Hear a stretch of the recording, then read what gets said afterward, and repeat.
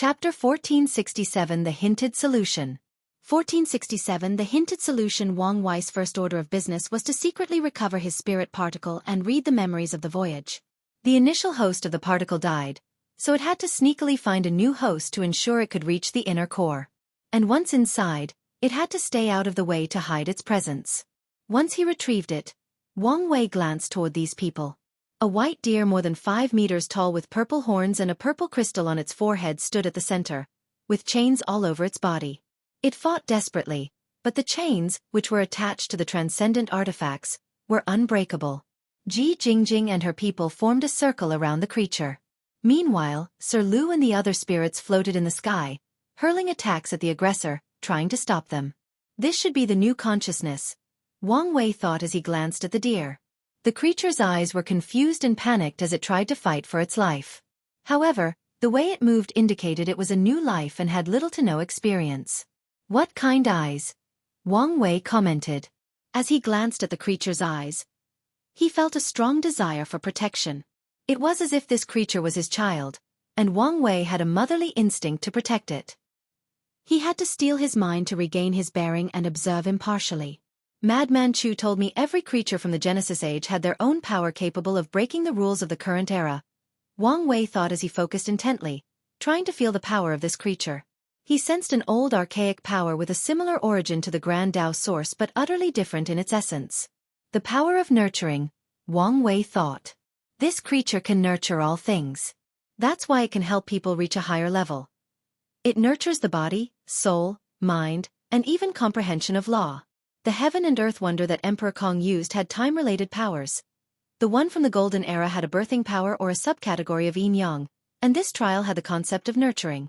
And even if there is no such thing as transcendent herbs that can help them reach a higher level, some of these factions should have used flawed abilities from the ultimate taboo.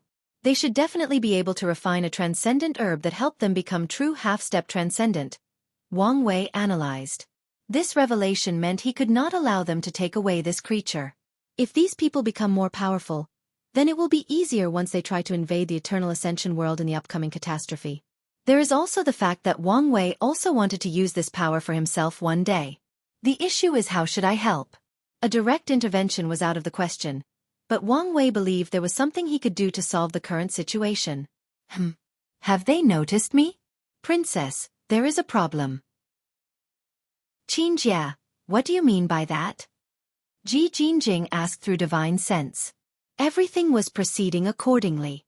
Then, out of nowhere, the fate of this creature became uncertain, Xianxia replied as he pushed the power of the pagoda to the limit. Ji Jingjing frowned. Xianxia was one of the heirs of the stargazing pavilion, even escaping the burden of the old man Tianji name. So, if he said something was wrong, then something was wrong. Do you think Bai Longxing finally decided to act? She asked. All signs show he will only act if we fail, Xianxia replied. Then, what is the source of this anomaly? Monk Damadina asked as he controlled the golden prayer beads. I don't know. Do you think there is an intruder? The Supreme Thrust Paragon asked. Someone who came after Bai Longxing. I didn't detect anything, Monk Damadina replied as he activated his mind-eye technique to scan the area. Unfortunately, there was nothing in sight. Xianxia, can't you divine or calculate anything? Asked the fifth member, an odd-looking man wearing a tattered black robe and bandages that covered every inch of his body. Everyone called Death's Breath. All I see is this all-encompassing nothingness, Xianxia replied in a strange voice. It's vast, beautiful, and the place all things, including all Daros, will eventually return to. I can feel its embrace, it's calling me. I must return. It is where we come from and where we will return. Bang! His pagoda trembled, releasing a slight light that instantly woke him from his strange daze. Damn it, Xianxia said with gritted teeth, angered for many reasons. His divination failed, and he was embarrassed by his peers. A deep fear flashed in his eyes before he exhaled to control his emotions. Are you all right? Monk Damadina asked. I'm fine, Xianxia replied bluntly. Whoever the intruder is, he has mastered a profound counter-divination method. Do you think it's someone from the all-seeing temple? Death Breath asked. Are you insulting me? Xianxia asked. You might look down on their temple, but you should not ignore the fact they have some extraordinary means. I know the temple's means, and it's not them. The others looked at him, but no one believed him. Xianxia can act out his disdain and prejudice against the all-seeing temple, and they would not make such a mistake. Regardless, we must be on the lookout for a sneak attack or other means of interference, Ji Jingjing said. That was closed. Wang Wei thought silently to himself. He had never worked so hard for a counter-divination attempt in his life. Usually, his fate physique and fateless status meant almost no one could divine information about him. However, that person from the stargazing pavilion was so close to success due to being boosted by a transcendent artifact. Luckily, Wang Wei reacted in time and used his emptiness power to hide his information. Wang Wei gazed at Sir Lu and the other spirits and communicated with them. Hello, Sir Lu. Do you remember me? Sir Lu frowned before answering. I don't know how you got lucky and came here, but I warned you to leave this place as soon as possible. That's mighty kind of you, but I came here to help. Boy, you are probably one of the most talented individuals this trial has ever cultivated. You have a bright future ahead, so don't ruin it here. This battle is beyond your capabilities. I know this fight is beyond my physical capabilities. But Sir Lu, you seem to have forgotten what my greatest asset is. You're a Tao overlord. Now you're following. Do you have a solution to the current situation? Tell me quickly. I may have an idea, but... Sir Lu's lips twitched. What do you want? One question first. Did you artificially inflate the difficulty of the battle tower? I'm sorry about that, Sir Lu responded in embarrassment. The only way to accelerate the growth of the main mind was to have you guys spend more points. So, what was my real record? Wang Wei asked. 10 years. That's not long, Wang Wei murmured. In just a short 10 years, the absolute killer would have bypassed his chrono spirit and discovered his time mark. Now, can you tell me? Before that, we must negotiate my price. First, I want to use the trial until my cultivation reaches the Paragon Peak, Wang Wei stated. I'm afraid that's not possible, Sir Lu replied. Don't get us wrong, it's not because we don't want to. We've used much power to fight these people, but the remaining is insufficient to support your cultivation to the peak. Then how far can I go? Probably the 7th heaven, maybe the 8 if we pushed it. Wang Wei frowned. What if I only train my soul? Your soul is already on par with the 8th heaven. We can probably raise it by another 1%, Sir Lu responded, but his expression indicated that such a concession would hurt them. That's fine by me, Wang Wei nodded. He had many ways to increase his realm after the lock, including the merit head received. With the trial, he can get his soul to 99% before taking a true soul pill. Although this pill usually takes more than 50,000 yuan epochs to absorb, it can directly elevate Wang Wei to a peak paragon soul. My second request is unlimited access to this trial. Once again, that's impossible, Sir Lu swiftly countered. We will spend much time repairing the trial if we survive this ordeal. Wang Wei just stared at him. You already have 6 tokens, correct? I'll offer an additional 4 exclusively for you. Once we are barely operational, you can send 10 people to train, but they can only reach initial heaven, 90%. Wang Wei stared at him for a few seconds.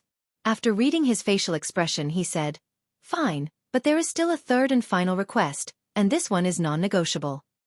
I want the purest power or essence of this creature's nurturing power. Additionally, I want its understanding of that power. The greatest asset of this trial is that nurturing power, which Wang Wei has numerous plans for already. Sir Lu gritted his teeth.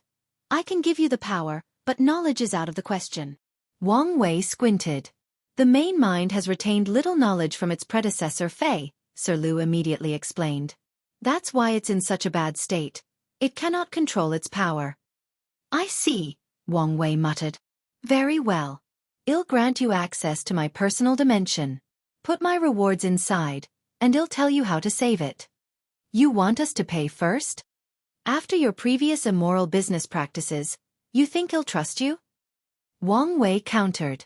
I guess that's fair, Sir Lu smiled wryly. Wait a moment.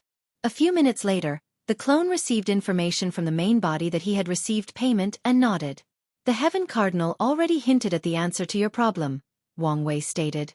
Fei was a kind creature, so you need to bank on that. Send a call for help to all the creatures you've helped nurture through this trial. One of them might have become transcendent and willing to help. But even if that's not true, you can still try to contact the spirits of those creatures from the Genesis Age. If Faye had been as kind as the Cardinal had said, she would have helped many of them. Their bodies and souls might have been erased, but they will lingered in the Chaos universe, and they should respond to your plea. Join my Discord to have many discussions about the story and so on. Here is the link. Novel Cole Discord. GG/Ben says tape Y Lazy Sage DAO if you find any errors, ads pop up, ads redirect, broken links, non-standard content, etc. Please let us know report so we can fix it as soon as possible. Chapter 1468 The Trial's Resolution. 1468 The Trial's Resolution. And I noticed a plot hole. Wang Wei and the others could have used the trial to cultivate their secondary DAOs, like pill refining or array, to the Paragon realm. So, one of the rules is they can only use the trial for their primary DAO. Why didn't I think of that? Sir Lu said as he palmed his face. The spirits chose the main mind over the Heaven Cardinal because they felt Faye's all-encompassing goodness and kindness, and they were moved to the point of betraying their lords. Now, with Wang Wei's reminder, Sir Lu saw hope to save themselves. Young cultivator, thank you for your help, Sir Lu said. But you should leave this place since it's dangerous. You don't have to tell me twice, Wang Wei said. However, remember that what you pay me is not enough for the karma of saving your life. We understand. Wang Wei nodded before collapsing the clone's soul and the spirit particle. The real Wang Wei opened his eyes outside the inner core, and he immediately checked his storage dimension. He first checked the tokens before looking at the other rewards. An illusory tower that resembled the Soul Tower floated in the sky. Wang Wei checked and nodded in satisfaction. Then, his eyes shifted to a glowing green crystal the size of an ostrich egg. As soon as he laid eyes on the crystal, he felt an immense desire to swallow it. Every cell, tissue, organ, and system of his body screamed the desire to swallow this thing, and it was not just his body. His soul released a desire even more intense than his dream to see his wife, the current version, in a bunny outfit. Wang Wei gulped his saliva. If I swallow this thing, my body should reach beyond the peak of Elder Fiend God 10 Heavens. I may even immediately achieve a primal paragon tier fleshly body. No, that's an understatement. My body might be on par with those pseudo-transcendents, as I called them. The temptation was beyond words Wang Wei could describe, but he resisted the urge and controlled himself. Although this thing would allow him instant power, it would be a significant waste since he probably cannot fully absorb the effect. I need to think long-term, Wang Wei reminded himself. The best use of this thing is to create an artifact that can convert other energies or powers into the trial's power of nurture, Wang Wei thought. He still had to look forward to Malikia's soul energy reward. If he can turn this crystal into the correct artifact, he can use that soul energy to create nurture power that will help him even after becoming half-step transcendent. Wang Wei calmed down after thinking about the future. Once he builds his nurturing artifact, he won't have to worry about the energy needed to open his fourth gate and other cultivation in the transcendent realm. This nurturing power might also be the key to building my Zerg army, Wang Wei thought. This crystal resembled endless possibilities as long as he fully utilized its power. Wang Wei immediately placed countless seals around the crystal to prevent any power from leaking. Although he couldn't sense anything, he did not want to take the risk. Wang Wei looked in the distance to check on Cong. It appeared their battles had ended, and Cong was the victor. Wang Wei did not say much and looked at the inner core one more time. There was no way the Heaven Cardinal said these words without reason. Was it he giving me or the spirits the hint? It seems more like he was talking to me. But why? Is he preparing for his future? He would not be surprised if the Heaven Cardinal was planning on choosing his side in the confrontation with Grand Dao. At the very least, the latter prepared for Grand Dao's possible failure. Wang Wei raised his head as his intuition warned him of incoming danger. It's time to go. He first killed the kidnapped loose cultivators before entering the River of Time, heading directly to the Eternal Ascension world. Wang Wei was careful since he was once attacked while swimming in this place. Not long after leaving, countless mighty conscious descended into the trial, alarming the 5 transcendents. They immediately stopped these people after guessing their objective. However, a being on par with the 5 showed up, directly confronting them. Unfortunately, he was alone against 5, making his approach useless. Sir Lu was on the verge of ripping out his hair. The appearance of these paragons and that entity brought them hope before these 5 bastards crushed it. A look of despair flashed in his eyes before things suddenly took an unexpected turn. A bunch of ancient and primordial wills seemed to have awakened, alarming countless powerhouses throughout the chaos universes. These primordial spirits of a time long gone cast their gaze on the trial. Ji Liyuan, Old Man Tianji, and the others paused as they sensed these ancient and powerful entities. They glanced at each other, secretly communicating. They soon realized these were the spirits or thoughts of creatures long dead, meaning their powers were only a fraction of their peak. However, they might suffer if they continue this fight. Do we just give up like that? The above heaven sword master said. We can still get a piece of this thing if we fight these old things. Old Man Tianji sighed. Don't you understand? This is just the cardinal using the rules to stop us. Ultimately, if we take down this creature, we will offend him. So, the question is whether it's worth offending him. The awakening of these creatures marks the opening of the transcendent age, Monkananda said. There will be plenty of other opportunities, so this poor monk will not offend such a being before I'm certain. The corpse-selling sect has been increasing their offensive against us, so I cannot be injured here, Deathmark said. Everyone looked at him. They were suspicious that his death cult had some relationship with Death Reverence and the corpse-selling sect, so they did not wholly trust them even with these words. Ji Liuyu, how about you use one of your clan's foundations? Old Man Tianji suggested. What foundation? Ji Liuyu asked in an exaggerated manner that made everyone roll their eyes. However, he did not care. The clan or palace's trump cards can only be used for life and death matters or things genuinely worth the price. This endeavor to the trial mainly was his private affair. Since that's how everyone feels, let's consider this matter a failure, Old Man Tianji said calmly. The above heaven sword master snorted coldly. I'll remember these people. He left immediately without saying another word. The other then ordered their talents to retreat. Ji Jinjing frowned after receiving the order but did not dare contradict the Supreme Elder. She felt it was a shame since success would mean guaranteed backing in the clan and palace. But now, she was not sure what fate lay ahead for her. Everyone then followed, leaving only by Longsheng. We are safe, said the soul spirit. Yes, we are, Sir Lu nodded, and everyone started rejoicing. Now is not the time to celebrate, the life spirit yelled. It's time to heal. Oh, you're right. We also need to thank our benefactors, the heart spirit added. Everyone looked at the sky and bowed to everyone who came to their rescue. An intense gaze looked at the main mind, which immediately worried the spirits as they did not know what was going to happen. Then they heard a voice. Faye.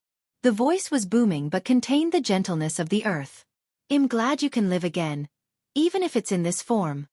The voice contained a deep melancholy and joy that passively infected all the spirits without noticing. Little guys, the voice continued as it focused on the spirit. Take good care of her. And if you need something, don't hesitate to ask. We will help you even beyond the grave. We will do our best, Sir Lord, Your Excellency, Sir Lu said, his face red in embarrassment. He couldn't help it, as this was a natural instinct of lower life forms when confronted with higher dimension creatures. His mind was not working correctly, and coming up with words was harder than cultivating from a mortal to the pinnacle of the Paragon realm. The booming voice chuckled. What a funny little guy. Well, see you again. The spirits remained in their bowing position for a good 30 minutes after these spirits and consciousness disappeared. All right, guys, I think they are gone. Let's start the healing process. Everyone nodded with a word before moving to repair the trial. The Mortalhood trial arc ends. The next arc is the finale to the Heavenlock arc. If you find any errors, ads pop up, ads redirect, broken links, non-standard content, etc., please let us know report so we can fix it as soon as possible. Chapter 1469 The Trial's Aftermath. 1469 The Trial's Aftermath. Red Mist Forbidden Zone. Heavenly Book opened his eyes, immediately flipping through his book. Pages after pages were filled, and Heavenly Book every word with great concentration. He then chuckled. So, he chose love instead of being a pawn? I want to say that was predictable, but I didn't think he had it in him. Heavenly Book did not have all the information about Xianxia, but from the crumbs he deduced, he thought the latter would compete with Wang Wei due to his sense of inferiority. He believed he would want to prove himself to be better than Wang Wei, thus soothing the voice in the back of his mind that was constantly telling him he was not good enough. I made the right choice by not intervening, Heavenly Book thought. After Xianxia's defection, Grand Dao has to rely more on him. In other words, his value was just raised in the eyes of Grand Dao. Heavenly Book chuckled as he also understood why Grand Dao insisted on him intervening. The latter must have felt something about Xianxia and wanted assurance. The book's new update soon finished, and Heavenly Book analyzed all the latest information. The most crucial news is the fact that the Eternal Ascension world will soon be accessible. There is also a chance I won't need to fulfill the deal with Supreme Unity. However, I can use it as a trump card if necessary. Heavenly Book stood up. Supreme Unity's situation was not ideal, and now there were other ways to access the Eternal Ascension world, which the Heavenly Book wanted to prepare. Now that he's suffering, there is a chance he might be desperate and try to contact or attack me. So, I need to be careful when I move. He opened a portal to a chaos world called Furious Dao World, directly above a man whose aura oozed sadness and desperation. The man, dressed in all black, including black finger paints, was named Ling Li, and he was cursed to be disregarded all his life. As soon as he was born, his parents forgot his existence. No one can see or touch him, and he cannot do the same. Ling Li has lived numerous lives, but it's always the same. He cannot be seen or touched. This phenomenon is not just for mortals but cultivators alike. No, his curse was more horrifying than that. Ling Li wanted a cure to his curse, so he cultivated to the peak of the Paragon realm before searching for an answer. He did then realize to the extent he was invisible, the extent he was ignored. The Book of Life forgot his name, meaning not only does he have no status in the world, he cannot even die. Fate does not have a string for him, meaning his fate should be his own, but it's not. Time cannot wash away his youth or longevity. Everything in the world has discarded Ling Li, except for one thing, the Grand Dao Source. His connection to it and his ability to cultivate it are his only sources of tetheredness to this universe. However, Ling Li has discovered that even such a truth was slowly changing. Although it's really slow, he knows it is only a matter of time before the Dao also abandons him. Heavenly Book appeared above Ling Li, and with a wave of his hand, the depressed young man turned into a black coat. Can this thing be considered a failure? Heavenly Book created this artifact to avoid Grand Dao's protection. He called it the Heaven Disregard Robe, and it's significant to his plan. It will need a significant boost before it can be complicated. However, it's enough now to hide in front of these half-baked transcendents, he thought before putting the robe over his shoulder. Heavenly Book immediately entered a state in which all things in existence instinctively or naturally disregard his existence. Let's move. The all-seeing temple was an artifact shaped like a gray temple with motifs of the river of fate floating in primordial chaos. Today, the Destiny Council, a primal, supreme, and first-class seer meeting, occurred due to Grandma Just's return. The meeting had a strange atmosphere, especially if viewed from an outside perspective. The primal seer, a young woman with gray hair and a pure white robe, sat on a cushion. On her right and left stood 5 people in gray robes, followed by another group in black. Although everyone stood in line on the right and left of the primal seer, there was a slight gap between the gray and black seers. Meanwhile, Grandma Ju was at the end of the lines, in the middle of the room about 20 meters from the primal seer, kneeling on the ground with her head on the floor. I did not expect the Eternal Ascension world to be so prepared, the primal seer uttered in a melodious voice full of vicissitude. Temple Lord, I have done my best, Grandma Ju stated. I can see that, the primal seer nodded. Although you failed your mission, you have brought valuable news. This merit will cancel your demerit. Thank you, Temple Lord, for your immense generosity, Grandma Ju swiftly said. The primal seer nodded before looking at a middle-aged man in gray to her left. You don't have to say anything. It's good that we have a new first-class seer in the temple. The middle-aged man gritted his teeth before nodding. The primal seer then looked at a gray-robed woman on her right and said, You did an excellent job cultivating such a seer for the temple. You know where to receive your reward. It's my duty, the woman replied as she saluted by cupping her hands. The primal seer looked at everyone. The entire chaos universe has eyes on us, waiting for more news about the all-heaven fate calamity. If we cannot provide more news, I'm afraid some people will get desperate. Time is running out, so our focus should be on this. As you wish, Temple Lord. everyone said in unison. Bai Longsheng teleported home. What welcomed home was not this lavish palace created from the best materials from the chaos universes. No, what was before him was a cruel and catastrophic world. From above, Bai Longsheng could see zones of destruction scattered everywhere.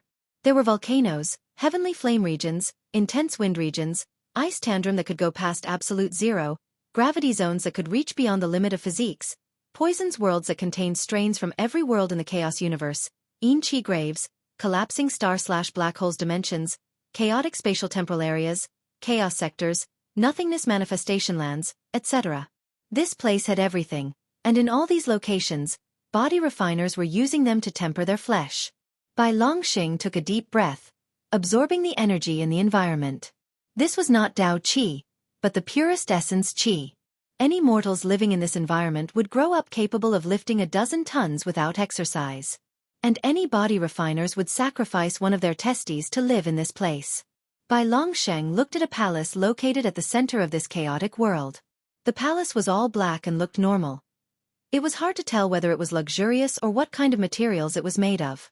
Bai Longsheng flew to the palace and landed on his feet before entering. He headed directly to the mission hall. A man with a bare upper body sat on the floor, looking intently at a transparent. His muscles seemed to contract with the same rhythm of the flame's flicker. Uncle Dragonroot, Bai Longsheng bowed. Report. Dragonroot said directly, and Bai Longsheng told him everything, including how he behaved when he met Wang Wei. We predicted that the Dao opening sect's destiny would run out after Qiyuan or flourish unlike anything before. It seems it's the latter, Dragonroot muttered. What should we do about Wang Wei? It doesn't matter. Although his talent is one of a kind, it's not the first time we've encountered someone like him, and it probably won't be the last, Dragonroot said calmly. Plus, if he is important enough for someone to put a warning mark on him, he might be more trouble than he's worth. I see. If you want to be the mansion lord or the clan patriarch, you must demonstrate the ability to rally people behind you. Strength is not enough. You must demonstrate charisma and leadership skills. I understand, Uncle Dragonroot. Dragonroot nodded. You still did an excellent job, so it will be marked on your record. Bai Longsheng knew this conversation had ended, so he saluted his uncle before leaving. His shadow morphed into an entity, staying in the room to communicate with Dragonroot. Eternal Ascension World. Wang Wei returned home, and he was immediately on the highest alert, fearing someone would sneak attack him. However, after not noticing anything, he relaxed slightly. He looked around before teleporting home. A bright smile plastered on his face as he returned to his transcending fate mountain. However, his peace did not last long as Wang Qi and Yu Kai rushed toward him. Join my Discord to have many discussions about the story and so on. Here is the link. Novel Cole Discord. GG/Ben tape y lazy sage Dao. If you find any errors, ads pop up, ads redirect, broken links, non-standard content, etc. Please let us know report so we can fix it as soon as possible. Chapter 1470A Mother's Love. 1470A Mother's Love, Patriarch, you're okay, right? Wang Qi said before running around him, touching him to ensure he was real. I'm fine and stop touching me. Wang Wei controlled him so he remained standing before him. You disappeared after the others returned, so we thought something had happened to you, Yu Kai said with relief. I'm glad you're all right. Wang Wei was about to say something when numerous talismans suddenly rushed from the void. He received all of them, and they were from his acquaintances all over the world. They also noticed the disappearance of his karma and its reappearance a few minutes later, so they wanted to know what had happened. Wang Wei waved his hand to send a return communication to everyone. You're quite popular, aren't you? Wang Qi teased. Should the madam be worried? Wang Wei ignored him and asked Yu Kai. Did the ancestors contact us during my death state? No, but a depressing atmosphere loomed over the sect during that period. I reckoned it was them, Yu Kai explained. I see, Wang Wei nodded. What exactly happened? Yu Kai asked curiously. I met a troublesome opponent and had to fake my death, Wang Wei replied truthfully. And how strong are you exactly? Strong enough to be a supreme elder. Yu Kai smiled wryly. Although I expected it, I was still surprised. Kai sighed. The man was worthy of his position as a primal seed. In such a short period, his strength has reached such a realm. Patriarch, the people in the lower dimension must be freaking out about your disappearance, Wang Qi warned. I know, but there isn't much I can do now, Wang Wei sighed. The lower dimension is still one of Heavenly Tao's last bastions of resistance against supreme unity in case it loses this war. This also means access from the upper dimension is wholly cut off. Your soul flame should have been relit like ours, so it should be fine, Kai reassured them. Hopefully. The three let the silence linger before Kai spoke again. Now that you've returned, what do you plan to do? Wang Wei did not immediately answer him but looked at the sky. It's time to end this era. Kai's eyes sparkled. Many people have been waiting for this moment for too long. Do you need anything? I'll ask if I do, Wang Wei nodded. Kai did not overstay his welcome and soon left. Not long after, Grand Elder Yan Shui came to check on him, but the latter only stayed a few minutes. Wang Wei and Wang Qi soon arrived at the manor. Wang Wei did not enter but headed for his garden and fishing pool. How long have you been gone? He asked. 9,789 years, Wang Qi replied. The ratio to the trial is not too bad, Wang Wei nodded. Anything happened that I need to know? There are a few things, Wang Qi reported. Firstly, a few loose cultivators tried to use this opportunity to cause trouble. Did they think the peak lineages sent all their best powerhouses and now were vulnerable? Exactly. Were they eradicated? Wang Wei asked. Not exactly. Oh. Paragon Jimin interfered. He also used this opportunity to recruit many of them into his new faction, the Thousand Faces Valley. We've always known Jimin was ambitious, so it made sense he would use this opportunity. I would wager he probably secretly instigated them in the first place, Wang Wei calmly commented as he played with a deep blue flower. You said he interfered. How? He first tried to mediate on behalf of these cultivators and used the fact he was the only surviving paragon left in the world. Threats, huh? Wang Wei muttered. I thought he would be more tactful than that. He knew whom to threaten, Wang Qi emphasized. Jimin threw his paragon weight to the overlords but did not dare threaten them. So he's smart, Wang Wei nodded. What else happened? The Divine Faith Haven threw a fit after learning their people died, Wang Qi continued. They said some nasty words publicly against us and even sent an ambassador to ask for an explanation. Did the sect deny it? Of course, we even fought back by saying we won't take kindly to unsubstantiated rumors.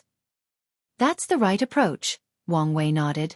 Although he planned to eliminate the Divine Faith Haven, he still had to act innocent to the public eye to preserve the sect's reputation. In this world, reputation equates to luck and destiny, and although their sect has reached the point in which rumors have little effect on them, they still have to keep appearances. Someone tried to free Time Eater, Wang Qi said, making Wang Wei pause his flower gazing. Don't worry, the operation failed, but we did not capture the culprit. He's indeed an instability, Wang Wei uttered, his brow furrowing deeper. Lastly, Du Tsong wants to see you. He's not dead, Wang Wei asked. Du Tsong was the leader of his new mortal civilization. His lifespan limit of 10,269 years should have expired by now. It's the least I can do, Wang Wei replied. His next focus should be the lock, but based on Mithraya's previous warning, he still had plenty of time. However, Time Eater's looming presence has motivated Wang Wei to kickstart things as soon as possible.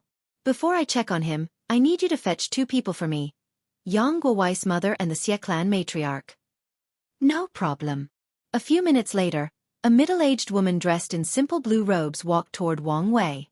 She had an ordinary face but green eyes as bright as the stars. Her aura showed a calm woman of wisdom, but she was also someone who had experienced much in life. My son is dead, isn't he? Fu Yangqing asked. I'm sorry, Wang Wei said, looking her in the eyes. And I'm guessing you have no intention of reviving him? She continued. No, but I can protect your safety and well-being. Why? Because I'm valuable? She asked, staring at him directly. Your son is the one who serves me, not you. Fu Yangqing looked him in the eyes, trying to see whether he meant it or not. She took a deep breath and exhaled. Thank you for the offer, but there is no need. Wang Wei furrowed his brow, wondering why she was being so headstrong. "There is something you can do for me," Fu Yongqing continued. "I want to reincarnate with all memories and a blessing." "You want to cultivate to the Paragon realm in your next life to revive your son?" Wang Wei asked. "That's right," she nodded. After her husband sold her to one of the moons, Fu Yongqing had only one person she could count on, her son. Now that she has lost him, she'll do anything to get him back. You do understand that by the time you've become a peak paragon, so long would have passed that the difficulty of reviving him will increase by an astronomical amount? And that's only if you ever become a peak paragon? Wang Wei questioned. "I do, but it doesn't matter, does it?" The firmness in her eyes was unwavering. A mother's love transcends all, and nothing can stop this woman from embracing her son again. "I guess it doesn't," Wang Wei nodded. He pointed his finger to her forehead and transmitted a group of information. "What's this?" "Detailed copy of your son's existence," Wang Wei explained. "With this knowledge, you only need to become a peak paragon and use existence reconstruction to revive him." "Thank you," Fu Yongqing said sincerely, her voice even choking briefly. She bowed fully to display her thanks. She knew how valuable this information was and how much time and effort she would save. In fact, she had no idea how valuable Wang Wei's information was. Existence reconstruction is vague and not detailed because the person doing the reconstruction cannot directly observe the blueprint like Wang Wei. But if they could, Fu Yongqing would be capable of perfectly reviving her son to the state before the tribulation. Although Yang Guowei would lose his cultivation progress, he would also have another opportunity to become a paragon again. Of course, that's only if Grand Dao allows this level of existence reconstruction. "All right, let's get to it," Wang Wei said. "In my name as the fate-dominating emperor, as a boundless paragon, as the three-realm emperor, as the immeasurable emperor, I grant you the titles of the one blessed by wisdom and the mother who defies fate." A golden light enveloped Fu Yongqing, purifying her soul. Her multicolored Qi Luck dragon manifested before the horns turned white. Wang Wei condensed a black jade talisman to hand to it. "Wait until the lock is gone to activate the talisman," he instructed. Although it was fine for her to reincarnate now since the lock only blocked communication to the underworld, not reincarnation itself, he did not want her to take the risk. "Wait until the lock is gone to activate the talisman," he instructed. Although it was fine for her to reincarnate now since the lock only blocked communication to the underworld, not reincarnation itself, he did not want her to take the risk. "I understand.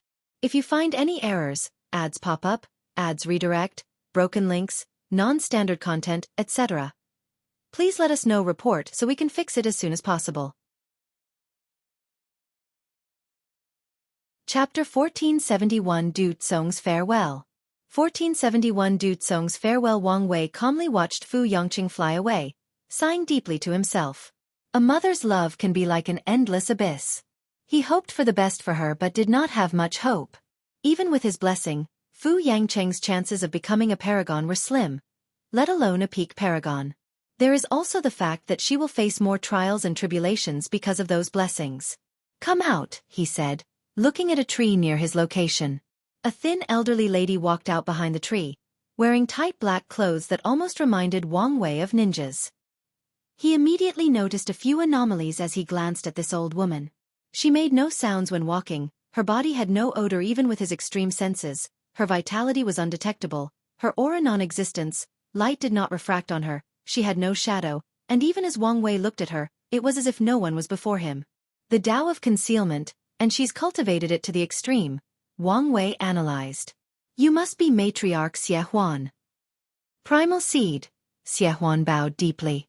"My shadow is currently unavailable, meaning I'll need someone to assist me." "It's my honor to serve you," Xie Huan replied immediately. "Don't be too quick to agree." Wang Wei raised his hand to stop her. "I've modified the Lord's shadow technique to allow someone to be my temporary shadow. However, once I separate from the shadow, they will enter a period of weakness of at least 100,000 yuan epochs." Xie Huan frowned after hearing this. "The good news is the technique will allow you to experience the strength, mindset, and even Tao application of a paragon, which will be immensely helpful to your paragon tribulation." "Then I'll accept," Xie Huan said without hesitation. "That's good to hear," Wang Wei nodded as he manipulated his shadow to take a humanoid form. Then, the shadow condensed a black crystal to hand to Xie Huan. Wang Wei also gave her a token. This should help you control my fate shadow guard. I will do my best to serve you, Xie Huan bowed deeply. Wang Wei dismissed her before looking in the distance. He teleported to a small, isolated village in the Central Origin domain. A young girl was pushing an elderly man in a wooden wheelchair.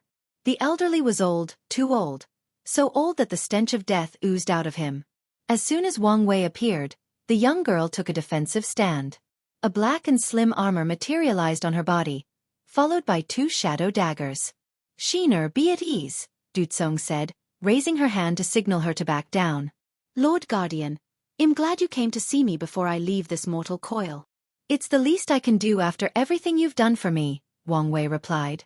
The mortal civilization no longer had to hide and spread everywhere under the Dao opening sect's territory. Under Du Tsong's leadership, their civilization has thrived and prospered. With a quick check, Wang Wei knew they developed to the point of escaping under the threat of a one-leaf immortal venerable. Sheener, can you give us some privacy? The young girl hesitated, still looking at Wang Wei warily. Du Tsong chuckled. You've read the history book and seen his pictures. Do you think you need to worry about the Guardian? A look of realization flashed in the girl's eyes, and she bowed to Wang Wei and Du Tsong before entering the shadow and disappearing from sight. Come, let's have a chat, Wang Wei said as he summoned a table. Do you want to drink tea or wine? This is probably my last minute in the world, so let's have some wine, Du Tsong said, and Wang Wei poured him. After a sip, Du Tsong sighed deeply. We've improved so much in all aspects, but we are still being in everything. Your civilization contradicts the world system, Wang Wei answered. Grand Dao has established that cultivation is a long and tedious process. It is one of the prices cultivators have to pay for their strength, and the system exists to manage the infinite lifespans of cultivators. If the system allowed your civilization to have the power on par with, let's say, Paragon, this would mean you can achieve the pinnacle of power relatively quickly. Grand Dao will not allow that. After becoming a Paragon, Wang Wei had a better understanding of heaven and earth, so he could comment on the situation without reservation. Can't Grand Dao just remove the limit on our lifespans? Make it harder and longer for us to build more powerful armors and constructs? Du Tsong stated. In that case, you would just become cultivators, Wang Wei explained. To be precise, you would become an alternate refining Dao cultivation path. So in the end, everything comes down to the fact we are mortals, Du Tsong said with gritted teeth. That's right. In Grand Dao's design, there needs to be a hierarchy, with mortals at the bottom and cultivators at the top, to motivate people to climb up. What a shit system, Du Tsong cursed. All that suffering, all the pain, all the inequalities, all the injustices. It was all to motivate others? How is that fair? Why can't everyone be immortal? Why can't everyone choose whether they have the ambition to climb the ladder or just want a calm and peaceful life? Why are you looking at me? I'm not the one who designed it, Wang Wei said as he shrugged his gourd. Yes, but you have no desire to change it, do you? Du Tsong said as he rose to his feet. You just want to escape the system, to be free from it. You said that it was a bad thing, Wang Wei replied calmly. But you could do so much more. Du Tsong banged his fist on the table. Like what? Wang Wei asked. I've laid the foundation for your civilization, provided ideas and resources, given you room to grow, shown you respect and loyalty, and protected you from harm. What more do you want from me? Wang Wei asked. Do you expect me to fight Grand Dao to change the system for you? Why not? Du Tsong said as he sat back down, his shoulder no longer as upright as before. I have never hid who or what kind of person I am, Wang Wei said. The reason I kept a distance from you guys and gave you so much autonomy was that I did not want you to see me as your savior. If you want to fight for your freedom and ideal world, I will not stop you. On the contrary, I'll be more than happy to support you from the shadows. But do not expect me to share your plight. I have my own goal and path to follow. Du Tsong let these words sink in, and for a moment, he wished he could draw himself in the wine. Do you think it's possible? Do we have a chance at winning and changing the system? That I don't know, Wang Wei replied. What I do know is nothing will change if you don't try. Du Tsong was silent for more than 10 minutes, drawing himself in the alcohol during the entire time. Time is up, he muttered before looking at the sky. My only regret in this life is that I won't live to see the bastard responsible for the plague suffer for their crime. If it makes you feel better, I may not live to see that day too, Wang Wei joked.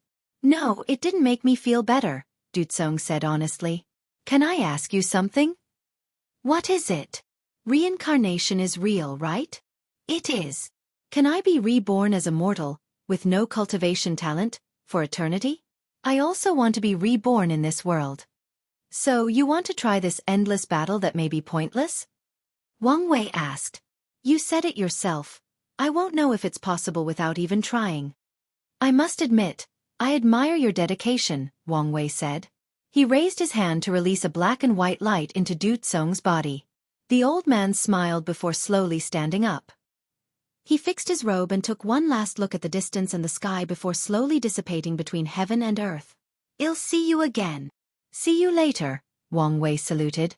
Join my Discord to have many discussions about the story and so on. Here is the link. Novel Cole Discord. GG/bin says tape Y lazy sage Dao if you find any errors, ads pop up, ads redirect, broken links, non-standard content, etc. Please let us know report so we can fix it as soon as possible. Chapter 1472 The Four Pieces. 1472 The Four Pieces. Author note. A reader reminded me of a plot hole. I said only 2 factions have the word Dao in their name. The Dao opening sect and one faction long lost. However, I've been using the Skill Dao Association for a while. So from now on, their name will be the Occupation Skill Association. I'm open to better name suggestions. Lastly, I would like to apologize to that reader. It's been 4 months since they reminded me, and only today do I remember fixing it. Limbo, I'm glad the kid is okay, Chiyuan said. I told you he had a hard life and wouldn't die so easily, Desolate added. You were the one freaking out the most, Yanhai sneered. Said the person who almost cried because he would lose the opportunity to tease Wu Hong, Desolate countered. Do you even care about the kid? It's not my fault if his greatest achievement in my eyes is getting together with her, Yanhai answered casually. It's good that he's all right, Battle Maniac nodded. Yes, the plan can continue as normal, Chiyuan sighed in relief. Are you sure about this plan? Yanhai asked. Normally, she doesn't question his plan, but this one was too simple. You didn't see it during the taboo, but I saw a glimpse of her power. We only need to give her the opportunity to use it, Chiyuan reassured. If you say so. We should focus on the future. To be precise, how we will return to our peak, Battle Maniac suggested. The kid brought enough memorialized luck for all of us to return to the Paragon realm, but the rest have to rely on us. What about your proxy avatars? Desolate asked.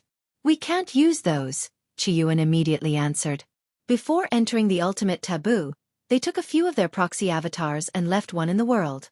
After so long, it wouldn't be surprising if those transcendents found those avatars and tempered with them, Chiyuan continued. Proxy avatars are supposed to be almost impossible to find, but not impossible. So, it would be foolish to risk their lives and use these things as a means of their revival. That makes sense, Desolate nodded. Should we warn the others? Battle Maniac asked. They should figure it out themselves, and if they don't, that's their problem, Chiyuan said calmly. Although they worked together, ultimately, they were competing factions. If you say so. Eternal Ascension World, Central Origin Domain, Southern Area, Yellow Tree Village. Wang Wei calmly looked at the new grave he had constructed himself. The young girl, Sheener, stood behind him, trying and failing to control her tears. Besides reincarnation with his memories and ensuring he returned to the Eternal Ascension World, Wang Wei provided no additional help to do. Cong non-immortal cultivators can only reincarnate 9 times before their souls are recycled to create a new soul or life with a completely different existence. As for mortals, less than 0.1% can retain the memories of their past selves, meaning they are recycled after 1 reincarnation. Du Tsong's soul as an enlightened human is different, meaning he may survive 2 or 3 reincarnations if he's lucky, but that's his limit. This is the first hurdle in your endless battle. If you cannot overcome this obstacle, then you better give up this fight, Wang Wei thought. Du Tsong's situation is reminiscent of Sage Duan Ru from the lower dimension. The only difference is Sage Duan Russ' soul will be nourished by his mortal Dao art. Maybe these two's lives will be intertwined, Wang Wei suddenly thought. He turned around and looked at the young girl. What is the protocol for his death? Although the teacher disagreed, it's already been decided that a civilization-wide funeral will be held, followed by a day of mourning that our people will forever celebrate for as long as our civilization exists, Xianxia replied. It seems Du Tsong was more loved than I knew, Wang Wei commented. He dedicated everything to the cause, even stopping himself from forming a family because he did not want them to have too much power and ruin the foundation of our civilization, Xianxia said. That was a wise move, Wang Wei nodded. If Du Tsong is as loved as the girl said, his family might suddenly become a royal family in the mortal civilization, ruining the democratic process that runs the civilization. This fact also shows Du Tsong's determination. If he wants his fight to succeed, he must become the civilization leader in each generation, which will not be an easy feat unless he reveals his identity. If you don't mind, I'll participate in the funeral, Wang Wei stated. 1307. It will be our honor. Wang Wei nodded before sending out 2 communication talismans, one of which was to Jia Ping. If there was one person who cared as much as the civilization, it was the former second prince. So the 2 participated in the funeral, followed by the day of mourning. After the ceremony, Wang Wei and Jia Ping were about to leave when Xianxia rushed to see him. She knelt on the floor with her head deeply imprinted on the ground. Lord Guardian, please help me. There is no need for all that, Wang Wei said as he gently helped her up. Tell me what you need. I want to cultivate, Xianxia stated after a brief hesitation. Oh, and why is that? I want to live long enough to see the teacher and protect him in all his reincarnations, Xianxia said, her eyes more determined than they had been in her entire life. Are you sure about this? Wang Wei asked. If you do this, your people will consider your action a betrayal. There is also the lure of the power of cultivation. Once you become an immortal, there is a high chance you will abandon your original goal to pursue a higher realm and power. I won't change. Really? Wang Wei asked her, looking directly into her eyes. Can you promise to serve a weak and lowly mortal for the rest of eternity? Can you promise your heart won't waver as you watch him grow old and die over and over? Can you promise to remain unwavering as he fights a battle that is probably fruitless? I promise. Wang Wei looked at her. Although I could, I won't bind you with any spells to keep your oath. I'll leave the judgment to your heart. He pointed his finger at her, manifesting her fate line. Then, Wang Wei changed her fate, granting her a talent for cultivation. Finally, he handed her a token. Go to my sect, and they will train you until the great emperor realm. Be mindful you won't receive any exceptional treatment. How far you can go depends on how much you're willing to fight for. I want to build a dynasty with enlightened humans and their rune technology, Jia Ping said. That's fine, Wang Wei nodded. Although he granted these people free-range development, he still has access to all their products and developments. I will also need territory. Do you have a place you have your heart set on? The Icefield Domain, Jia Ping replied. If I remember correctly, that's the intersection between our sect's territory and the Divine Faith Haven? It's obvious to me that the Lord has some plans for the Divine Faith Haven, and am willing to be the vanguard, Jia Ping said seriously. I like people who take the initiative, Wang Wei smiled. I'll send the poison demoness to help. If you need anything, ask, and the sect will provide it. Thank you, Jia Ping bowed before teleporting away. Wang Wei stood alone in the sky, looking distracted. It's time to destroy this prison. He's been feeling uncomfortable ever since his return. The dichotomy between the trials environment and the eternal Ascension world was too vast and noticeable. Wang Wei has only returned for more than a day, and he can already feel his mood changing. He was not the kind of person who could be caged or restricted, meaning every second he spent in this world was tortured. So, he did not want to waste another second in this place. For my plan to succeed, I need 4 pieces, Wang Wei thought. Sun Junyao is one, but she needs to work with another piece. However, I should give her time to prepare. He waved his hand to send her a communication talisman. Of the remaining pieces, that blood is the easiest to get. Hopefully that remains true. He had already sent a courtesy warning to the Occupation Skill Association about his upcoming arrival. So, he only needs to wait a while before heading there. If you find any errors, ads pop up, ads redirect, broken links, non-standard content, etc., please let us know report so we can fix it as soon as possible. Chapter 1473 The First Piece. 1473 The first piece. While Wang Wei waited for the association to receive him, an invited guest came to see him. Prime Minister Zhu, what brings you here? Wang Wei asked as he sipped his tea. Are you here to make another deal? Where is Hong Hua? Zhu Chenghuang asked directly. Why are you asking me about your people? Wang Wei asked back, not hiding his confusion. This is not a joking matter. Where is she? Watch your tone, Wang Wei said with squinted eyes, sending chills down the latter's back. However, the Prime Minister did not back down. I can tell you honestly that we are prepared for an all-out war for her, Zhu Chenghuang warned. First of all, you are accusing me of something that I haven't done, nor do you have any proof of, Wang Wei said calmly. But if you want a war, I can give you one. How about I take this opportunity to slaughter all of you? You!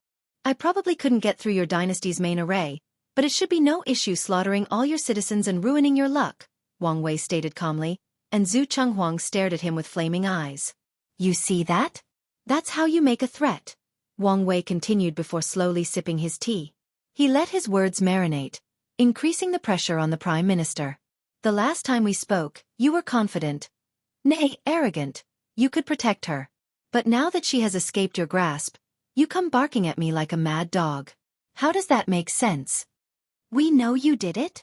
Besides you, who could remove our tracking method? Zhu Chenghuang countered.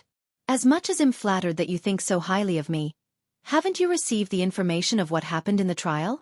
Wang Wei asked. There were so many factions with powerhouses on the level of the two sons.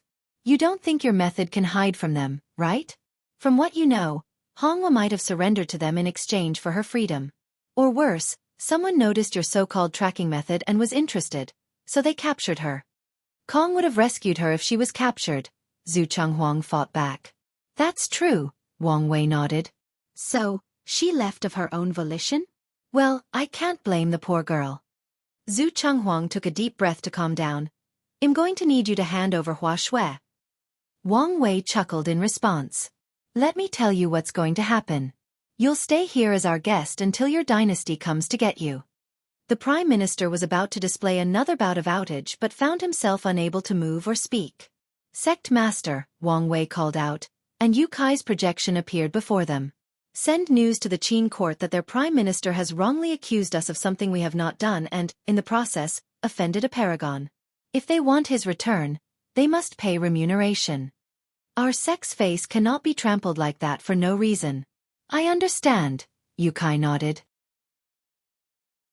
How much are we speaking of? We only want to save face and show our attitude, so one piece of paragon tier material is enough, Wang Wei said. But you can negotiate for more. Just don't go too far. It will be done, Yu Kai bowed before dissipating. Wang Wei's gaze shifted to the Prime Minister. You're lucky I'm not putting you in a prison. He waved her hand to send him to the Ambassador Mountain reserved for the Qin dynasty. But this time around, the mountain was isolated by a raise to display his status as a prisoner. Once Zhu Chenghuang was out of sight, Wang Wei forgot about him. He knew how to play the political game of these overlords. As for the Qin court's remark about war, he believed it was a bluff, but even if it were real, Wang Wei would still not back down. The only advantage the Qin court had over the Dao opening sect was Hongjun's butterfly jade pendant, which is supposedly a transcendent artifact. As long as they planned for that, the only result of an all-out war would be Qin's destruction, or things would develop into an all-out war of the overlords, forcing everybody to come to the table to make peace. A few days later, Wang Wei teleported to the Rune source domain, the location of the Occupation Skill Association's headquarters. Unlike before, when the overlords hid their headquarters in hidden dimensions, they were now in the open. Tong Ruobing led a small team of delegates in receiving him. The Empyrean Battle Taboo Realm? Wang Wei commented as soon as she saw him, and Tong Ruobing sighed to herself. She tried to hide it and all her other information, but it was useless. It kind of happened, Tong Ruobing said. When she was helping Mu Lei become unique to increase his status in the primeval mansion, She thought maybe she could also benefit from his improvement and thought of a method of Dao companions to share life and death together. While trying to devise such a method, Tong Ruobing discovered a rare yin-yang material from the refining tower and used it.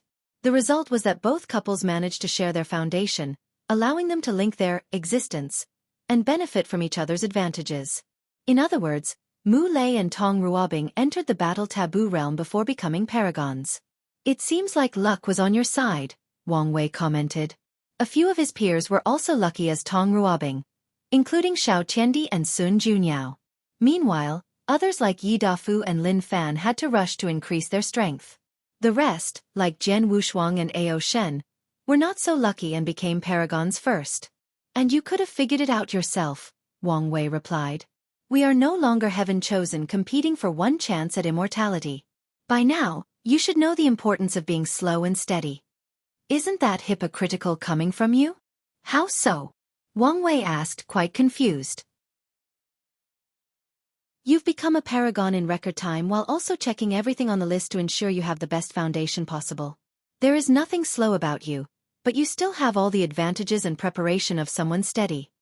That would be a fair point if I portrayed myself as just an ordinary cultivator instead of an anomaly, Wang Wei said, not trying to brag but telling the truth. I forgot how frustrating it can be to talk with you, Tong Ruobing sighed deeply. All right, let's get this meeting started.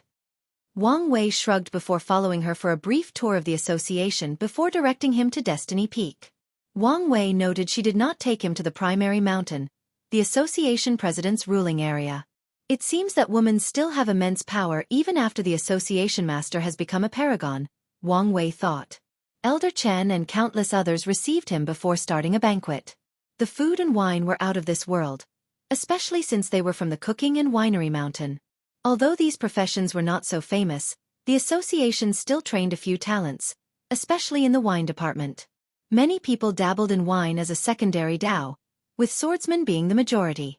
Then, after a few hours of tedious conversation about nothing, the real talk started. So, what brought you here for this visit? Elder Chen asked politely. I'm here for the abomination creature's blood, Wang Wei said.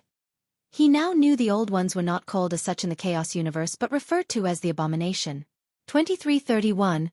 It is in our hands, Elder Chen admitted before waving her hand to signal someone. An Empyrean elder approached from another table and opened a wooden box to show a purple liquid shining with golden light. As you can see, we've spent much effort to purify it. Indeed, Wang Wei nodded. We have no problem handing it over, but would you mind telling us what you plan to do with it? Elder Chen asked. Not possible, Wang Wei answered without hesitation, and his refusal made the previous joyous atmosphere slightly tense. We understand you plan to utilize it to destroy the lock, Elder Chen said, her soothing voice easily eliminating the tension. You know a lot, Wang Wei commented casually. We just want to know your plan and see how we can help. The answer is still no. So you don't trust us? The president asked. Now you're getting it, Wang Wei replied, and the president was slightly shocked by such a direct answer. Listen, I've only survived so long despite being its target, Wang Wei pointed at the sky. Is because I'm overly cautious. I don't know your association and whether you have been infiltrated. The mere fact that I showed up so openly puts me in grave danger. How can you say that? No, he has a point, Tong Ruobing added. We cannot be too careful when dealing with beings on that level. The president wanted to say something but remembered what happened during the Ji Chengming and Tianxian battle. I understand your point of view, Elder Chan stated. But you have to see ours as well. This conversation is meaningless, Wang Wei replied. Your faction wants the merit and destiny for participating in the lock's destruction, but the distribution is not up to me. But the plan is yours, and you can give us a greater role. Like I said, I don't trust anybody with this matter, so the plan relies almost entirely on me, Wang Wei continued. However, if things do not go accordingly and I need more help, I will be more than glad to ask your association. Can I take that as you giving us your word? You can, Wang Wei admitted. If things reached such a point, Wang Wei could guess how dangerous subsequent plans would be. If the association wants to offer him aids, mainly cannon fodders, he'll take them. Good. I know you have a reputation for keeping your word, so I won't ask for anything in writing, Elder Chen said. "I'm sensing a but," Wang Wei sighed. "Yes, before we hand the blood over, we would like to discuss our luck artifact. Join my Discord to have many discussions about the story and so on. Here is the link. Novel Cole Discord. GG/bin says tape y lazy sage Dao if you find any errors, ads pop up, ads redirect, broken links, non-standard content, etc. Please let us know report so we can fix it as soon as possible. Chapter 1474 Sage Rune Halo. 1474 Sage Rune Halo. And the people on my Discord did not like the name Occupation Skill Association. So, the new name is Skill Path Association. There will also be a brief explanation in this chapter for the name's explanation. Your luck artifact? Didn't you retrieve it from the Southern Chu dynasty? Wang Wei asked. According to them, you and the barbarian race's heir raided the storage room and took most of the Chu dynasty's treasures. As I said to you, we did raid their treasury, but your treasure was not here by the time we got to it, Wang Wei replied calmly. The artifact was powerful and unique, meaning he needed to wait for someone of miscellaneous skill level to copy it. In other words, he must buy as much time as possible. Elder Chen looked him in the eyes, trying to see through him. Unfortunately, she saw nothing but an innocent man confused by the situation. For such a potent artifact, don't you guys have a way to track it? Wang Wei asked. We're ashamed to say our method has been futile, Elder Chen admitted. I would offer my help, but since you guys seem to suspect me, I think that would be a conflict of interest, Wang Wei said. We don't suspect you, but as you know, this treasure is important to us, Elder Chen said in her soothing voice. I suspect you, the association president added. That artifact is the lifeline of our association, and we must retrieve it at all costs. The Dao Path Tablet was the key to their association's rise. During the Golden Era, their founder, Sage Rune Halo, successfully refined what could be described as the first primal artifact in that era. The artifact was highly potent, allowing him to reach power beyond the peak Paragon realm. However, the news was leaked, placing Sage Rune Halo before the eyes of the Overlord's faction, who were in the initial stages of their creation. The sage knew that with his talent for refining, the only fate awaiting him was to be captured and integrated into these factions. The ability to create primal artifact meant he could mass-produce more than one of the three primary requirements to become a primal paragon. Sage Rune Halo did not want this fate. He wanted to be one of the overlords. So, he ran and hid himself. He thought he would not have this opportunity until an ancient rune opened, the rune of the Eternal Dao sect. Any sect capable of using the word Dao was unique, but to also have the name Eternal, the same as this world's name, had greater implications than anyone knew in that era. Little knowledge from this sect remained in the Golden Era, but people started scrambling for information. The resulting information indicated that the sect appeared in the Second Era, or the era corresponding to the beginning of the Paragon Age. They grew into a faction that dominated the entire Eternal Ascension world alone. In other words, at its peak, the Eternal Dao sect achieved something that all overlords desired: absolute control. Of course, it's hard to say whether that faction was more powerful than the overlords of this era.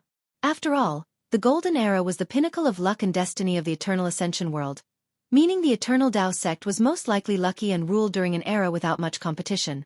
Regardless, everyone was excited for the rune of such an ancient and powerful lineage. Many people benefited from that expedition, including Sage Rune Halo.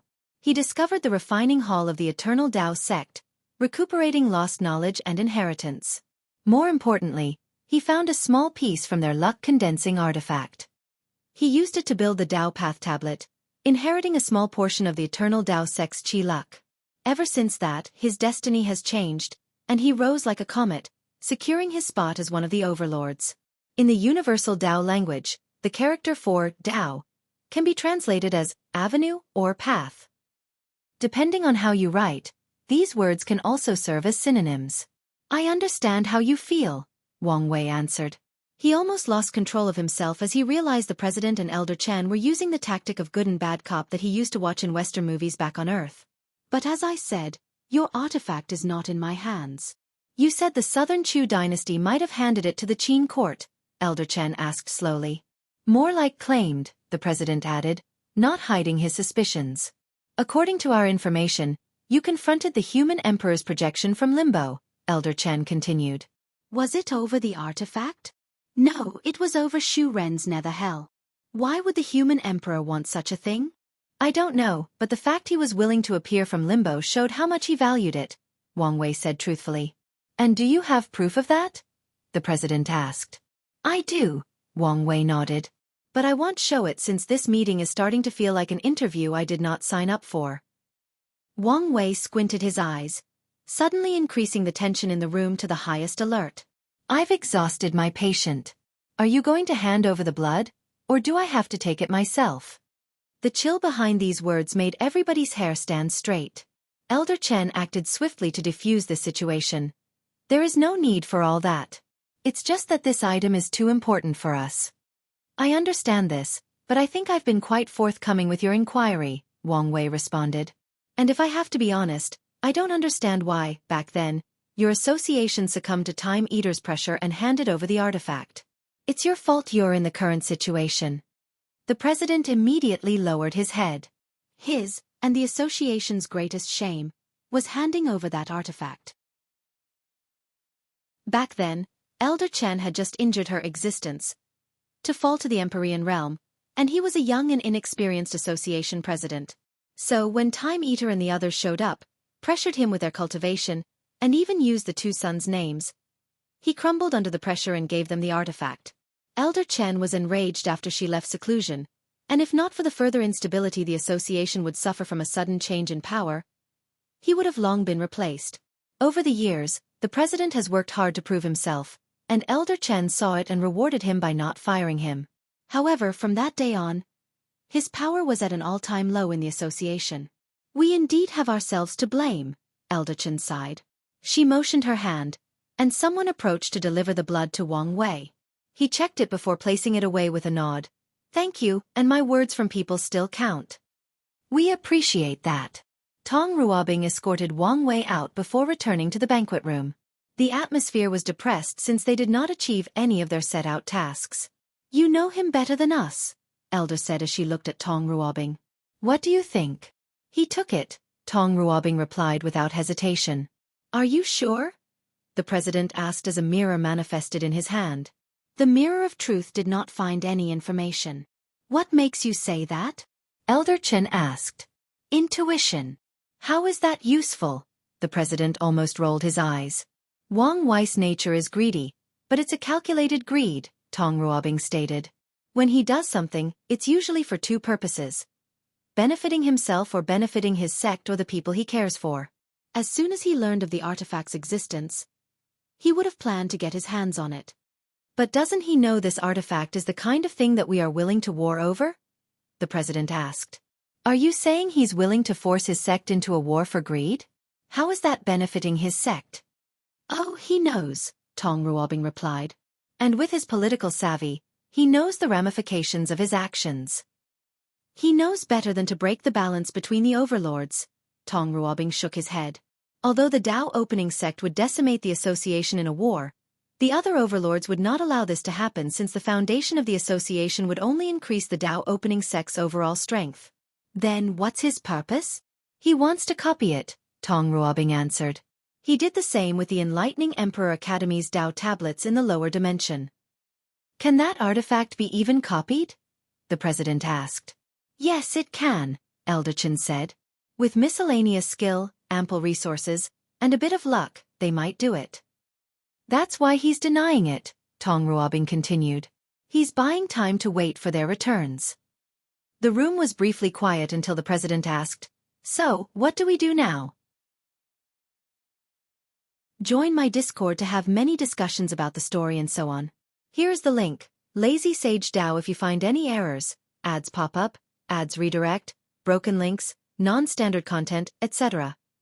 Please let us know report so we can fix it as soon as possible. Chapter 1475 A Little Restless. 1475 A Little Restless. Since we know he has it, can we demand its return? An elder asked. Don't say such a stupid thing. We know he has it, but where is the proof? So, that's it? Do we have to wait until the ancestor returns to get it back? But even then, Will he hand it over before he copies it? No, we must do something, Elder Chen said before looking at Tong Ruobing. How strong are you compared to Wang Wei? His strength has always been higher, and given that his cultivation is much higher than mine, I doubt I have a chance at winning, Tong Ruobing replied truthfully. What about if you have a primal weapon? Elder Chen asked. Do we have such a thing? We were forced to seal it during the moon's reign, but it can still be used, Elder Chen admitted. Tong Ruobing pondered. Does the Dao opening sect have a similar weapon? Or one close to that level? They should, Elder Chen answered. Then, unless you can prevent them from using, it won't make much of a difference, she analyzed. That is a shame, Elder Chen sighed. Tong Ruobing was their most powerful fighter, and even if she were at her peak, Elder Chen did not think she could defeat her.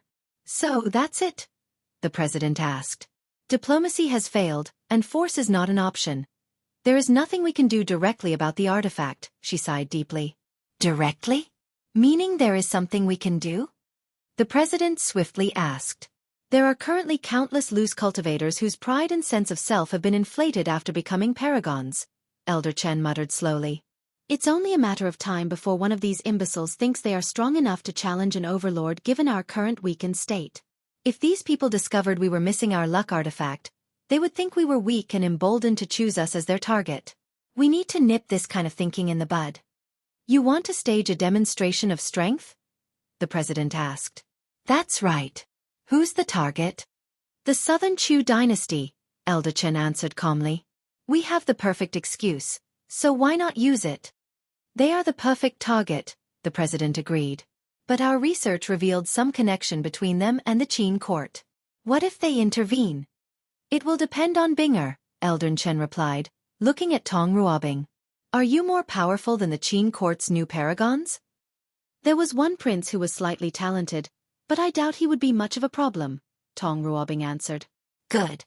You only need to assess the situation. If you think you can win, be aggressive and teach the Qin court a lesson. Don't push it too far since we are only sending a message. However, if he's a real problem, you can back up a little and give them face. I understand, Tong Ruobing nodded. Do you want me to deploy now? No, wait a little while, Elder Chen uttered. The trial has just ended, so let's observe the situation a little while before we move. In that case, call me when you think it's appropriate. Wang Wei slowly returned home. With each step he took in the void, he would teleport millions of light years away. While traveling, he was deep in thought about the meeting. All this talk about the luck artifact reminded me of this treasure's origin, Wang Wei thought. By now, people knew how the association inherited some of the luck of the Eternal Dao sect. It also reminded me of the fact the Sword Path League has also used a synonym of the word Dao in their name. There are no records of their association with the Eternal Dao sect, so which destiny did they inherit that Heavenly Dao did not punish them for using that name? Wang Wei remembered the League's request to Yan Hai and how they seemed almost desperate. At first, I was a little tempted to convince the ancestor. But now, I'm starting to think a greater secret is at play here. Wang Wei shook his head. He decided to tell the ancestor everything since the choice was not up to him in the end. The future wife said she participated in the Eternal Dao sect's ruin. Wang Wei contemplated. During that time, the First Origin War had long ended, a few of the older generations were already primal, and Wu Hong was a young and promising paragon. She said she received a book that was a comprehensive analysis of runes, but she didn't mention any luck, Wang Wei analyzed. However, given her relationship with the Skill Path Association, there is a chance she also inherited a small part, hence the primary source of their confrontation. Wang Wei's eyes lit up. If that's true, she may be able to absorb the association into the Origin Seal continent. If Wu Hong becomes the catastrophe's first transcendent, she will need to increase the foundation of the Origin Seal continent, and what better way to do it than swallowing the Skill Path Association? I'm sure she's thought of that and maybe even planned for it, Wang Wei thought with a smirk before rushing home. As soon as he arrived, Wang Wei did not rush to utilize the blood. Instead, he turned invisible and undetectable before approaching the flame blacksmith. Without the latter's awareness, Wang Wei cast a spiritual hint into his soul to slowly forget about the existence of the Dao Path tablet. Although Wang Wei could erase his memory, a roundabout approach was more effective than a direct one. After all, regardless of anything, The flame blacksmith was a boundless paragon, and Wang Wei's soul Dao had not reached the paragon tier yet. After ensuring there were no issues, he returned to his manor. He snapped his finger, and a shadowy figure appeared before him. Matriarch Xie Huan had chosen someone to serve him until she completed her cultivation. Tell your matriarch that her first job is to keep an eye on Flame Blacksmith. As you wish. The shadow disappeared, and Wang Wei started his work. He observed the blood intently and had to admit the association did a great job in the purification process. They used numerous methods, including purification arrays, source cleansing talismans, transformative artifacts, and flame-purifying pills. There are even signs of other profession Dao methods of purification, Wang Wei observed. However, it's not good enough. At the existence level, Wang Wei still noticed some hidden sections of this blood. For example, he learned that whoever is the original source of this blood can use it to spy on others. In other words, Tulhun can spy on all its believers or people who are tainted by its power/blood. We can't have that, Wang Wei muttered before starting his own purification. He has discovered the best way to affect or influence the existence is through acupoints techniques. However, this was a pile of blood with no acupoints. It took a moment to devise a method. He plans to create an acupoint technique that uses the Bodis atoms. This should work, Wang Wei thought before trying. He locked himself in the room, trying to purify this blood to the best of his ability. However, less than 5 years after his retreat, he sensed something and looked into the distance. Cong stood opposite Paragon Jimin, and they were about to clash. The loose cultivators attacked the academy as well, and if I remember correctly, Jimin did not give them much face despite knowing Cong had a high chance of also becoming a paragon, Wang Wei analyzed. Now, it's revenge time? He observed these two closely with squinted eyes. No, I have a feeling that it's not that simple. Ever since the trial, I have this feeling that Cong is slightly restless. The battle was anticlimactic. Cong easily suppressed Jimin and Old Ma, forcing the prideful paragon to ask for help from Shuni Wanzu, the current ruler of the Southern Chu dynasty. The former third prince came to repay his karma, but his presence made no difference. Cong defeated 3 paragons in a shocking display of power. Furthermore, he even captured Jimin and Old Ma, leaving the third prince to run away and hide under the protection of his dynasty's Qi luck. Cong did not run after him but made a public declaration. He first apologized for his actions, revealing why he acted in such a bold fashion, unbecoming of his character as a scholar. He followed that by inviting all the loose cultivators who had proven the Tao to become paragon to a seminar held by his Emperor Enlightening Academy. He told them there were many secrets of the paragon realm, which these lineages kept to themselves, and he was willing to educate everyone. He's definitely planning something, Wang Wei thought to himself before snapping his finger to summon his shadow. Activate our spies in the academy. I need to know what he's planning. As you order. Wang Wei continued his work, but less than 2 years later, another major fight took place. Tong Ruobing flew to the Southern Chu dynasty, destroyed it, and captured Xu Nianzhu. After these 2 events, more small-scale confrontations occurred all over the world. The lock hasn't been removed yet, and these people are already fighting each other. Wang Wei shook his head. He wanted to ignore them but couldn't. He needed to ensure supreme unity was not secretly sowing discord as a last desperate attempt to return to the world. If you find any errors, ads pop up, ads redirect, broken links, non-standard content, etc., please let us know report so we can fix it as soon as possible.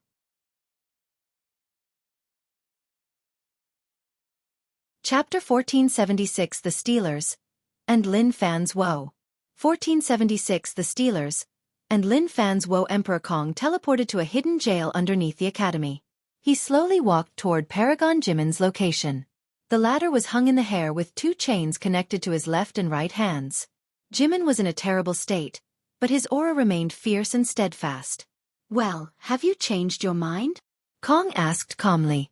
However, the only answer he received was a mouthful of spit that was wiped away by the prison's protective barrier. Cong remained composed. He was not rattled in the slightest by the latter's action. Your follower, that old man, Cong continued. He chose to bow down as long as you're alive. He's quite loyal, isn't he? Why don't you reward his loyalty and follow in his footsteps? Jimin stared at him. He was not surprised that old Ma would bargain for his life. However, that old man was used to serving others all his life, so his choice was understandable. However, Jimin refused to bow down to anyone. He did not bow down to the moons or the two suns, so he would not bow down to Cong of all people. Oh Jimin, you are an ambitious man who wants to rise to the top of this world with your own talent and effort, Cong stated in a strangely eerie but calm voice. Unfortunately, you are a wild cultivator with little to no knowledge or foundation. Look what's in my hand. Cong's palm contained a strange rune design that was releasing the aura of time. Jimin's eyes turned red. Yes, it's your time mark. It took a little while, but your ability to protect is subpar to say the least. Cong was not only cultivating during the trial, but also training. After knowing the Battle Tower's ability, he used that opportunity to make up for his academy's lack of knowledge regarding battles between paragons. Things don't have to go this far, Cong explained. You will be a grand teacher in the academy with immense power. And if you want to be the headmaster, I have no issue allowing you to compete. I can even have it in writing to give you a fair opportunity. Together, we can build a lineage that will take its place at the top in the upcoming catastrophe. Unfortunately, all this grand soliloquy got Cong was a second round of spit, making him sigh deeply. So, you would rather die than surrender? Even those two beings beyond our scope of understanding didn't make me bow down, and you think death will? I'm offended you thought this would work, Jimin sneered. Oh, I knew the chances were small, Cong admitted. However, Jimin did not appreciate his calmness and felt a sense of foreboding. I only thought I would try one last time. If you're going to kill me, do it and stop all this talking. It's getting boring. I can't kill you, Cong said in a gentle voice. My academy has just started to prosper, so I can't bear the backlash of killing the first paragon of the previous era. At least, not yet. So, you want to torture me until I give in? Jimin sneered. You keep underestimating me, and it's disgusting. You and I know there are fates worse than death, and while torture is one of them, it will not be my approach, Cong continued. You said all this talking was boring. In that case, how about I show you? He snapped his finger, and the surroundings changed. Jimin realized he was at the top of a pagoda with millions of arrays forming a path underneath him, leading to the lower rooms in the pagoda. At the bottom was a young man cultivating. His body was releasing an aura that he could not mistake even in his dream. That's you. Meet the Academy's first stealer, Cong stated with shining eyes. Created from your Tao of Thievery, they will become an elite dark force, stealing resources, knowledge, information, identities, and life. You motherfucker bastard, Jimin yelled. How dare you? How dare you treat me like this? It's heartbreaking, isn't it? Cong asked with a scoff. Knowing that I never needed you in the first place. You would have been the final jewel on my crown, but your existence was only to make things appear more authentic. Emperor Cong shook his head before calmly walking away. Once someone meets the requirement, they will swallow everything you have, including your luck and destiny. Only then will you truly become useless, and I'll grant you your wish of death. Cong's parting words echoed in the pagoda, even suppressing the sound of rattling chains. Those spies are getting annoying, Xushi sighed. The Academy currently has 4 boundless paragons. Technically 5, including her. Her teacher is the headmaster and is busy with his affairs. Paragon 9 Death was sent out to contact other factions and send invitations to the upcoming seminar, leaving Xushi and Lin Fan to protect the Academy. However, Lin Fan has been distracted, leaving all the work to Xushi. She flew to their residence, where she saw him staring into the distance with a daze. Xushi frowned before approaching. All right, I can't keep silent anymore. I thought I should give you space and you would come to me when you were ready to talk.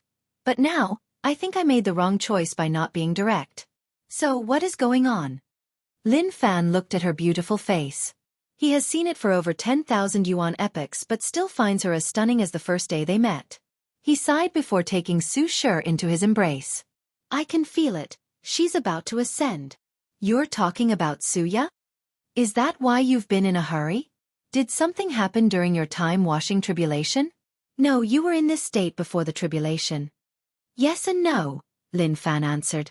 My hatred for her was almost exploited during the tribulation, but it only fueled my drive and hatred for her.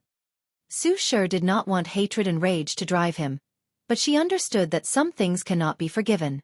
Is that it? Is that why you've been acting differently? I know you hate her, but if you let her existence affect you so much, I'm afraid it won't be long before you develop a heart demon. It's incredibly difficult for people of their cultivation realm to develop heart demons, but it will be a nightmare once they do. The heart demon will literally turn Lin Fan into a mad devil cultivator driven only by his desire to kill Suya. And if he succeeds in this endeavor, he won't magically turn back. He will blame someone else for his problems instead and transfer that hatred to them. Then, he will repeat the pattern, trying to fill an emptiness in his soul for all of eternity. The teacher already talked to me about that. Lin Fan shook his head. So, what is it? During the trial, I've been thinking about my child, Lin Fan said, tightening his embrace slightly. I was looking forward to the Paragon realm because it meant I could see her again. However, I had a prophetic dream that something terrible would happen to her after the revival. That's why I've been so desperate to increase my realm and be as strong as fast as possible. Su Shi listened attentively, her brow furrowed deeply. Prophetic dream? My intuition warned me of something wrong, so I tried to look into the future. After failing, I considered combining dream and time Dao for a better divination. What did you see exactly? It was vague, but I was fighting desperately to protect someone. I could see what the person looked like, or I was fighting, but I knew she was my daughter. You were also there, fighting by my side, but I couldn't see anyone else. Su Shi's brow furrowed deeper. I'm afraid things are not so simple. 2333. Remember what Wang Wei said about your connection with the chaos demon gods? Are you saying they've been influencing me? Lin Fan asked in a severe tone. All signs have shown that the upcoming catastrophe will involve beings on their level, meaning this is the best opportunity for their return, Su Shi analyzed. And what better way to prepare than to start activating their pawns? What better way to control you than through your hatred of Suya and love for your daughter? Lin Fan clenched his hands so tightly that the space around him twisted. Su Shi even felt some of the power. Luckily, they were both body refiners in the Elder Fiend God realm. Calm down, she said as she turned to face him. She gently caressed his face. Getting angry and losing control will not help us. I know, Lin Fan sighed. But what am I supposed to do? I can't just suddenly let go of my hatred. I can't just pretend I don't want to see my daughter. And no one is asking you to do that, Su Shi reassured him. The catastrophe will be dangerous and chaotic, meaning many variables will exist. Variables mean opportunities. Opportunities for us to triumph over our fate. Lin Fan looked her in the eyes before gently placing his forehead on hers. I don't know what I would do without you. I've asked myself the same question many times. The couple chuckled before sharing a passionate kiss. Join my Discord to have many discussions about the story and so on. Here is the link. If you find any errors, ads pop up, ads redirect, broken links, non-standard content, etc., please let us know report so we can fix it as soon as possible.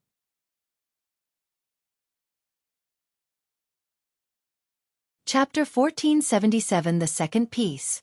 1477 The second piece Wang Wei's Atom Acupoint technique was successful, but he was not satisfied with the final outcome. He noticed a few places in the blood's existence that he could not understand, let alone remove. Things never go as planned, Wang Wei complained before thinking of Plan B. Numerous magic circles materialized in front of him before entering his body. The best solution to this problem was to sacrifice his body. He will accelerate the effect of the blood from his soul before abandoning his body and recondensing a new one. 3 million years passed outside, but Wang Wei spent 30 million years with this project using the sect's best time acceleration array. Of these 30 million years, he only spent 2 million years purifying the blood, and the rest was spent placing magic circles on his body to isolate the blood's effect on his soul. Now everything is ready, Wang Wei muttered as he walked out of his cultivation room. As soon as he left, 2 people came to see him, Wang Qi and Shi Huan. Let's start with you, he said, looking at Wang Qi. Is everything prepared? Yes, the sect has prepared a grand source pool for you to condense a new body. Grand source pool? I thought they would use some qi from the source qi space, Wang Wei commented. Grand Source Pool can only be artificially created by Emperor Path cultivators by gathering and preserving the power from the Grand Tao Source. It's the purest form of energy/power in the world, but it takes too long to make these pools. Only the best for you, Wang Qi replied with a smile. Good. What about the unsoiled body pill? It's ready, Wang Qi nodded. But what do you need that for? Wang Qi only recently learned this pill was something Supreme Elders, Peak Paragons, used, so he was intrigued. I'm just being cautious, Wang Wei replied. He may not need the pill, but he needed to prepare just in case. What about you? Anything to report? A few noteworthy things, Xie answered. Our spy could not get much information from the academy since Cong has kept everything tight. We know that old Ma has surrendered, and he captured Jimin for a grand plan, but that's all. I'm getting intrigued about what he's planning, Wang Wei commented. Isn't it obvious? He's trying to build his academy, Wang Qi commented. That's just surface level, Wang Wei shook his head.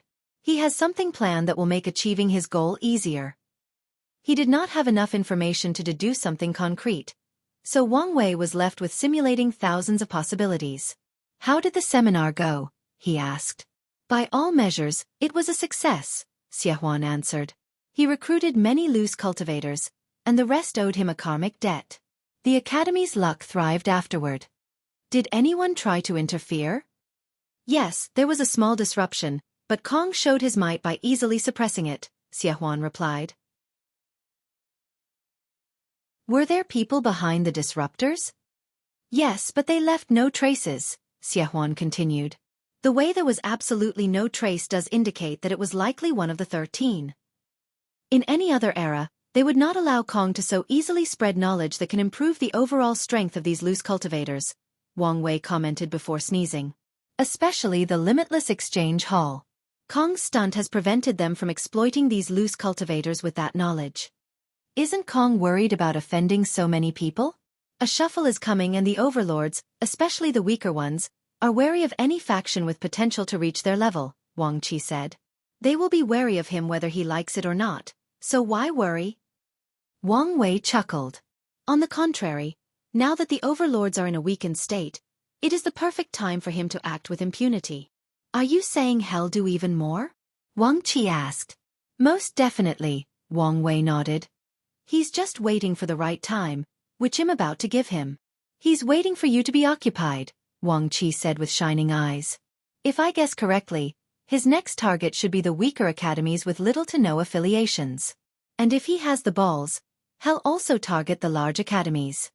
But those are affiliations of the Grand Sect Alliance? Wang Qi asked. It's a calculated move, Wang Wei said. The Grand Sect Alliance will need to recuperate after the lock. Their primals will take some time to return to their peak, time that Cong will need to become a primal. That seems a little too bold, Wang Qi frowned. Even if he succeeds, he'll only be one primal against 5. He alone is enough, Wang Wei replied. As long as he used the threat of possibly joining another overlord, especially us, it should be enough to stop the Grand Sect Alliance and buy him enough time. However, a bolder approach would be for Lin Fan, Su Shi, and Nine Death to become primal around the same time as him. Wang Wei's brow furrowed as he caught an inspiration. He remembered the conversation he had with Cong at the academy. So, that's what he is planning? That explains why he was so eager to rapidly increase his realm or save these people. He wanted to build momentum for his case. Have you figured it out? Wang Qi asked. Well, what is it? Wang Wei did not answer him but looked in the distance instead. Want to fight with me? Lucky for you, I never plan to continue holding that burden again.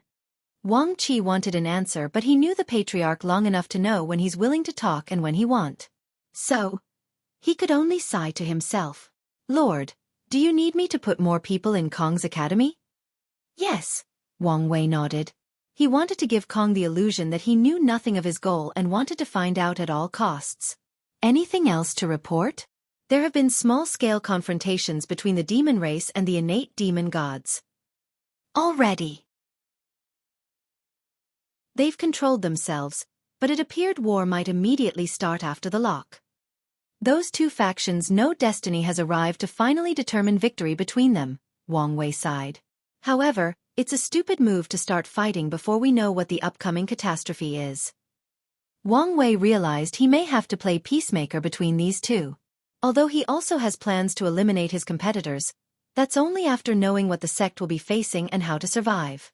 Wait, I don't have to play peacemaker since their ancestors will return and should understand the current need for peace, he realized. Ever since the lock, his mind has been functioning based on taking on all the world's burdens. However, after the lock, there will be plenty of people capable of helping/protecting the world. I remember the association destroyed the Southern Chu dynasty. What happened to the third prince? He escaped, Xie replied. Escaping from Tong Rubing's hands? Was she sloppy, or is he that capable? Wang Wei muttered. Did the Qin court hide him? Our spy did not send news of any changes in the court, Xie replied truthfully. Keep an eye out, Wang Wei ordered. Since they had nothing else to report, Wang Wei dismissed them.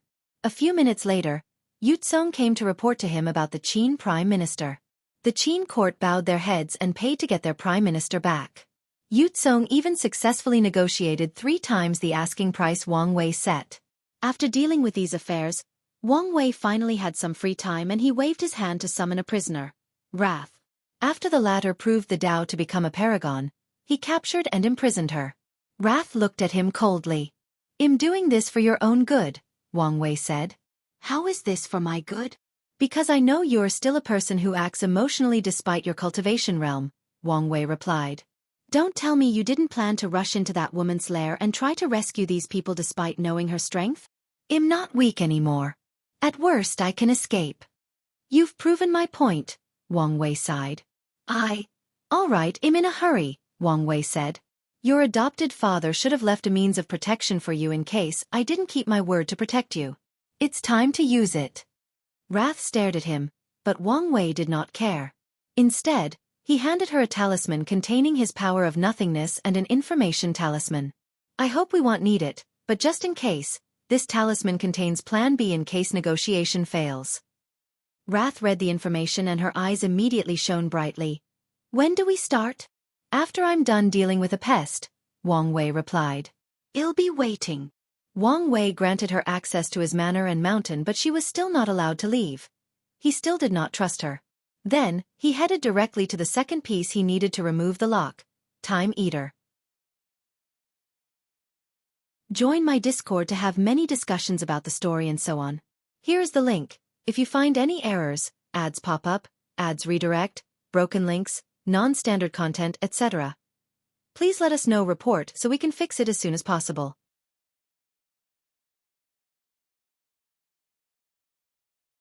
Chapter 1478 The Battle of Time Wielders begin.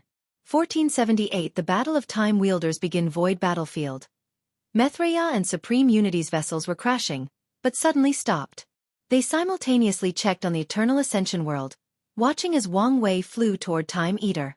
It has begun, Mithraea said with a smile. To be exact, Monk Wuxia was the one who smiled, but his demeanor or mannerism was that of his teacher. What? Unwilling now that you're about to lose the game. No one knows who will be the final winner until the end, Seven Cauldron replied coldly. You have lost this game, and you know it, Monk Wuxia said, glaring at the cracks in Seven Cauldron's face. Wang Wei has done many things that he does not know whether they were useful, but they are. For example, he killed Seven Cauldron's son, the first son, out of paranoia and to prevent Supreme Unity from having another vessel. This was the best choice he could have made. Being a vessel is complex, especially for higher dimensional beings like themselves. Not everyone can be a vessel. Feng Hang and Wuxia became Mithraea's vessels due to their high spiritual attainments and their deep karma with her. Supreme Unity chose Seven Cauldron because she was his descendant and was created by him. However, after pushing her body and soul to the limit, Seven Cauldron had reached her limit. She could no longer sustain Supreme Unity's essence. Normally, the first son would have been his backup, just like Monk Wuxia was for Mithraea, but Wang Wei had the latter assassinated, leaving Supreme Unity with no choice but to try his best to preserve Seven Cauldron for as long as possible. Seven Cauldron stared at him without uttering another word. However, Monk Wuxia did not care. What a terrible fate that poor little girl has endured. All she wanted was your approval. After knowing the connection between the two, Mithraea checked on Seven Cauldron's past. That's when she learned Supreme Unity created 7 cauldrons during his search for his transcendent path. The resulting experiment granted 7 cauldrons such a pure power of yin-yang that her sex was fluid, as she could change between man and woman. However, the fact that she could not control this power as a child also meant she was a failed experiment, so Supreme Unity essentially abandoned her after a few million years of observation, moving on to the next experiment. 7 Cauldron had no direct relationship with her father until the Moon Council. Before that, she tried her best to become powerful enough to gain his approval, but sadly, after becoming a paragon, her talent had dried up, and she made 0 progress. So when Supreme Unity called her to join the castle, she readily agreed despite knowing he probably only needed someone he could control. 7 Cauldron thought they would gain Supreme Unity's acknowledgement as long as they did a good enough job at the council. But the next time they met, their father had fused with Heavenly Tao, becoming even colder and more indifferent. After everything, her fate is to be used by you before being discarded. In the end, the poor lad could not escape the sea of suffering known as this world, Monk Wuxia sighed. Are you done? 7 Cauldron asked coldly. Yes, and it's time to end this. Methreya knew she had made a mistake in how she handled everything. However, a small part of her is not sorry for the decision she made. The sense of dread she felt after realizing that Time Eater would bring catastrophe to the world is something she would never forgive. The only reason she regrets her decision to put all her focus into searching the infinite trichiliocosm is that she failed to find the source of that danger. Regardless of how she felt about that decision or the consequences, Methreya knew she had to focus and ensure she made no mistakes from now on. So she glanced at 7 Cauldron, no Supreme Unity, and rushed in. She had one goal, to force this vessel to its end. Supreme Unity knew what fate awaited this vessel and tried to turn the situation, but it was useless. Even his desperate attempt to take Methreya's vessel with him failed.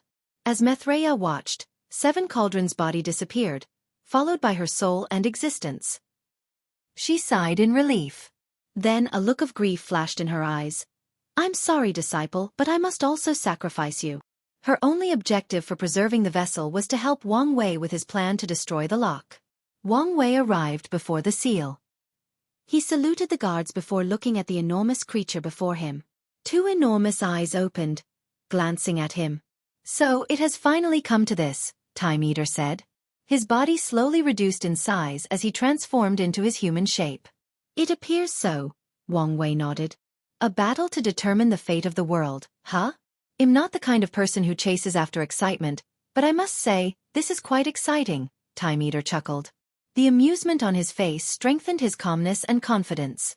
We can all use a little theatric in our life, once in a while, Wang Wei replied. True. So, what are you waiting for? I know this is pointless, but I must try. After all, I consider myself a man of words before actions, Wang Wei stated. Is it too late to ask you to stop all this nonsense? There is still a chance you can save your life. Confident, aren't you? Time Eater smiled. Unfortunately, I know I won't lose. Are you in too deep? Tell me what you did, and maybe there is a way out. What's with all this talking? Let's get this fight started. Wang Wei frowned. All right, how about a different approach? Let's make a wager. If I win this fight, you tell me what you did. You're an expert at fishing for information, Time Eater laughed. Unfortunately, your methods are useless to me. Is that so? Wang Wei sighed. Communication was useless, so that only left fighting to resolve the situation. Wang Wei slowly flew into the seal, facing Time Eater directly. The 2 titans released their aura, and the clash sent shockwaves and energy waves in the shape of lightning. His existence is foggy, Wang Wei thought, instantly raising his alert to the highest level. Time Eater was only a regular paragon with an 8-heaven cultivation, so how come he has the technique to hide his existence? No, that's not even the crux of the problem, Wang Wei analyzed. Methreya or Supreme Unity should be able to observe his existence. So why was no one suspicious of him then? Supreme Unity would never have trusted someone he could not see through to rule the Moon Council. Even more so for Methreya. The only explanation is that whatever disguise he used before could not be kept for whatever reason. The seal should not have this effect, so what did this bastard do? Whose pawn are you? Wang Wei suddenly asked. The Genesis Age creatures? The chaos demon gods? People from the lost age? The failed transcendence of the old ages? Or something else? What nonsense are you talking about? I thought the talking had ended. Time Eater sneered. He did not wait for Wang Wei to continue speaking and went on the offensive. Time Eater teleported before Wang Wei and punched him. Wang Wei felt a tremendous pressure and he evaded. Elder Fiend God 10 Heaven. He hid deeply, Wang Wei analyzed. He used a technique to boost his fleshly body strength before clashing directly with Time Eater. I am so envious, Time Eater said. I searched everywhere for the Mortalhood Trials token, or any token to these rare trials in primordial chaos, but I found nothing. Do you know how hard it is to thrive in the world when destiny is against you? Their clashes opened the earth, tore the sky apart, destroyed the environment, and crushed all signs of civilization. Luckily, Time Eater's seal removed all the inhabitants living in his domain to prevent him from using them to escape. Without any life to worry about and the seal isolated their battle to one area, these two fought without restraints. What happened to no more talk? Wang Wei asked. I can't help it. I've held so much in for so long, and now that everything is about to come to fruition, I can't help but release some of the pressure, Time Eater replied. Don't worry. I'm still in control. I won't release any useful information. Wang Wei sneered to himself. Unless they have personal and deep experience, most people, even extremely intelligent ones, cannot fathom the true horror of a Tao overlord. What people perceive as useless information can turn into the most profound mysteries or secrets in the hands of a Tao overlord. So, if Time Eater wanted to talk, he would not stop him. Join my Discord to have many discussions about the story and so on. Here is the link. Lazy Sage DAO. If you find any errors, ads pop up, ads redirect, broken links, non-standard content, etc. Please let us know. Report so we can fix it as soon as possible.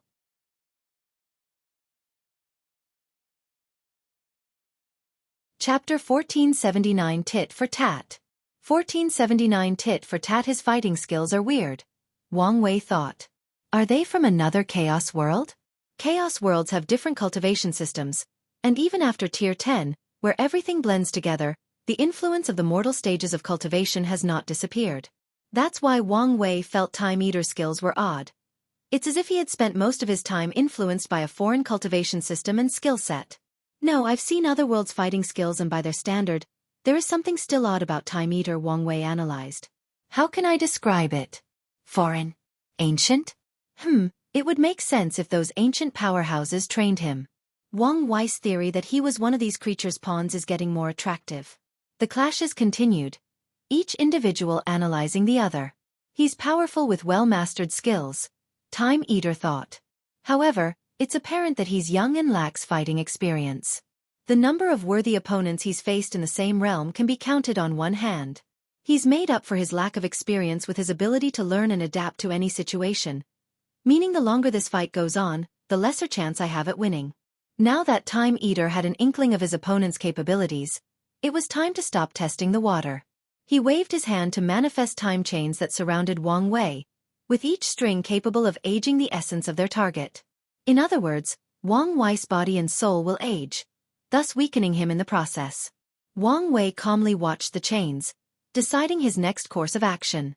Instead of evading, he chose to counter, or to be precise, bouncing and returning them to their creators. However, Time Eater seemed to have predicted his move. As soon as he countered, Time Eater countered his counter, even increasing the string's potency in the first place. Wang Wei did not hesitate to redirect these chains by opening space-time tears that led to other dimensions. However, with a thought, a time corridor appeared to guide these chains to their original destination. Wang Wei changed tactics to evading, but the chain's number drastically increased and instantly cornered him, leaving no room for any escape maneuver. So he used Tao freedom to be free of any chains, shackles, or restraints from time. Wang Wei's reaction was excellent, but not good enough. Right before the chains touched him, they suddenly changed their properties. They switched from a pure time Tao technique to a physical technique powered by time Tao. The chains became tangible materials powered by the energy from the river of time. Wang Wei's body flew a few meters away, but before he could hit anything, or even react, another chain hit him. For a few seconds, his body was swung away worse than children playing with ragdolls. How terrifying was the weight of the river of time?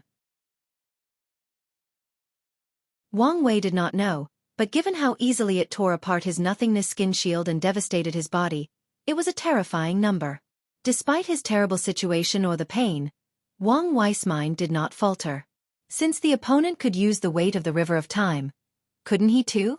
Wang Wei went even further and added the river of fate in the equation. With one punch, he tore apart these chains. The intensity of his attack did not stop here as it rushed toward Time Eater. The former ruler of the Moon Council displayed his mastery of time. He channeled twice the amount of power from the river of time than Wang Wei to counter this punch. While doing all this, he also condensed new time chains to entangle Wang Wei, who copied him by creating time chains of his own. The chains confront each other, sending temporal waves with devastating effects on the surrounding environment. Trees suddenly aged and withered, the temperature changed due to a sudden change in season, houses suddenly disappeared after being lost to time, new landscapes materialized out of nowhere, and time echoes of different eras superimposed on certain areas. Fast learner. Isn't he? Time Eater thought as he watched Wang Wei stole his technique by learning from him. He remained calm since he expected this to happen. A sword condensed before him, and Time Eater took a stance for a quick drawing strike. He then moved so fast that he resembled an intense white light cutting through heaven and earth. Time Eater manipulated time so that it had one purpose: to reach his destination as fast as possible. Did he manipulate his surroundings to a time in which there was no friction to hinder endless acceleration? Yes. Did he skip into the future to arrive at his destination? Yes. Did he gather kinetic energy across space-time to boost his speed? Yes, he did. His technique used time in all ways that could increase his speed. Time Eater moved so fast that Wang Wei could barely perceive him, but even that did not matter since his body could not react. However, Wang Wei had seen his father's battle with Ji Langfan and had the experience on how to deal with these speed freaks.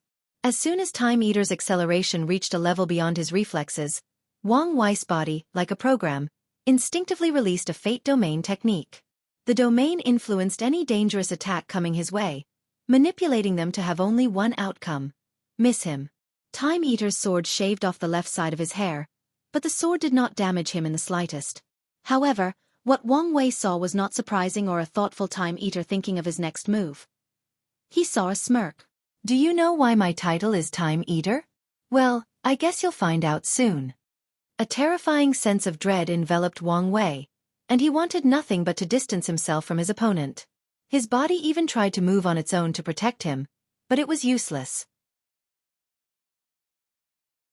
A large mouth materialized from Time Eater's body and ate a mouthful of white clouds from Wang Wei's body. Time Eater was not playing around. As soon as the creature succeeded in its sneak attack, 13 white swords more than 15 meters tall materialized above the sky, positioning themselves in what appeared to be a ceiling formation. Wang Wei looked at these swords, panic flashing in his eyes. What should I do? What should I do? Is this an attack? Or a seal?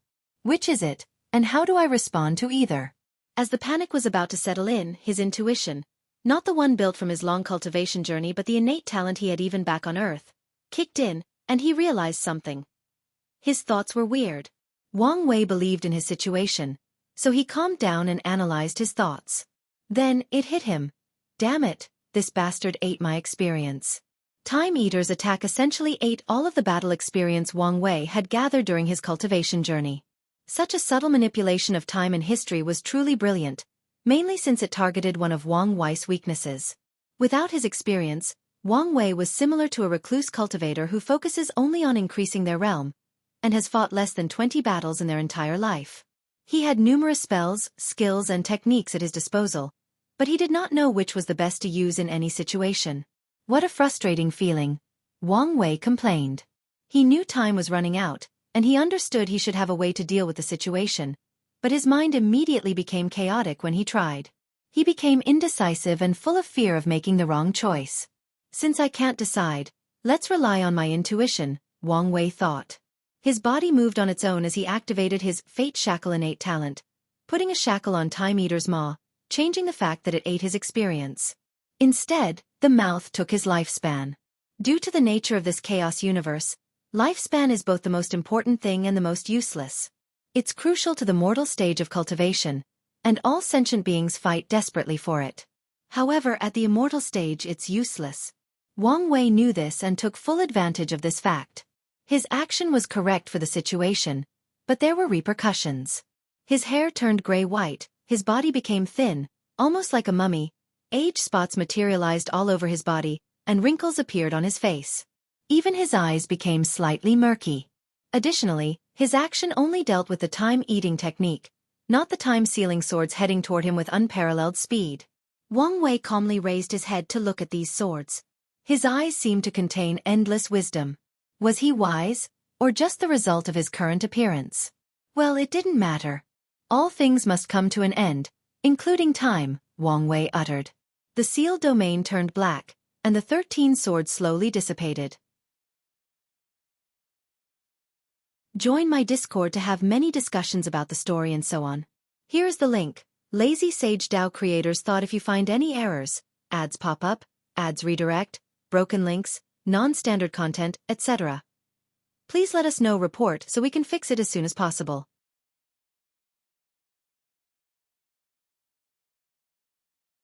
Chapter 1480 Intensifying Battle. Time Eater's face changed. His attack, why is it so potent? Has he already developed a unique skill? He observed the darkness around, along with the dissipation of his attack. No, he hasn't reached that level yet. However, his attacks have a similar power to those of these beings' descendants. Wang Wei turned to look at him. You also cannot escape death. A colossal scythe materialized between heaven and earth, descending toward Time Eater to reap him. What a joke, Time Eater sneered. I've transcended time, let alone death. Time Eater summoned a projection of the river of time above him before transforming into an enormous fish with a wingspan of 30 kilometers. He flew into the river, which morphed into armor around the fish. The scythe and fish clashed, releasing a devastating energy wave. A roar echoed between heaven and earth, but it was not from the fish. Instead, the voice was a combination of millions, if not billions, of voices. On the ground, numerous undead creatures materialized as a result of the death energy wave and roared at the sky before the power of time aged them into oblivion. Boom! Time Eater's body crashed on the ground, annihilating everything it came into contact with. He transformed into his human form as the scythe disappeared. He frowned as he sensed the scar across his chest, releasing a dark and nasty aura.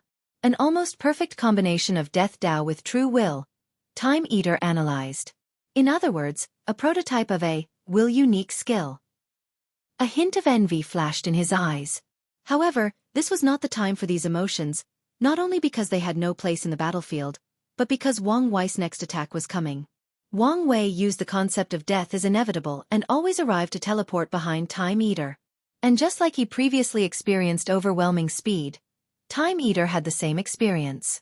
Wang Wei also understood his opponent had a high battle IQ and plenty of experience, so the first thing he did was target his will to resist. His body released a dark aura that instantly killed Time Eater's desire to resist. Then, Wang Wei released a second aura containing the purest and most concentrated power of death. Time Eater's expression became calm and docile, almost as if he were not on the verge of death. Luckily for him, he had prepared automatic defensive measures for an exact situation as this. Past self-protection. A past version of himself that is not in mortal danger will materialize to protect the present version. Time substitute. An alternate version of Time Eater will suffer the damage sustained in the attack. Embrace of time. For a brief period, Time Eater becomes the darling of the River of Time, allowing him access to its infinite time energy to mold into a defensive barrier. With all these defensive techniques, Time Eater should have survived this attack, but that was not the truth. The power of death overwhelmed everything in its path to send him to the afterlife. This technique has reached the level of a unique skill, Time Eater thought before dying. His death was calm, with his body and soul intact. There were no wounds or injuries. He just died. Meanwhile, Wang Wei's complexion was pale, and in a matter of seconds, he lost all his hair and his body became thinner than a mummy. That was closed, Wang Wei thought. He sacrificed most of his lifespan to boost his attack to that level, meaning he was currently a kindling on the verge of extinction. The irony is that his current state was the best way to use Death Dao, but that would be playing with his life. Everything Wang Wei does was calculated, so he followed up by opening his mouth and swallowing Time Eater's essence to replenish his His body slowly returned to its normal state while Time Eaters dissipated. As expected, there are some profound means of control deep in his existence, Wang Wei thought. His reckless approach had many purposes, the primary of which was gathering more information. His chronospirit skills are superb. Maybe even too good, Wang Wei thought, feeling annoyed at how complicated things would be. Time Eater was one of the keys to removing the lock, meaning his death was essential. To be precise, his time powers and his main body as a time beast are the key to Wang Wei's plan. I can't mess around anymore, Time Eater thought. As the most powerful of the moons, he had access to the most resources, meaning he should have the highest number of longevity resources. However, that was not the case, at least not anymore. Time Eater had to use most of his life during his infinite trichiliacosm travel. And the one he just lost was the last. A golden crown with a red gem at the center manifested in Time Eater's bun, instantly changing his aura. He became noble, majestic, and regal. The surroundings became brighter as if his existence was the world's light. Luscious trees even appeared on the ground, replacing the world of death and rumble. The power of destiny, Wang Wei frowned. Yes, I am now the son of the eternal Ascension world, Time Eater declared in a confident, borderline arrogant line. Besides the two sons, he had the most luck and destiny during the Moon-Sun era. If not for his act of betrayal, his life would have been smooth sailing and prosperous. Previously, all this luck and destiny was wasted on Time Eater, but now, he can use them to boost all his attacks, bridging the gap with Wang Wei's techniques that he improved by studying Ji Chengming. Wang Wei observed the world. As a chosen one, the son of an era, he thought he could use his status to reduce Time Eater's luck and destiny, but the latter left no room for him to intervene. At the moment, Time Eater has access to the majority of the world's luck and destiny. Now I understand how he was able to cause a worldwide catastrophe, Wang Wei analyzed. Having access to such a quantity of the world's luck and destiny meant he had a certain authority, which Time Eater could use to cause severe damage. It also did not help if Heavenly Tao was secretly supporting him. Wang Wei did not hesitate to respond. He used his life and death Tao to create a unique mythical creature from his past, black and white impermanence. Samsara, or the underworld, is a well-developed system throughout the Chaos universe, meaning the process of leading souls to the afterlife is automatic and does not require a group of creatures for the job. The only exceptions are a few worlds with a ghost cultivation system. In this case, Samsara has ghost messengers to fight these souls and forcefully bring them to their judgment and subsequent afterlife. Wang Wei was inspired to create the black and white impermanence technique after reading about the messengers in his future wife's library. Black and white impermanence was a duo, one dressed in all white with pale skin, and the other in all black with a similar skin color. Under Wang Wei's guidance, they rushed to confront the Time Wraith. As soon as the battle started, it became apparent who had the advantage. Despite fighting two people, the Time Wraith had the overwhelming advantage, proving why it was the judge, jury, and executioner of the River of Time. However, despite being on the losing side, Wang Wei was not discouraged as this battle inspired him. The Time Wrath was an instrumental part of the River of Time. It could be argued that it was part of its ecosystem. So, what if he could modify his black and white impermanence to be the same for Samsara? Unfortunately for him, Time Eater knew his greatest asset was his learning capabilities and his adaptability, meaning he would not give him time to analyze the Time Wraith and learn from it. Join my Discord to have many discussions about the story and so on. Here is the link. Lazy Sage DAO. If you find any errors, ads pop up, ads redirect, broken links, non-standard content, etc., please let us know. Report so we can fix it as soon as possible.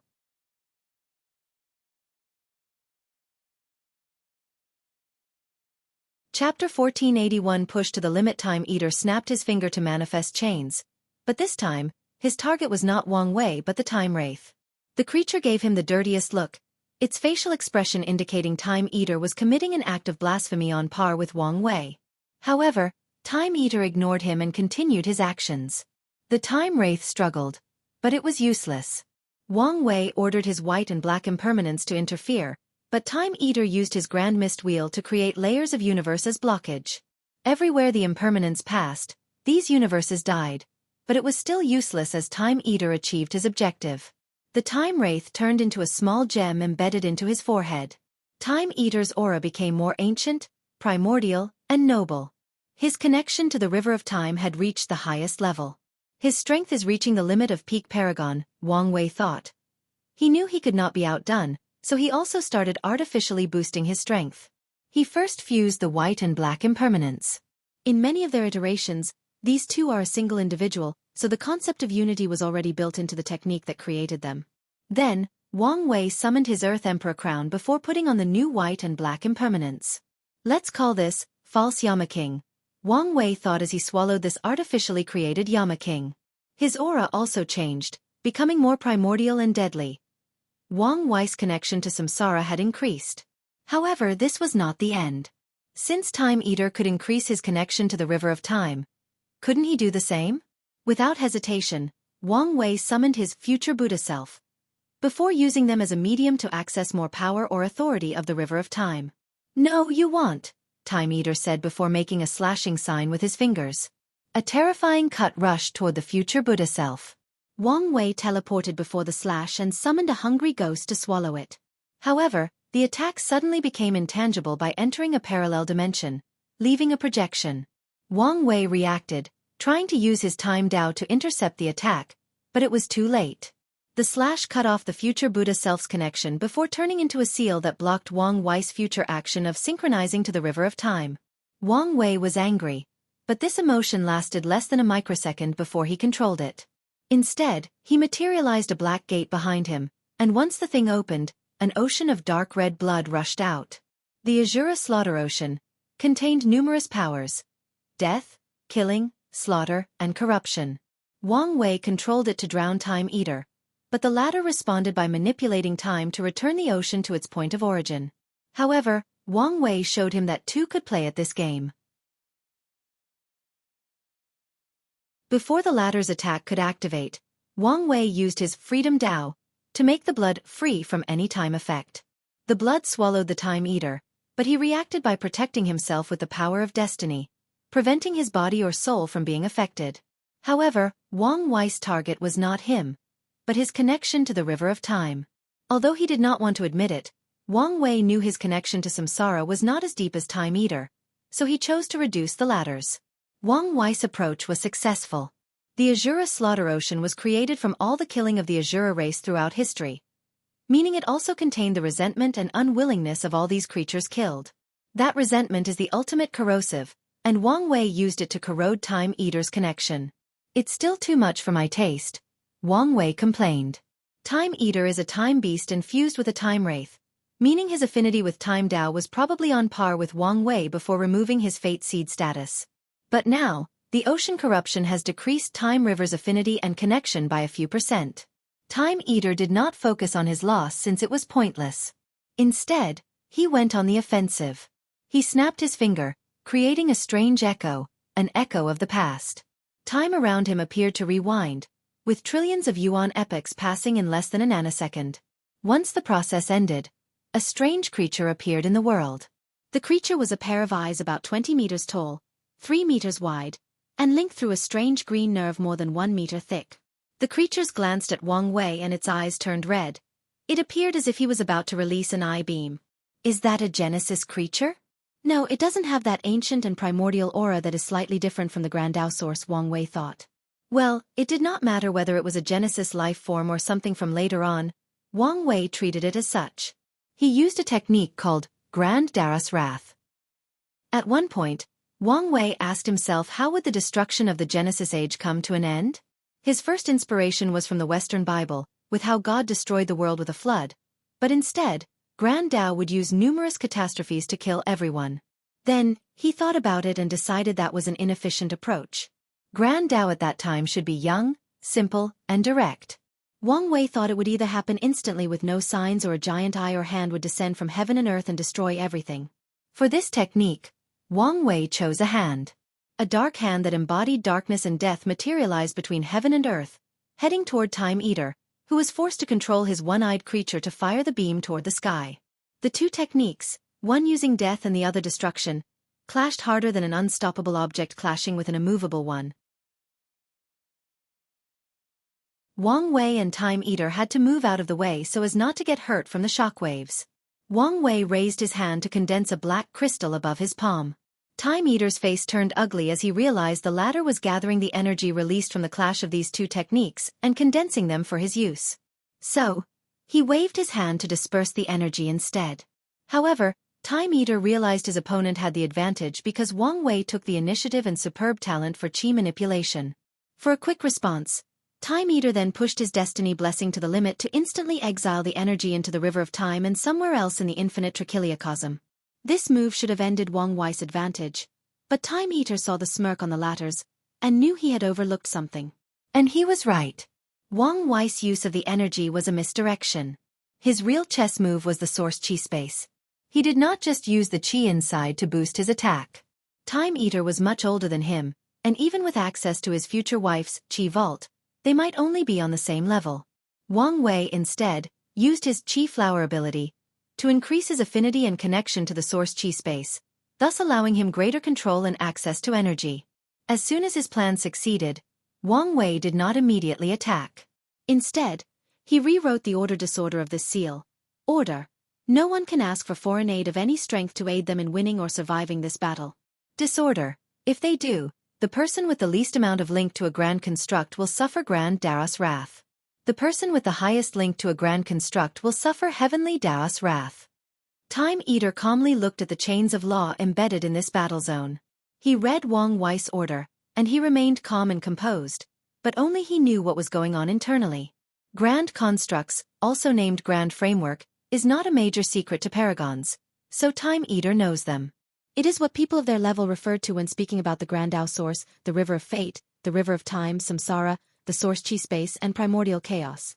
Things like Heavenly Tao, Normal and Source Chaos worlds, Spirit Chi between heaven and earth, branches of Samsara of the Rivers of Fate and Time, are considered minor frameworks. He's linked to the Source Chi Space and Samsara, while I only have access to the River of Time, Time Eater analyzed. And that's not mentioning he should be able to access the River of Fate. Wang Wei's move irked him since he had eliminated Time Eater's last desperate trump card. In the end, he'll have no choice but to use that approach to ensure the mission is completed. Time Eater sighed to himself. He took one more glance at Wang Wei before summoning an artifact, which suddenly grew to an enormous size. Wang Wei's brow immediately furrowed. Is that his Proving Tao artifact? And tell me if you prefer Grand Construct or Grand Framework. I prefer the latter but open to changing my mind. If you find any errors, ads pop up, ads redirect, broken links, non-standard content, etc., please let us know. Report so we can fix it as soon as possible.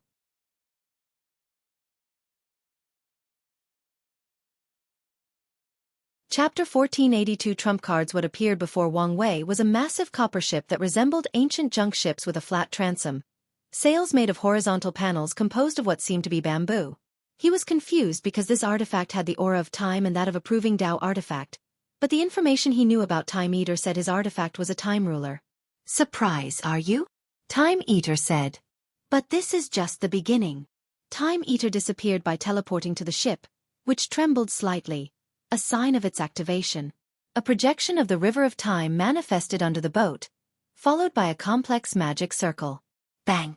The magic circle released a white beam that traveled so fast that Wang Wei barely had the chance to move, resulting in the left side of his body disappearing. The thing is drawing such a tremendous amount of power from the River of Time. Wang Wei was in the process of regenerating his body but discovered the process was slowed down at an alarming rate. Normally, it would be instant, but now, he found it would take more than half an hour to regenerate that missing part.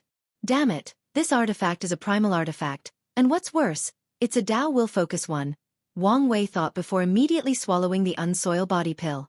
The pill released an unknown power that instantly forced out the Tao will combined with time power out of Wang Wei's body before temporarily modifying his body to be immune to Tao will attacks.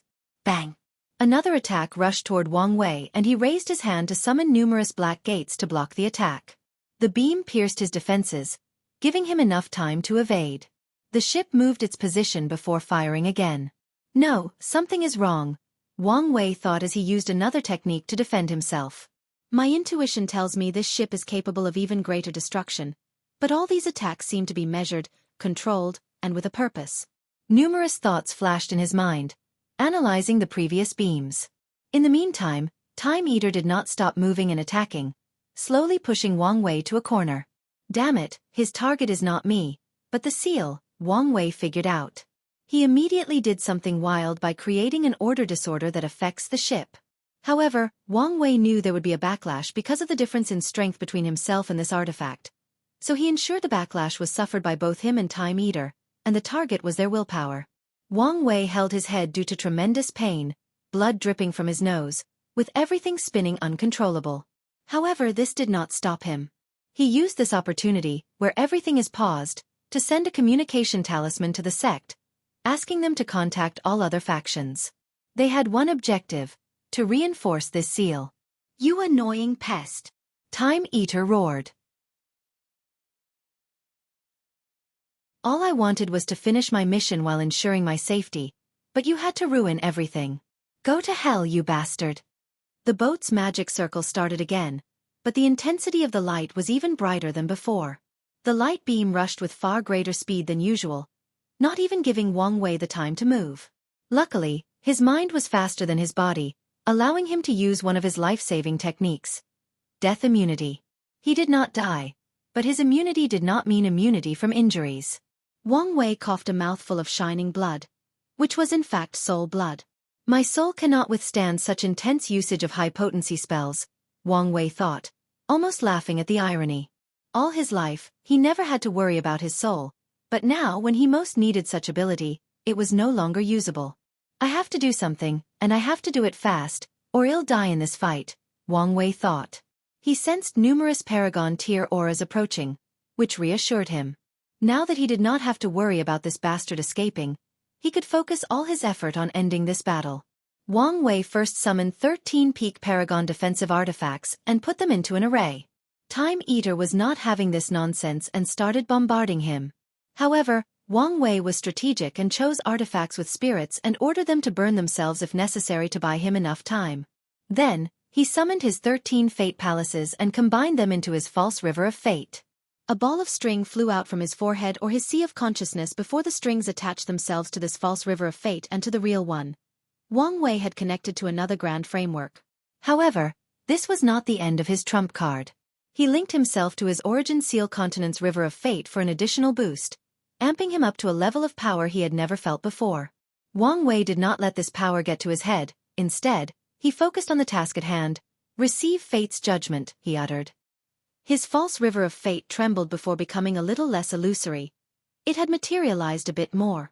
Then, it released a gray light toward the ship. Time Eater fought back.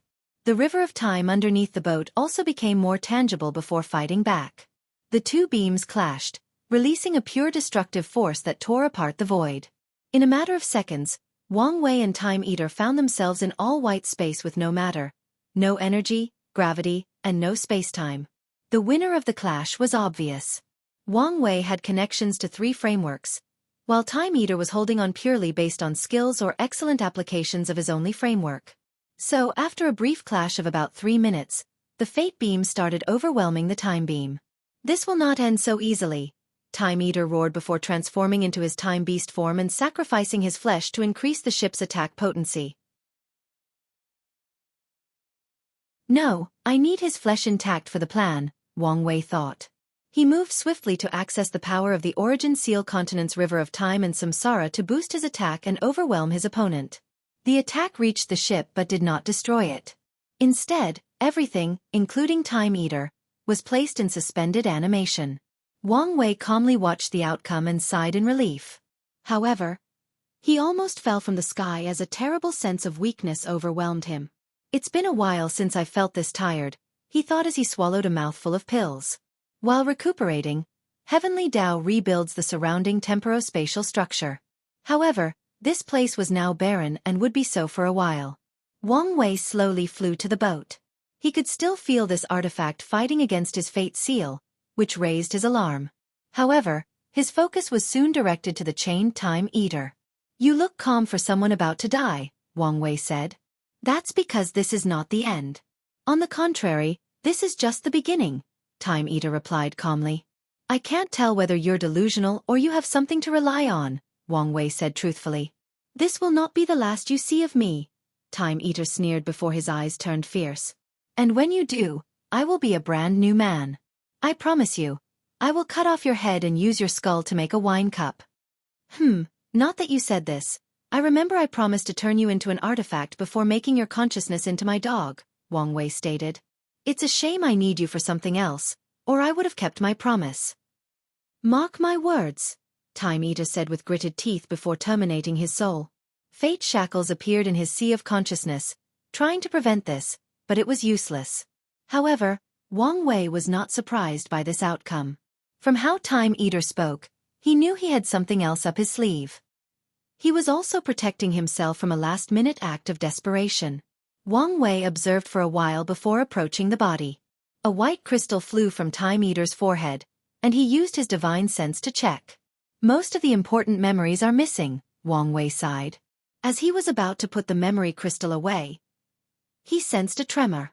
This was not a regular tremor from an earthquake or an intense use of energy or power, but a tremor from the very essence of the eternal Ascension world. This bastard did something, Wang Wei instantly thought before putting the body and boat away and flying away from the seal. Despite his weakness, Wang Wei used the Origin Sea Continent's fate powers to divine what was happening, but it was futile. What did he do? He muttered. Did you sense that? Monk Wuxia said, talking directly into his mind. Yes, but what exactly happened? Wang Wei asked. I don't know. What do you mean you don't know? You know my control and influence over the world is at an all-time low. And whatever he did, the power used is on par with mine, if not greater, Mithraea explained. Does Supreme Unity know? Wang Wei asked with furrowed brows. I'll ask and see if I can get some information from him, she replied. If you find any errors, ads pop up, ads redirect, broken links, non-standard content, etc. Please let us know report so we can fix it as soon as possible.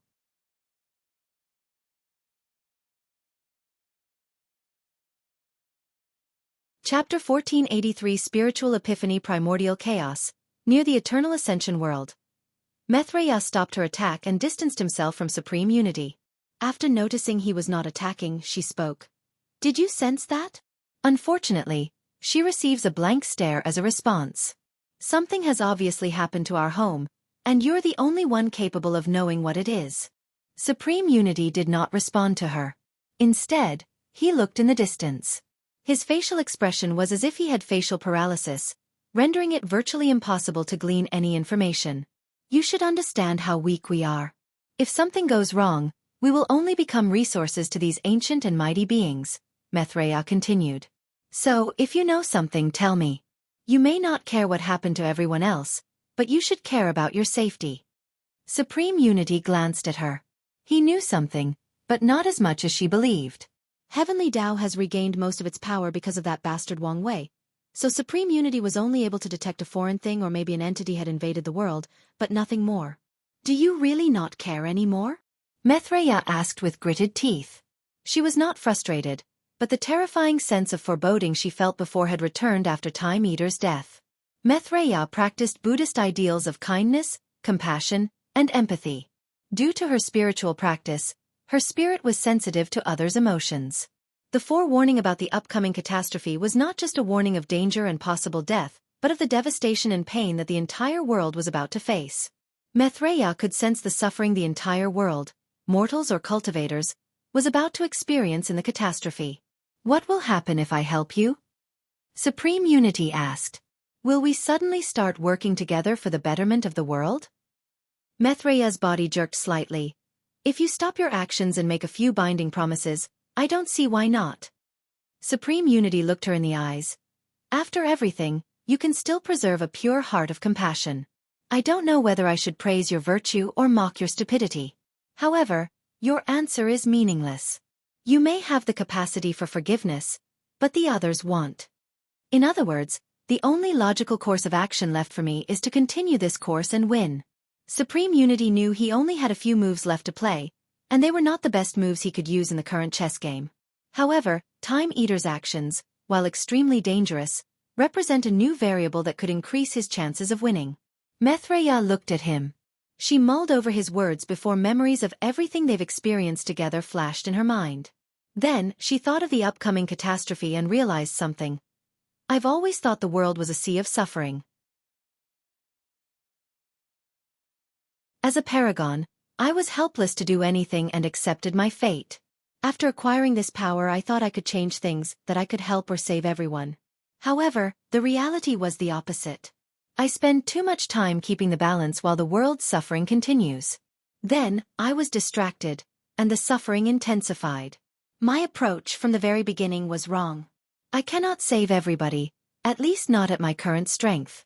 That is a fact and something I must accept.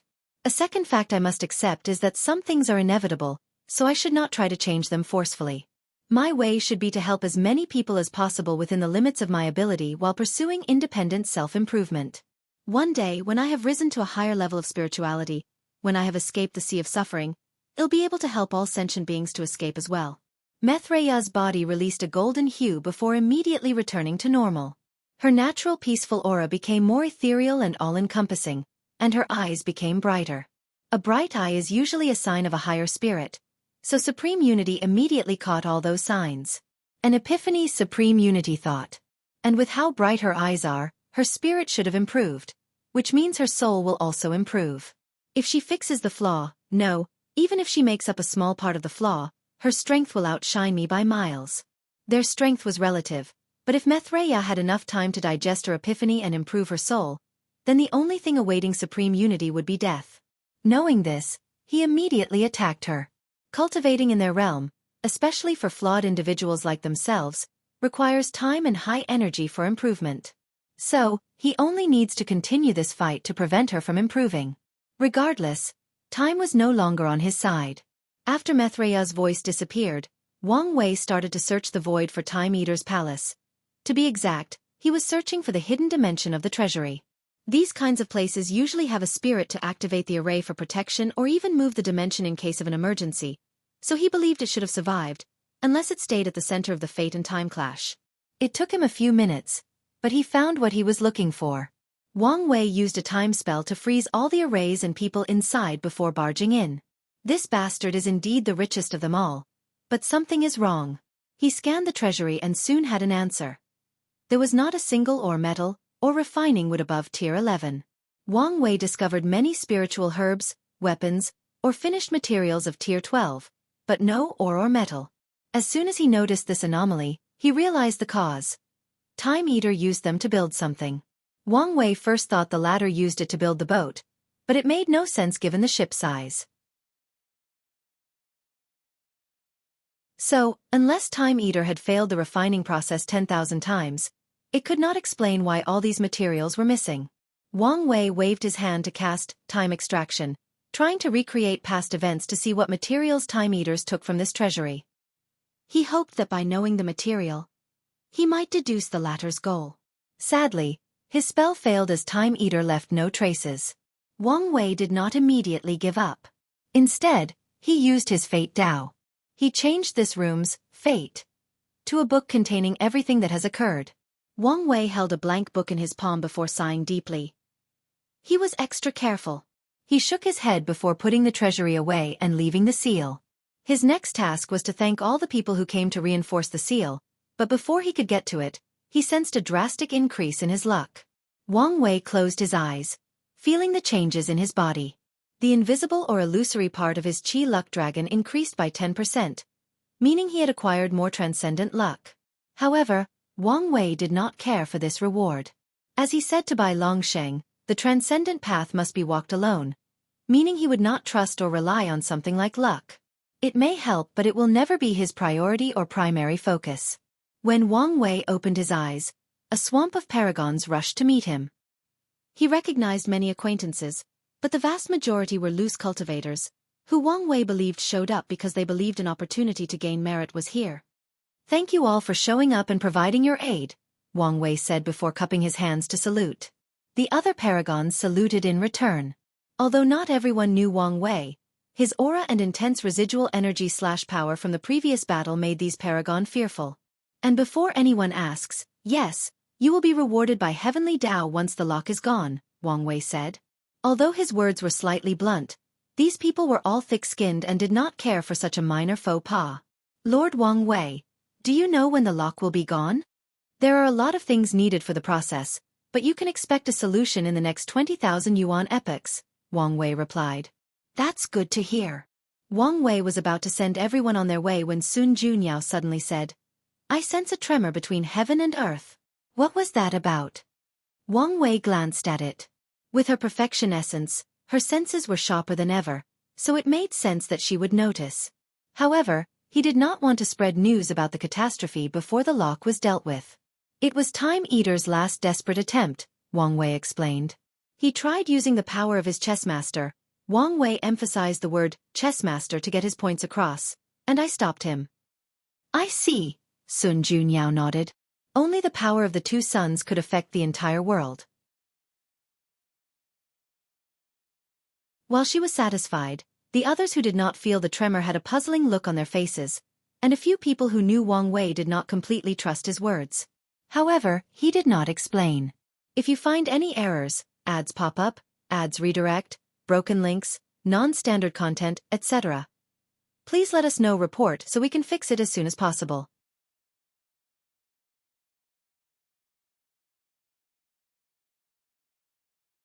Chapter 1484. Time Eaters. Past Wang Wei had a brief chat with the people he knew before watching them leave.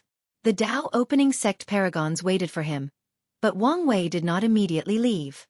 Instead, he took the time to deal with the Sage Seal, previously used to imprison Time Eater. He did not allow the seal to dissipate.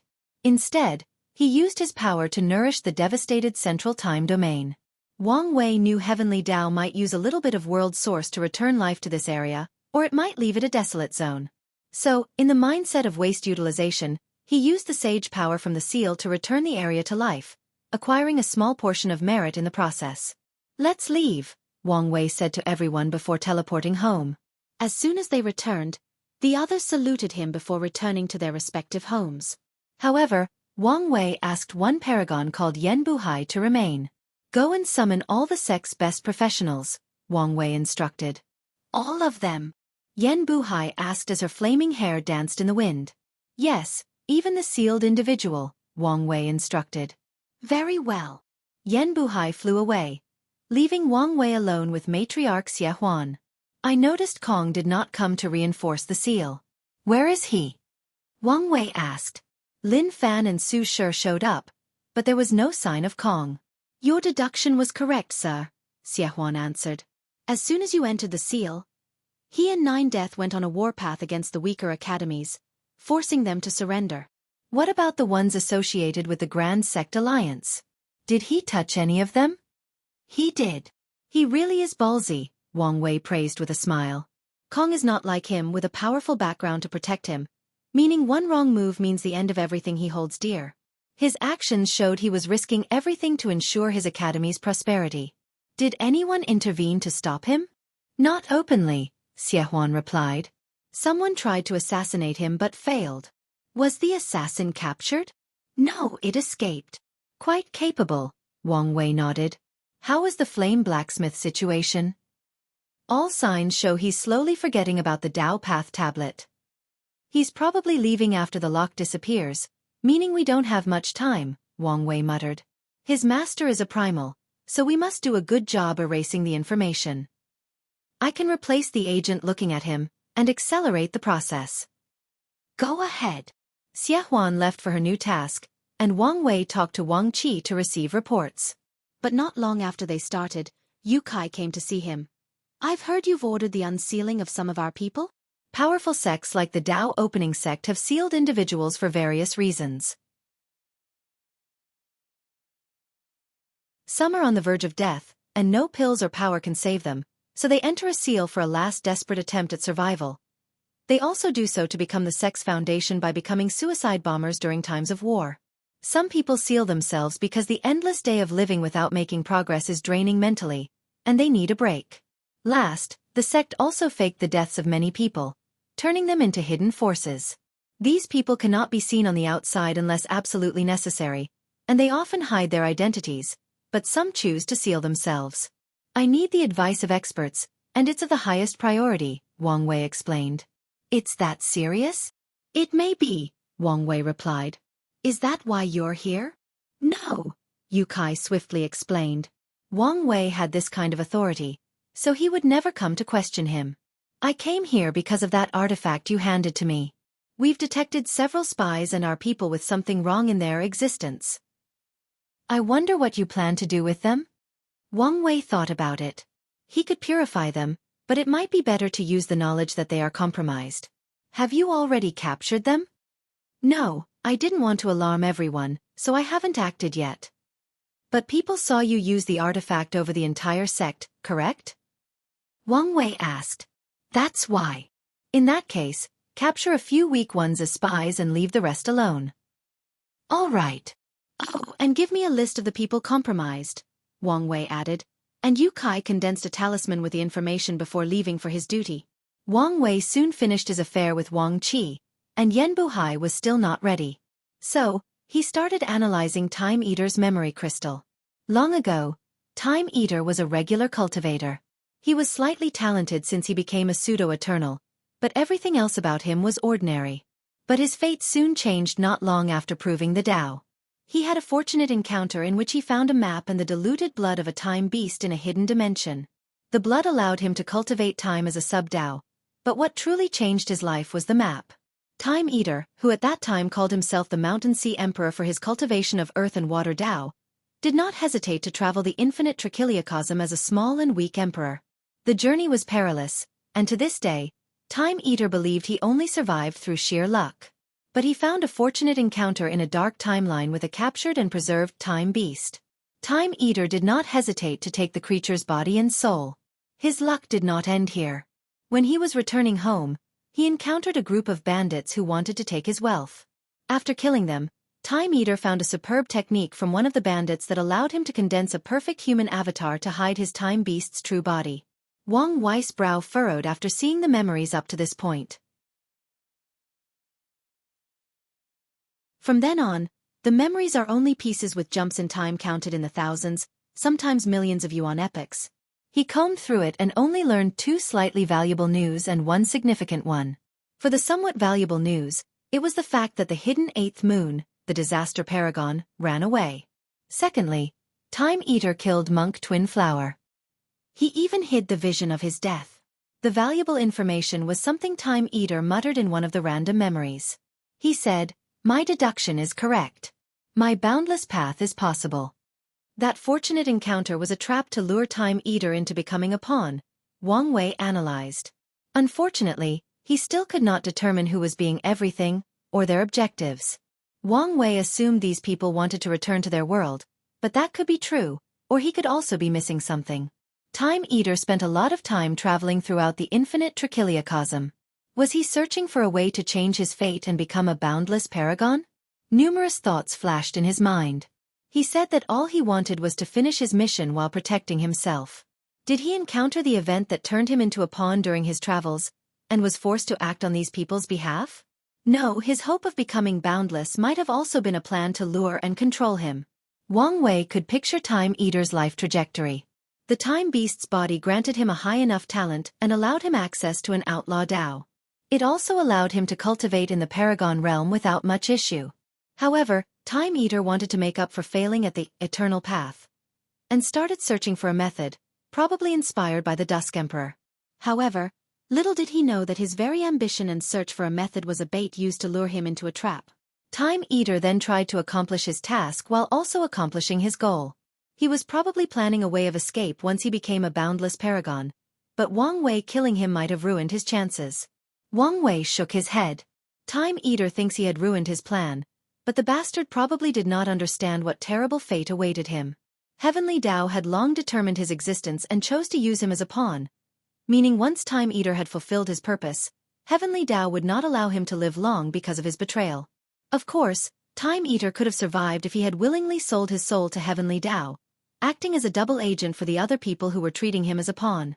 The information in his memory is not much, but it's not entirely useless, Wang Wei thought. With more information, he could see the larger pictures and know what to expect in the catastrophe. He also believes Time Eater's words that they would meet again. Alright, let's see if I can get more information from the boat, Wang Wei thought before leaving to meet Yan Buhai. If you find any errors, ads pop up, ads redirect, broken links, non-standard content, etc. Please let us know report so we can fix it as soon as possible.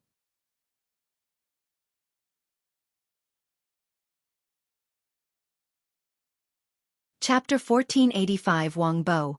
What's taking so long? Wang Wei asked as he teleported to an area of the sect called the Unknown Graveyard. The name was apt since it was filled with coffins, forming an eerie atmosphere. I'm removing the main seal, and it's harder than I thought, Yan Buhai explained, her face turning the same shade as her hair. It was the first task the primal seed handed to him, but she was failing. Main seal? Wang Wei asked. Oh, you're talking about the Sun's seal. All top factions will hide their forces, meaning that during the ultimate taboo, not all paragons attended. So, even after Time Eaters, the other moons, and Mithraea and Supreme Unity cleaned the world, they could not eliminate everyone unless they penetrated the inner secrets of these factions. Supreme Unity, no doubt, wanted to eliminate these people, but Mithraea was adamant about not going too far. So, they compromised and sealed these existences, preventing them from influencing the world and their subsequent ascension. Let me take a look, Wang Wei said as he approached.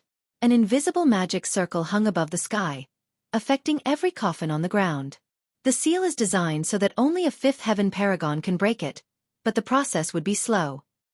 You only needed the professionals, so I've targeted the area affecting them, thus reducing the time needed, Yan Buhai explained. Don't worry, I don't blame you, Wang Wei reassured. His words made Yan Buhai secretly sigh in relief. Wang Wei then proceeded to help her by tearing apart the seal.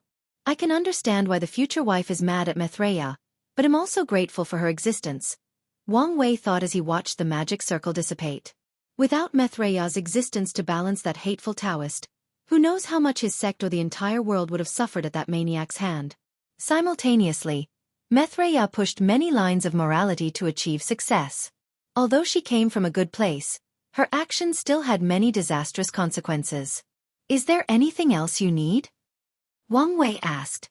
No, Yan Buhai replied before remembering something. Do you want me to wake a few more people to take charge? She had learned from the sect master that a few supreme elders were secretly sealed and could be awakened in a time of need.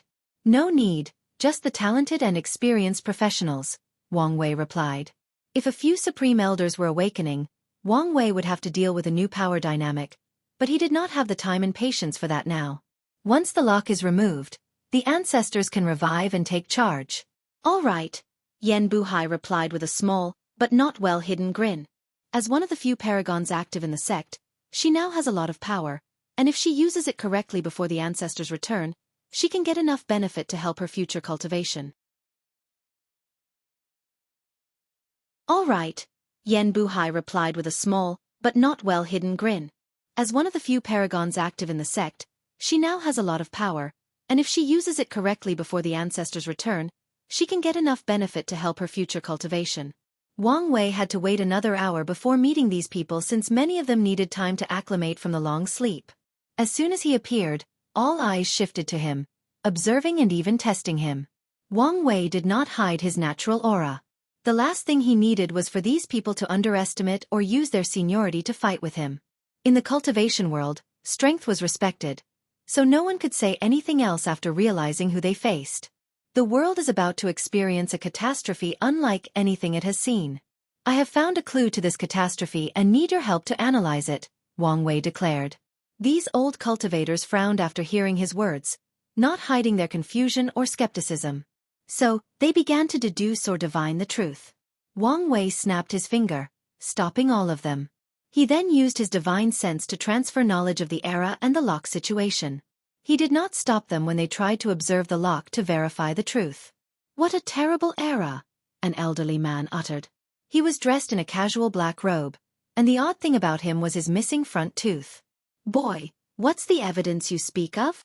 You are. Wang Wei asked. Wang Bo, your sage origin Rune, Wang Wei said. That's the stupid name that Boy Chiyuan forced me to take, Wang Bo responded as he started picking his nose. It's an honor to meet you, ancestor, Wang Wei said, bowing deeply. This man's name may not be popular, but that's because he doesn't like fame. But even in the lower dimension, he is a legend in the Tao opening sect. When Ancestor Chiyuan started the sect, Wang Bo was the person responsible for building the foundation of the sect's professional DAS. In other words, he built the alchemy halls, weapon mountains and so on. And when Qiyuan ascended, he took Wang Bo with him. He first reincarnated to walk the Emperor path before slowly crawling to the Paragon realm, and redoing the same for the upper dimension branch. Unfortunately, Wang Bo's talent was lacking. After an assassination attempt during the First Origin War, he received a Dao wound, which is a permanent wound to the existence, that cut off his Paragon path. As a result, he could not move further than the third heaven and decided to seal himself. "You're quite polite, aren't you?" Wang Bo chuckled. "Based on your face and demeanor, I thought you would be a stuck-up little brat." "I have a lot on my plate and am currently in a no-nonsense mood. Otherwise, I'm a fun person to be around," Wang Wei replied truthfully. "Yes," Wang Bo said with narrow eyes. "I can see the burden of destiny on you, just like that brat Qiyuan back then, and just like Patriarch Heaven even before that. Heavenly Dao should really stop burdening our clan. The sect history never mentioned this old guy was alive during the heaven-opening Emperor's era," Wang Wei thought. "Well, there are some advantages to being blessed by destiny," Wang Wei uttered. "Let's not talk about this. Let me show you what I found." He waved his hand to summon the ship, immediately drawing Wang Bo and everyone else who was listening in silence. They surrounded the boat and started discussing animatedly. "Is that black heart bamboo?" "No, it resembled source steel bamboo from the Twin Peak world." Someone spit on the ship and observed, "No, it's not source steel bamboo." "Don't discount it yet. It may have been modified with runes or mixed with something else." They discussed countless possibilities, but each was rejected after analysis or testing. Finally, when everyone was frustrated, someone said, "I don't think this is from our universe." "Are you stupid? Did the long sleep dull your mind?" "Yes, what nonsense are you talking about? If it's not from our universe, where is it from?" "Damn you bastard. I mean it's not from our timeline." "Oh. Then why didn't you clarify? You guys just attack me before I even finish." "It's not our fault you speak so slowly. We thought your brain was as slow as your speaking speed." "Damn it, I'll fight all of you bastard. None of you has shown me respect, even though you know him the best around." "The best? Now I know something is wrong with your mind. All right, let's have it out. We'll have the primal seed as the witness." "Focus, people, don't forget what is at stake," someone yelled. "That's right. Yanzi is correct. The material is probably from another timeline. Does anyone have any experience in that matter? The only time I've traveled to another timeline was to find materials that were rare in our timeline. I've never studied whether they have their own unique or fauna." "Me too. I've never even been to another timeline." "Yeah, I never saw the point. I've only been there once to save my beloved Pinga. Alas, I still lost her a second time." Since we don't know about the material, let's focus on the refining process. "I have something. The flame technique used is a combination of our world and a technique from the wood cradle world. Isn't that where the venerable pill sage lives?" "Now that you mention it, I had the honor of watching the venerable pill sage refine an elixir, and the flame technique does resemble the one used on this ship." "Are you saying the venerable is connected to this thing?" "Not him but his home world." "Isn't it a little too early to say that?" "Maybe not," Wang Bo suddenly said. "Most of the runes and techniques used on this ship differ from our timeline, but if you look closer, you will see that they share a similar route to the refining technique from the wood cradle world." "Are you saying the technique used on this ship is from an alternate world of the wood cradle world?" Wang Wei asked. "Exactly. Something must have happened to deviate the technique from our timeline, but their roots are similar," Wang Bo nodded. "That is something," Wang Wei said with a furrowed brow. "If you find any errors, ads pop up, ads redirect, broken links, non-standard content, etc., please let us know report so we can fix it as soon as possible."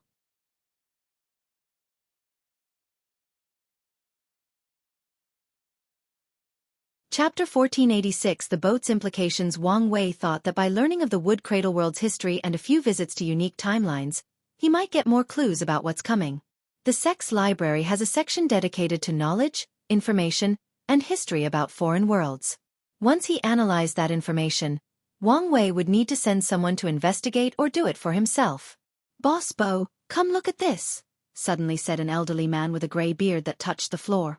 However, the latter's lavish black robes and golden fan gave him a sage-like atmosphere and aura. Still, anyone with a decent sense could tell this sage-like aura was artificially created, which in fact reveals much about this person. "What is it?" Wang Bo asked. "The energy signature and pattern of this boat is exact, almost uniform," Li Wen explained. This boat's blueprint was created for mass production, Wang Bo realized with shining eyes. "Exactly," Li Wen nodded while fanning himself. "Mass production?" Wang Wei asked. The creator of the blueprint standardized the refining process to lower the difficulty and ensure as many of those boats can be created as possible, Wang Bo explained. He clicked his tongue. "In other words, there are many of these boats, probably even legions." "Yeah," Wang Bo nodded before clicking his tongue in wonder. "This is a powerful artifact, and for someone to standardize it, I cannot fathom their level of skills." Time Eater used this artifact to manipulate the river of time. Given its shape, it's fair to say its primary use is navigation. To be precise, travel through the river of time, Wang Wei analyzed. If the people behind him have legions, it means they can travel to any chaos worlds or any timelines with relative ease, making them a well-cultivated force for grand-scale invasion. His words instantly made the room quiet. Everyone imagined how the sky turned dark as millions of these ships suddenly appeared in their world before releasing numerous powerhouses that started to slaughter and plunder. "Is there a need for fear-mongering? After all, we don't know that for sure," someone said. "Yes, there is no proof of any legion or invasion." "There is proof," Wang Bo cut them. "The primary runes used for the refinement are indeed for navigation, specifically the utilization of the river of time. Primordial chaos is vast, and one of the reasons that only paragons are recommended to travel is that they can bend the river of time to teleportation, allowing them to cover the distance between worlds at a relatively fast pace. Otherwise, any emperors or empyreans might spend a billion yuan epoch traveling through primordial chaos without finding the nearest world. Boy, now that you know the situation, what do you need us to do?" Wang Bo asked. "I need you to reverse engineer this boat's design," Wang Wei replied without hesitation.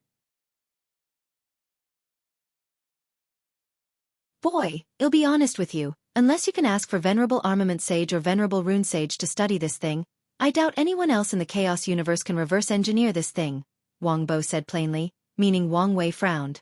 These two held the Grand Dao source position for refining and Rune Dao, and they were not even from the Eternal Ascension world. So, how could he ask them for help? Wait, there is someone else who might be able to do it.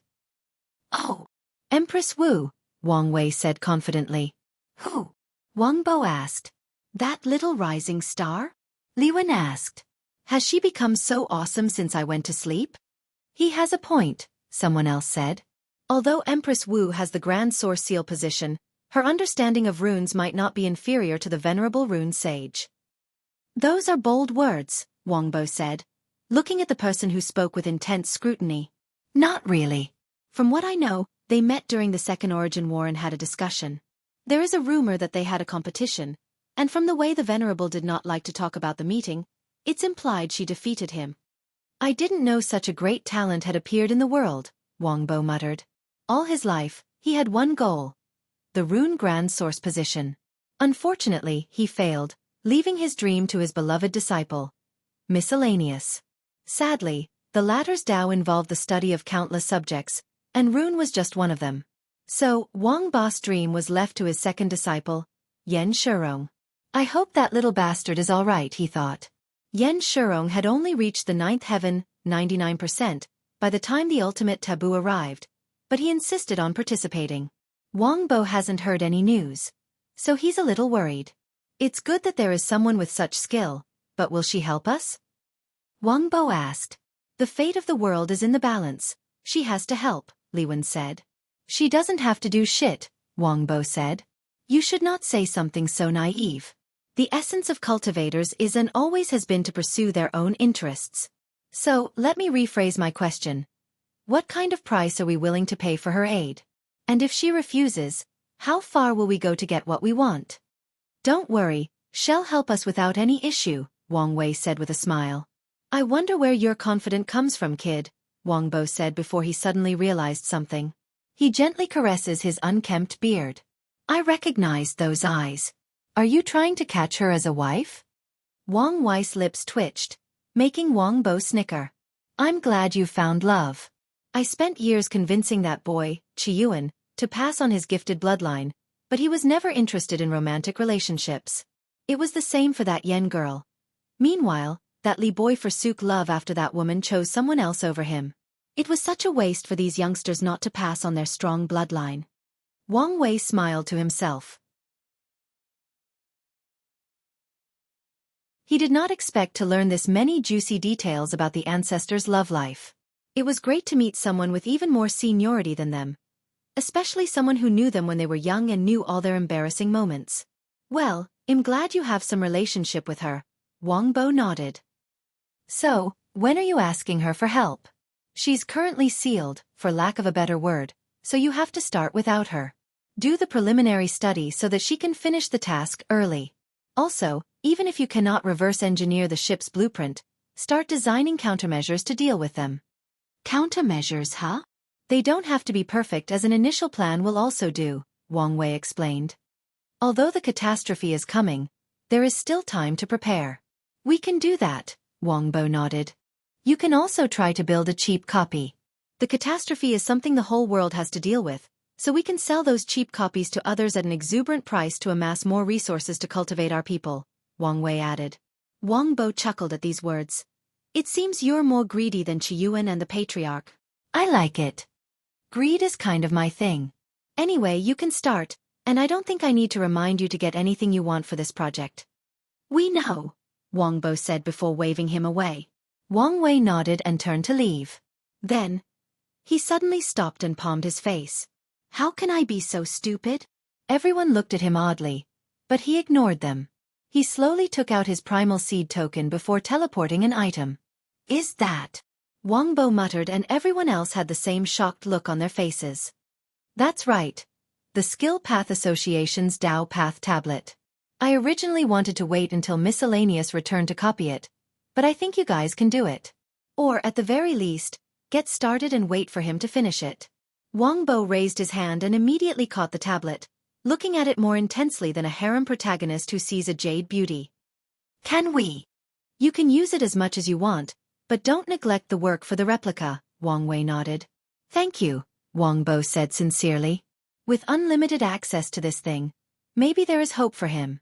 Wang Wei glanced at him and only nodded. He knew about the latter's Dao injury, but he did not know whether his acupoint technique could save him, so he did not say a word so as not to give him false hope. He'll try when he has time, but he won't make any promises. Wang Wei teleported away, returning to his mansion. However, he discovers Yu Kai is waiting for him. Why are you here again? Time Eater's treasury, you took it, right? Do you know what you're going to use it for? There is no need to ask in such a roundabout way. My original plan was to hand it over, Wang Wei replied. No, it's not. Don't worry about it. Don't just hoard it. Once the lock is broken and everyone can cultivate, we will enter war mode. Are you serious? Yu Kai asked. War mode means all resources will be cheaper and more accessible. Wait for the right time and we'll discuss everything, Wang Wei said. Yu Kai nodded before leaving with the treasury. If you find any errors, ads pop up, ads redirect, broken links, non-standard content, etc., please let us know. Report so we can fix it as soon as possible.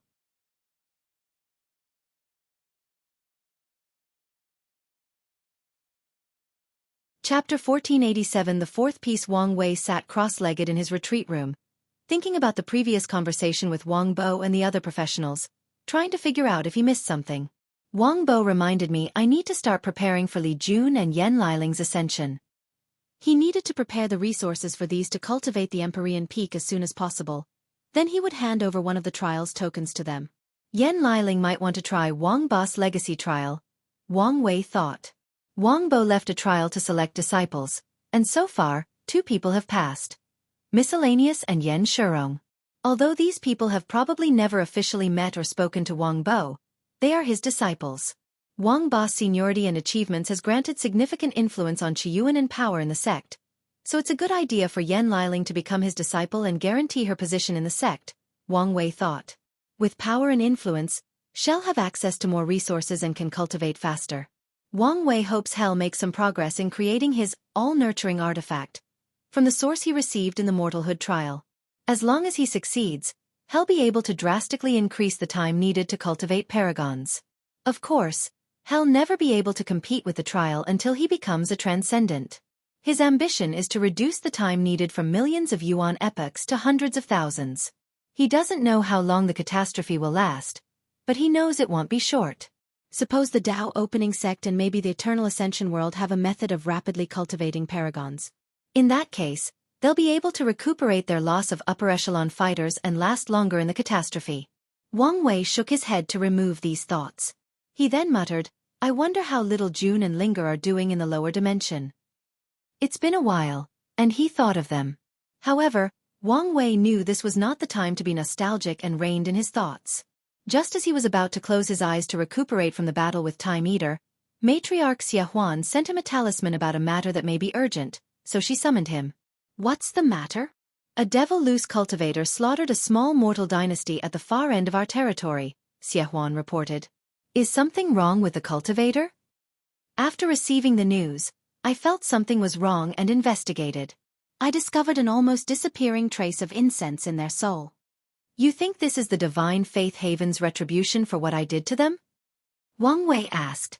The proof is almost non-existent, but it looks like it's the case. Wang Wei ran his hand through his head as he mulled over these words. They only sent an Empyrean to the seal, correct? He remembered that the Divine Faith Haven's participant tried her best to remain inconspicuous among all these paragons. Yes. Although she brought a paragon artifact, she was indeed just an Empyrean. Spread a rumor that their faction has secretly surrendered to the enemy and is working in secret to destroy any plan involving eliminating the lock. That's why they didn't send a paragon, Wang Wei ordered. What's the point of that? They can wash away their name as long as they reveal they had no active paragon, Xia Huan asked. Such an admission will embarrass them slightly, but it won't affect them in any meaningful manner. These loose cultivators are restless after acquiring power. They also know there is an intense power vacuum with the disappearance of the ancestors, and it won't be long before things return to normal once the lock is gone. They need to take advantage of the situation before it's too late. So, what do you think they will do after hearing the Divine Faith Haven admitting they had no paragons? Even if they don't admit it, the rumors are enough to embolden them, Wang Wei explained. He understood why Tong Ruobing destroyed the Southern Chu dynasty, and why she did it in such a public and grandiose manner. The weaker overlords have a higher chance of being attacked, and Wang Wei's actions are just to give them a target. I understand, Xia Huan said before bowing down and disappearing into the shadows. Wang Wei proceeded with his recuperation. Most of his injuries were minor due to the protection of the unsoiled body pill, but his soul was heavily drained and burdened, so he needed to alleviate the issue. It took a few pills and 250,000 years, but he finally returned to peak. After exiting his retreat, Wang Wei swiftly learned of what happened during his absence. Cong became bolder after realizing Wang Wei was not paying attention to him. About 50,000 years ago, a group of cultivators invaded the Divine Faith Haven and successfully retreated with one person severely injured and the others with minor injuries. Their attempt appeared unsuccessful, but the idea that they escaped from one of the overlords emboldened the other loose cultivators, prompting them to start testing other factions. Over the past 50,000 years, more incidents have occurred worldwide as the loose cultivators' actions had domino-like effects, affecting everyone else. Wang Wei did not focus too much on these affairs. Instead, he summoned Wrath. Are you ready? I am, Wrath nodded. And you know the risk? Don't worry about me, she reassured. Good, let's get started. Wrath activated the power of nothingness, becoming invisible. Then, she shrunk herself to be smaller than a quark before attaching herself to Wang Wei. Wang Wei found Yu Kai to get another unsoiled body pill before heading to get the fourth piece for his plan, the Primogenitor Devil's broken transcendent artifact. He sent a request for his visit before teleporting to the Heavenly Serpent Empress domain, waiting for an answer to the request. The most popular area of this domain was the City of Sin, which was called a city despite being an entire world, and also the primary residing area of the Heavenly Serpent Empress. As soon as Wang Wei arrived, his senses saw a world of pink due to all the intense emotional and lustful aura/energy of this place. He understood why people describe this place as where one can experience the most beautiful or vile form of pleasure the mind can concoct. As Wang Wei slowly visited this city, he could not describe what he saw. He thought he was pretty open-minded as a modern person, but what he saw challenged this notion. Even without the internet, people were sexual deviants, and adding cultivators' godly power is a recipe for disaster. In one corner of the street, he saw a young couple sweet-talking with each other by making poems, but after walking a little distance, he saw people partaking in blatant sexual activities. Some were flying in the air, others were transforming into different animals and races to test out possibilities. Not far from this area, a young emperor watched his partner enthralled in the passion of love with a flame elemental creature. Wang Wei only knew they were partners because the woman kept asking excitedly, "Husband, can you see me?" And the young man kept nodding with a grin on his face. Sir, wait up," someone yelled at him to stop him. "You look like someone who understands pleasure derived from pain. Are you interested in visiting our lustful torture inn? You can inflict the pain or have someone else inflict it on you. The choice is yours. But if you do choose the former, you sign a contract not to kill our girls. We've spent a lot of resources training them. Of course, it won't matter if you bring your own partner. BDSM in the cultivation world? I've officially seen it all," Wang Wei thought speechlessly to himself. "No, thank you." "Are you sure?" the man asked, looking at him strangely. Wang Wei walked away, thinking what it said about him that this man thought he was this kind of person. Well, he knew what kind of person he was, so it didn't really matter. "I should bring Honger here one day," Wang Wei thought as he walked away. "Unlike me, she's not too into public displays of affection, so she'll probably reject the offer. However, I may be able to convince her to recreate this place. We can use clones to reenact all these vile things. That should be an experience." Wang Wei could not help smiling as he thought about this future. He had to find a regular inn to rest because he had never received news from the Empress. On the contrary, he had to wait 10 days before someone contacted him. A power play, huh? Wang Wei thought. Such blatant disrespect has revealed much, and it appeared the meeting was starting on a bad leg. He calmly looked at the woman before him. "What did you say your name was again? If you find any errors, ads pop up, ads redirect, broken links, non-standard content, etc. Please let us know report so we can fix it as soon as possible."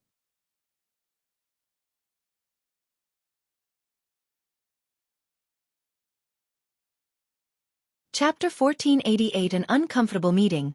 "You can call me Madame Shun," said a beautiful woman with bodacious curves. She did not fit the mold of the typical beauty of the cultivation, which favors thin women with pale skin. She was not fat. Instead, she was developed in all the parts that mattered. Wang Wei looked at her up and down before focusing on her tight clothes. If Li Jun was here, he would say he envied her robe, he thought. "Madame Shun, it's a pleasure to see you finally. I'm sorry for the delay, but Her Majesty was occupied with something important and we had to cut off contact with the outside," Madame Shun said with a wide smile that showed all her white teeth. "To compensate for our mistake, we will offer you a 1,000,000-year free pass to the City of Sin," Madame Shun continued. The City of Sin was where people could experience their wildest desires without judgment. For many cultivators who are bored with their endless life or cultivators who use lust and depravity as their cultivation source, this place is a heaven. However, it is not free. On the contrary, most ordinary cultivators cannot afford a 1-year stay in this place. So, a pass for 1,000,000 years was considered a great reward. "I'll accept the compensation," Wang Wei nodded, and he immediately detected surprise from Madame Shun's eyes. "Not expecting me to accept? I must admit, I didn't. Most outsiders who came here find this place disgusting, even though many visit secretly under different names and appearances," Madame Shun admitted. "I'm not the type of person to refuse something valuable offered to me. Plus, even if I don't use it myself, I'm sure I can exchange it for a hefty price if I found the right user," Wang Wei explained. "As you wish." Madame Shun handed him a token with the character for 1,000,000 before waving her hand to manifest a blue portal. "Now, follow me, the Empress is waiting for you." Wang Wei slowly stood up to walk through the portal.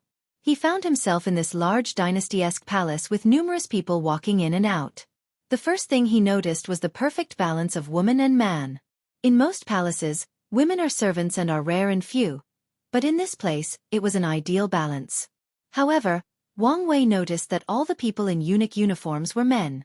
Throughout history, eunuchs were forced to be neutered to destroy their legitimacy at the throne in case they usurped it, and to prevent them from secretly sleeping with the emperor's wives and concubines. Is that why she chose only men?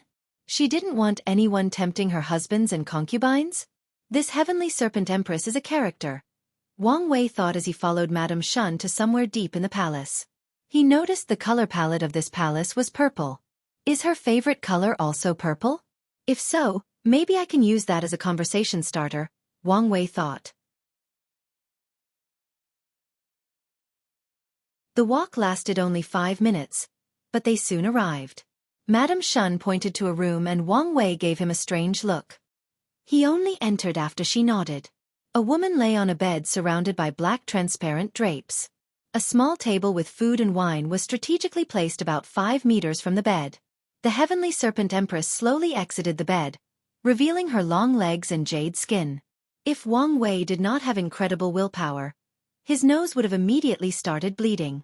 The empress was not wearing a hanfu, but what could be described as a barely transparent red sleeping dress made of unknown silk with floating appendages. Her black nail polish, red clothes, and purple hair with black tips somehow perfectly matched to elevate her unearthly beauty and unworldly sexiness. Wang Wei did not shy from looking, but while he was enjoying the view, he was also observing. As expected, there is a slight transcendent power protecting her. No, it seems to be hiding her true strength. You won't even hide the fact you're peeping? The heavenly serpent empress asked. If your majesty is willing to show, I'm willing to watch and appreciate it. Bold, aren't you? She chuckled. So I've been told. The way you looked at me, the heavenly serpent empress said, her eyes and mouth appearing to be smiling. It's almost as if you can see through my clothes. I tend to have this effect on people, especially women, so please don't mind, Wang Wei replied. Bold and funny, aren't you something? She smiled charmingly. Tell me, are you also daring? I'd like to think I am. Then show me. Come to me and boldly rip my clothes before letting your instinct dictate what comes next. Wang Wei's mouth opened for a few seconds as he stared motionlessly. He smiled wryly. As tempting as that is, I'm afraid I have to decline the offer. So, you're not as daring as you claim. Maybe not to this extent. The heavenly serpent empress eyes became more tender. A man who can admit his fault? I'm liking you even more. Come sit and let's talk. Wang Wei accepted her offer and sat at the dining table. The heavenly serpent empress poured him some wine before filling her cup. You're Wang Wei, right? That's right, your majesty, Wang Wei nodded. Don't be so informal. Call me Sima Hui, better yet, call me Huyer, she replied in a gentle voice. I thought her name was Lu Chun Tao? Is she trying to hide her identity from the old era, or does she have the knack of changing her name every so often? Wang Wei thought. I wouldn't dare call you so intimately, so how about we compromise and I call you Lady C? Lady C, huh? I've never been called that. I think I like it, she replied before sipping her wine. So, Wire, what do you think of my kingdom of sin?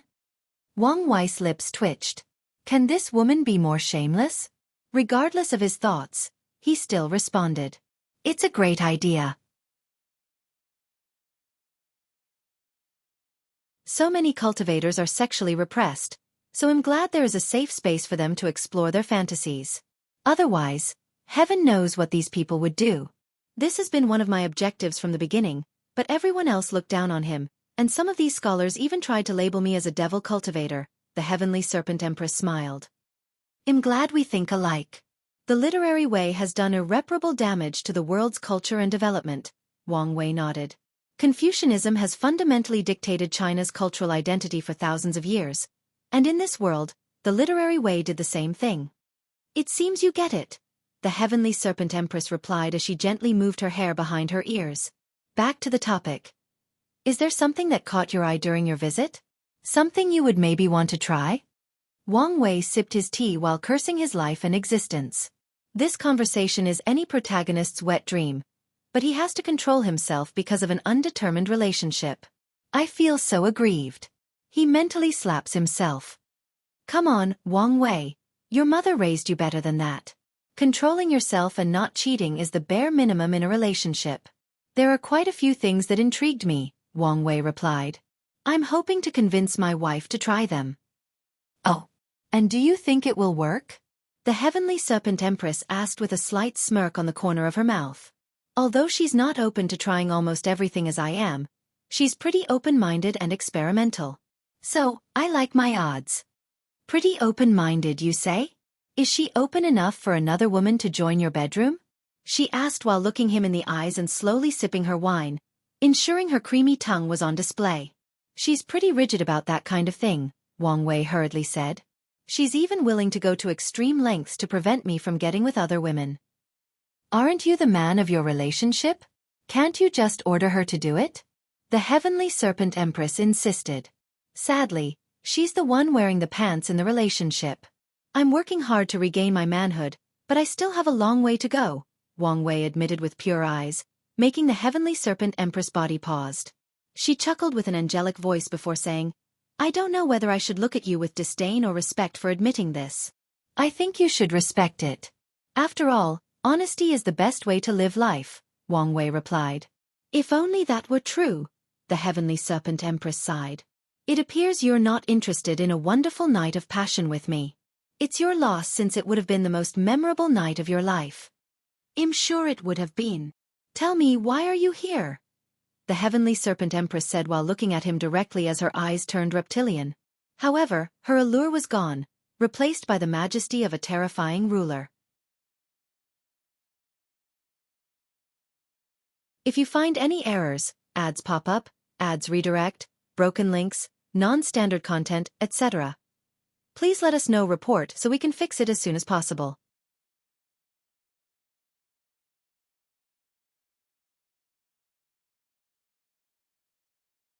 Chapter 1489 Negotiation. Here it comes, Wang Wei thought, feeling a headache coming. In his short conversation with the Heavenly Empress Serpent, he could tell what kind of person she was. Unpredictable. She does not follow societal norms and can change her mood, as if she were changing her clothes. Crazy people and her kind are the two types that Wang Wei least likes to deal with since it's challenging to map out their behaviors. I'm here for the primogenitor devil's weapon, Wang Wei revealed, and the atmosphere immediately became even more tense. I had a feeling this would be the case, the Empress replied. It is the last key to remove the lock, so I must get it. However, I understand this is your property, so I promise to return it upon succeeding my goal, Wang Wei explained. How do you know it's in my hands? She asked. She has kept that secret for countless Yuan epochs and even hid the weapon from the two sons. So, how did this little brat know about it? Wang Wei thought about how to answer. I met the primogenitor in the lower dimension. After promising to save the remaining members of his clan, he told me about it. Isn't he dead? Oh, it should be an obsession, the Empress nodded. Your Highness, what's on your mind? Wang Wei asked. Now that it's business, I'm no longer Lady Si? Si Meihui rolled her eyes, making Wang Wei roll his eyes. Who was the one who made the atmosphere tense and stiff? Sadly, he had to control himself and retain his business smile. Well, unfortunately for you, I can't do that. Why not? I believe everyone, including you, does not want to live forever in this cage, right? Wang Wei asked. You have a point, but my answer remains the same. Lady Si, be reasonable. The lock's destruction will benefit everyone, including you. If you give the weapon, Heavenly Tao will reward you with purple merit. Reasonable? Why does everyone want me to be reasonable? Does it look like I want to be sensible? I go out of my way not to be reasonable, she snapped back. Wang Wei could see the madness seep through as her nail elongated and her hair dancing behind her like living snakes. What you're saying is you purposely act unreasonable. It sounds like you allow other people's view or criticism to affect how you behave, Wang Wei swiftly said. Si Meihui's pupil dilated, her snake hair paused, and her aura diminished slightly. The state lasted a few seconds before she suddenly smiled, acting like the previous volatile state was someone else. I guess I never thought about that. You're right. I can be reasonable. I'm glad to hear this. I promise to return the weapon and willing to sign a binding agreement, Wang Wei said as his body relaxed a little. Come back in about 500,000 yuan epic, Sima Hui nodded. Pardon me. Come back in 500,000 yuan epic and I'll lend you the weapon, she uttered, almost making Wang Wei lose his composure. He controlled the urge to call and ask if she was mad. Do you understand the consequences of waiting for so long? All the advantages we have so far will be gone. 250,000 yuan epic is enough time for that bastard to recuperate and concoct another fucked up plan. By then we will all be doomed. You are underestimating the people of the world, Sima Hui replied while dismissively waving her hand. The world will suffer, true, but we will survive and become stronger afterward. Wang Wei glanced at her, realizing she truly believes these words. He did not know whether she was stupid or too confident in the members of her generation. Why does she want to wait so long? Could this be the time needed to reach the half-step transcendent realm? It's unlikely since she took the primogenitor devil's descendant to use their blood to control the weapon. The greater possibility is she needs time to completely wash away the primogenitor's mark and gain absolute control. It's good you have this level of faith, but I can't take the risk, Wang Wei stated. So, the weapon must leave with me. And how are you going to take it? Sima Hui said, looking him in the eyes.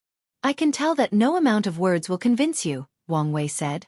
He had plenty more words of persuasion, including blackmail by revealing to the world the weapon was in her hands, or other threats. However, he knew all of this would be pointless. So, he swallowed the remaining wine in his cup. So, let's decide this with our fist. Fighting and slaughter are primitive concepts that we should have long evolved past. But they've become one of the fundamental truths of our society, Sima Hui said as her eyes turned into a serpent, and her nail polish turned red.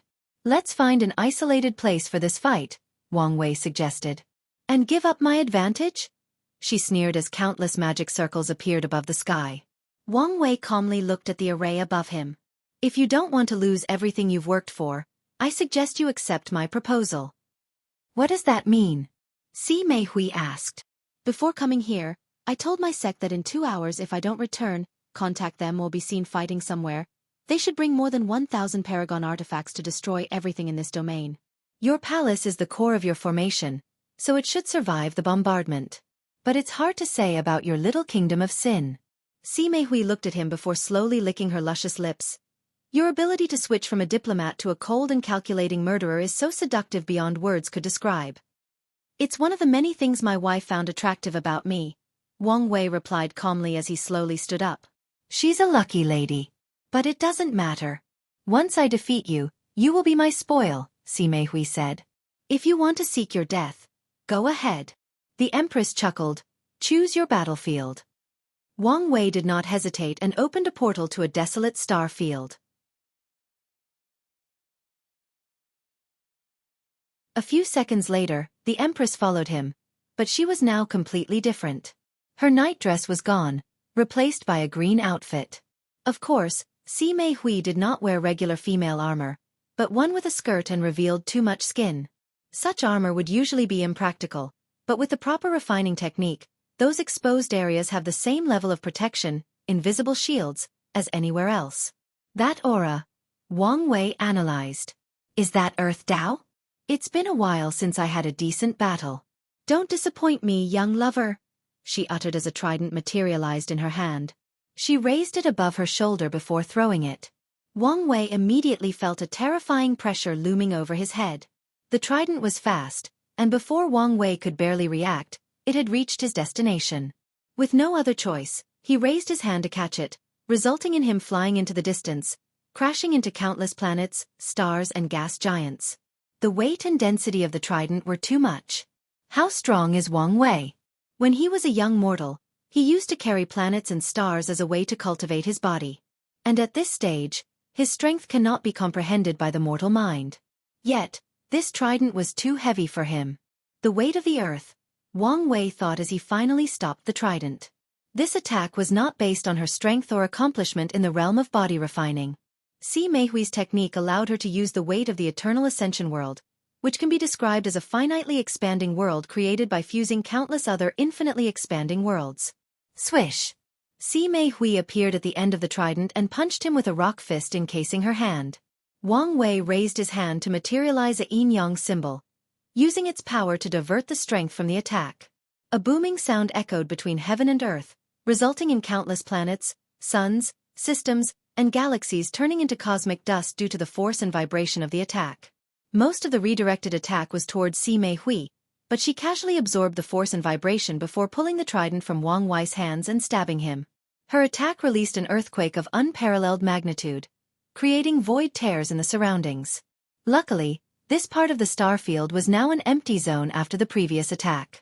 Wang Wei was ready for an attack and reacted swiftly by teleporting out of range. Mei Hui followed him like a hunter that had found her prey, but before she could attack, he said something that stopped her. "Wait. What? Are you surrendering so soon?" The Empress asked with rage written all over her face. "You're not Mei Hui, are you?" Wang Wei asked. "If you find any errors, ads pop up, ads redirect, broken links, non-standard content, etc. please let us know report so we can fix it as soon as possible."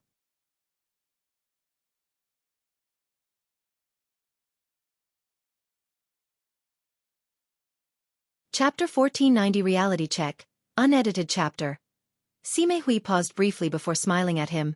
"Who am I if not Mei Hui? You're the Serpent Boulder Empress, Li Chun Tao, but that's not your only identity, right?" Wang Wei asked. "Keep going," her smile intensified. "You're probably one of the most unique cultivators I have seen," Wang Wei commented.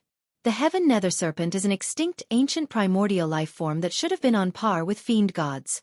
It's one of the few ways someone can instantly re-establish their foundation, re-walk the eternal path, or change their Tao, as its blessing allows a cultivator to experience a unique form of samsara similar to rest without any punishment or side effect. You must have found a remnant of the heavenly nether serpent and combined it with your 9-serpent monarch bloodline. You've even noticed that? I met someone with the 9-serpent monarch bloodline, so I'm familiar with it," Wang Wei replied. He had secretly observed and studied Yi Dafa's wife, the noble serpent Empress, in the lower dimension. "What else did you see?" Lu Chun Tao asked, her smile remaining the same. "The way you perfectly combine these powers is brilliant. You use the concept that names have power and cultivated name Tao. Each name you choose is a different personality, individual life experience, and unique Tao created from the unique samsara of the heavenly nether serpent. You also choose a unique bloodline. Lu Chun Tao was created from the primordial earth serpent and uses earth Tao. Mei Hui should be the personality who has cultivated the lust Tao. If I guess correctly, she should have the primal lust serpent bloodline from the 6 desires 7 emotion serpent family. You were able to learn and deduce all of this in just a few seconds of battle? Your brilliant mind makes me want you even more," Li Chun Tao said with burning eyes of passion. "Unfortunately for you, your attempt at stalling and secretly trying to influence my soul to a more agreeable personality is pointless. They are all me and I am them. They are not different personalities, but more like alternative versions of myself with one mind and serve one purpose." "Well, I had to try," Wang Wei sighed. Assuming she was a primal paragon, he could not approach this battle as he did the others. So, without hesitation, he popped the unsoiled body pill and summoned the weapon the blacksmith flame and the poison demoness made for him. A purple spear. Additionally, he also connected to his grand constructs: Source Chi Space, Samsara, River of Time, and River of Fate. "So, you want to get serious, huh? Fine by me," Li Chun Tao said as her body changed. Her armor changed into a proper black robe, her trident turned into a saber, and her eyes released lightning. "How about I let Leia Huang play with you?" she chuckled. She disappeared, leaving a trail of lightning in her path. As soon as Leia Huang reached Wang Wei, she slashed her saber with unparalleled force, forcing him to hold his spear with both hands to block her. His body was forced a few meters into the sky, but he held on. The devouring lightning serpent bloodline, Wang Wei complained. It was another primordial life form born in primordial chaos, with the power of primordial lightning and a bit of devouring Tao.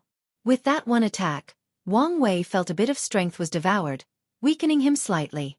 Is this the strength of a primal? He thought. He noticed that Leia Huang did not need to manually connect to other grand constructs like him. It was natural for her.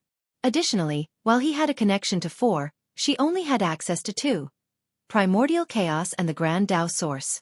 Lei Wang's way of acting was that of a saberman. Aggressive.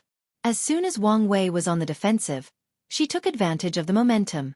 Wang Wei had learned from the first clash and drastically increased his speed and reaction time by replacing his nerves with strings from the River of Fate. So when the saber reached him, he had plenty of time to release his attack, Domain of Death. Unfortunately for him, Lei Wang's purple lightning tore apart the pseudo-death world he encased her with. Wang Wei stabbed the spear, timing his attack to match perfect for when Lei Huang leaves the domain. He wanted to place a shackle of fate on her bloodline, restricting access to others and limiting the current one. Unfortunately for him, a serpent head materialized around her and swallowed his chains. Lei Huang then made a grabbing motion and Wang Wei lost control over his body and flew toward her. What the hell? Electromagnetism? He immediately realized her attack worked similarly by resonating with the electro impulses in his body and controlling them.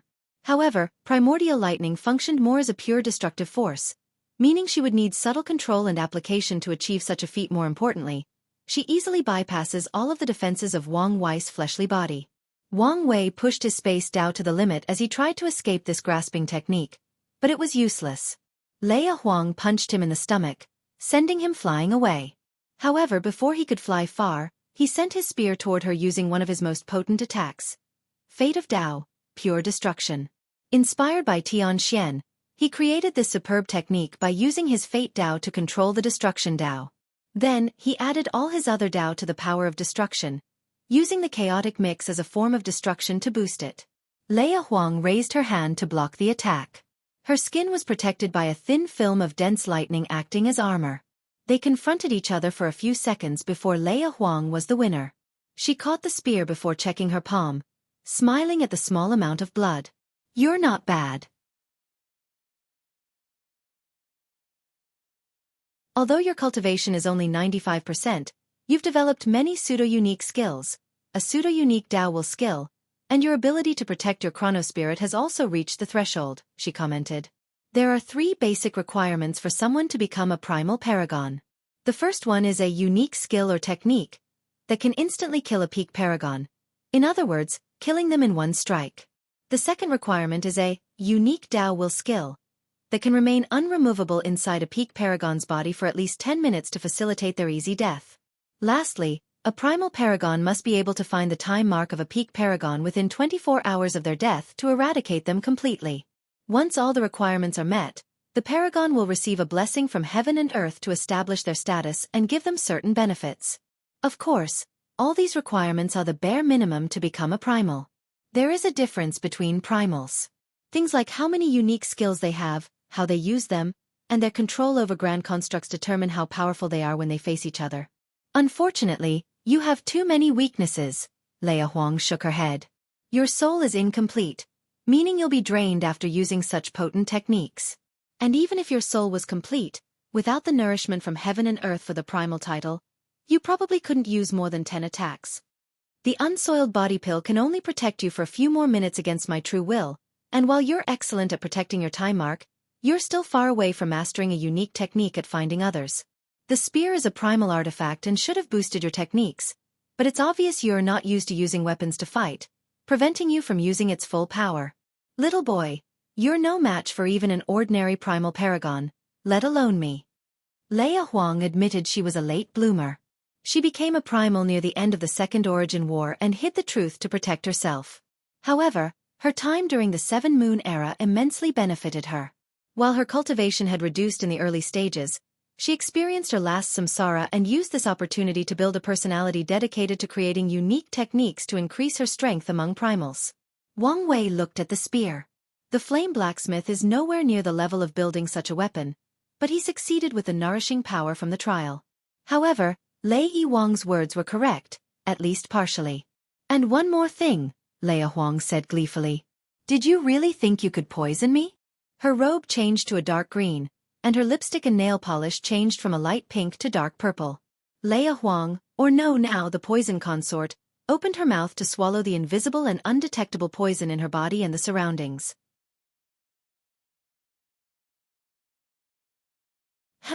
Whoever made this poison is talented, but their cultivation is weak and relies on foreign forces to boost its potency. Unfortunately, their understanding of that foreign force is also limited. Wang Wei sighed. He could admit he now had an understanding of how powerful primal paragons were. Let's hope Plan B works. If you find any errors, ads pop up, ads redirect, broken links, non-standard content, etc., please let us know. Report so we can fix it as soon as possible.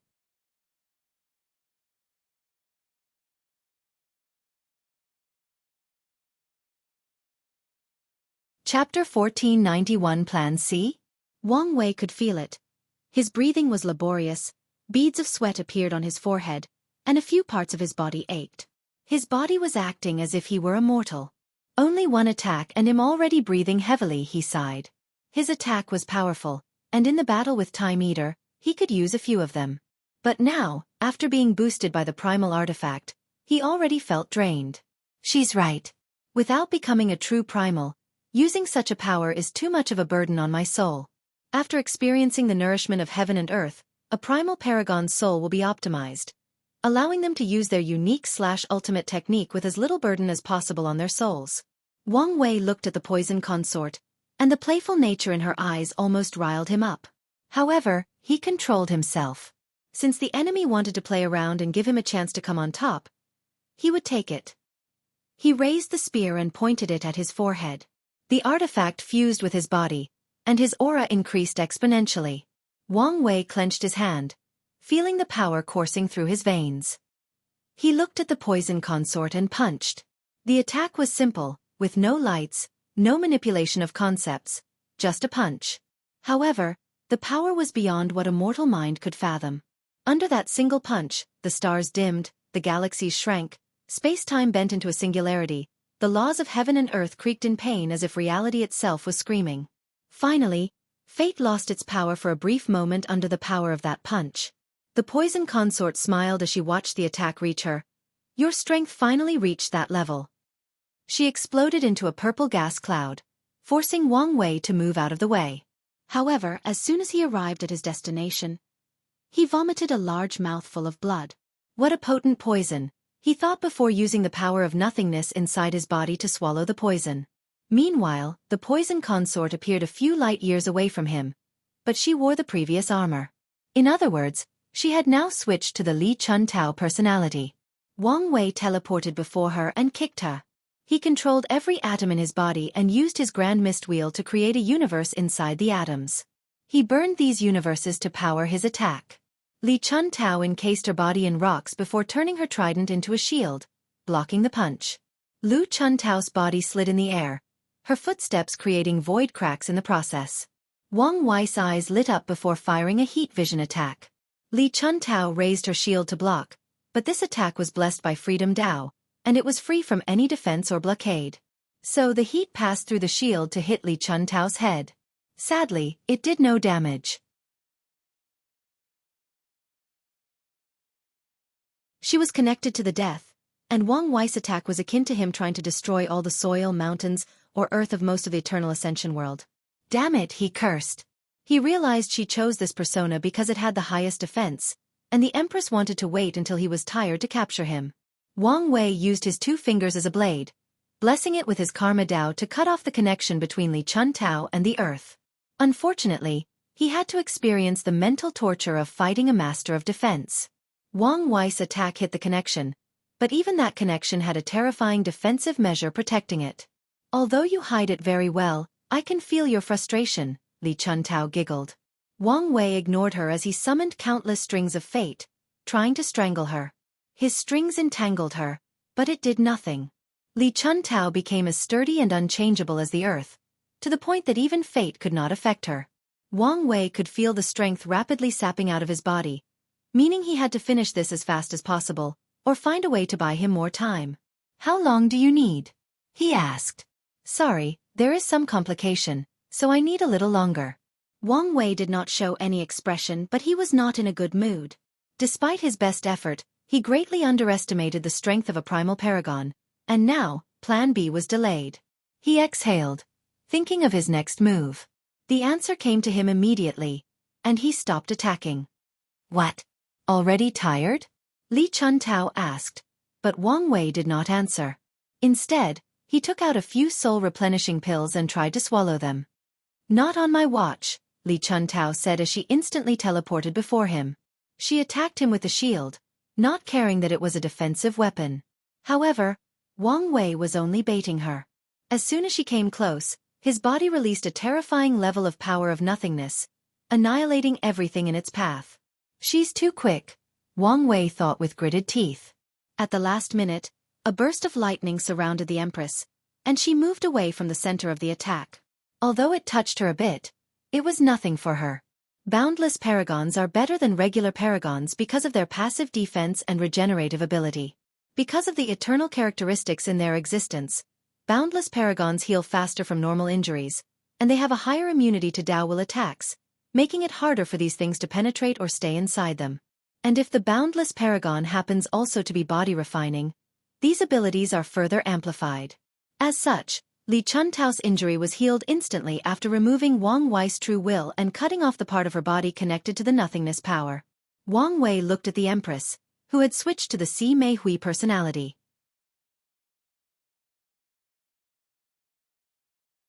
Her eyes and red luscious lips oozed lust and passion, and with one glance, Wang Wei's spirit was ensnared as he found himself in a harem of beauties that all looked like Si Mei Hui. She went for my weakness, he thought. His soul was weak compared to hers, so she immediately targeted it. Wang Wei did not hesitate what he learned in his training with his wife and from the trial, protecting his soul. He successfully blocked her power of lust, but his spirit could not escape this illusion. The world favors balance and cycles. Wang Wei spent all his life bullying others with his powerful soul, and now, it was his turn to be bullied. "Your plan is useless," Si Mei Hui said with a gentle smile. "What?" Wang Wei asked. "What you don't know is that Mo Yuan was only a peak paragon when he started his grand war of unification. The spirit imprint and backhand methods he left on the artifact are only powerful because of the artifact itself, not because of him," she explained, her eyes not hiding the playfulness. "After all these years, although I haven't removed them due to the artifact's power and nature, I've sealed all of Mo Yuan's power. So, even if he were to revive, he could not take back control from me." Wang Wei stared at her. "What? Feeling despair that your plan will fail? What do you think?" Wang Wei asked. "Yes, only lesser men will feel despair during times of failure or stress, and you, Wang Wei, is the farthest thing from a lesser man. So, what's your next plan? If you don't have another way out, you should accept your fate as my new concubine," Si Mei Hui said while batting her eyelashes. Wang Wei looked at her. He had a plan C, but that was a last resort with too many possibilities for something to go wrong. He really did not want to use it. That's why he tried the diplomatic first, followed by battle, and wrath was his last assurance. There is no point in hesitating now, Wang Wei thought as he prepared to summon from his space ring. However, before he could move, a terrifying consciousness descended in the spiritual space, shattering it and freeing him in the process. Wang Wei recognized that consciousness, so he only showed a slight surprise. However, Si Mei Hui had an ugly expression on her face. "Methreya, why are you meddling in people's affairs?" Si Mei Hui yelled. A deep sigh echoed in the void, followed by a voice with the natural ability to calm down the mind. "Li Chuntao, you are wise, so why are you acting like this? Give him the artifact and I guarantee in my name and honor, I'll return it to you." Si Mei Hui looked at the sky with gritted teeth. If it were just Methreya's vessel, she was confident she could deal with it using the small amount of power she could use from the artifact. However, Si Mei Hui knew she had no chance if the real body showed up and used her power. "Fine, but I want a guarantee," she replied before waving her hand to teleport someone wrapped in chains. "Shall remain with me until the sword is returned." Wang Wei looked at the captured wrath and his lips twitched. "What do you say?" Methreya asked. "All right," Wang Wei sighed. "You can't," Wrath yelled. "What choice do I have?" Wang Wei asked. "You promised to protect me. Are you breaking your words?" "I promised to do my best, and that's what I have done," Wang Wei replied. "And aren't you safe? Don't you understand what's at stake?" Wang Wei asked, wondering what had happened to her. In the lower dimension, she was so mature and wise, but ever since ascending, ever since she had successfully fulfilled her mission to protect and revive the devil race, She had lost all that maturity and wisdom. "Are you really going to hand me over?" Wrath asked. Wang Wei looked her in the eyes and understood what was happening. After freeing herself from her duty, her mentality revived to a childlike state when she was with her master, the primogenitor devil. But he was gone, and Wrath wanted someone else to take that role, someone else to make her feel the previous sense of security. So, she chose the most powerful and reliable person she knew, Wang Wei. It also helped that he had made a promise to her previous master. Unfortunately for her, Wang Wei was not the primogenitor devil. "Do we have a deal?" Wang Wei asked Si Mei Hui, who giggled as she looked at both of them. "No problem." She waved her hand and a black orb materialized in Wang Wei's palm. Si Mei Hui took one last look at them before teleporting with Wrath. "If you find any errors, ads pop up, ads redirect, broken links, non-standard content, etc. please let us know report so we can fix it as soon as possible."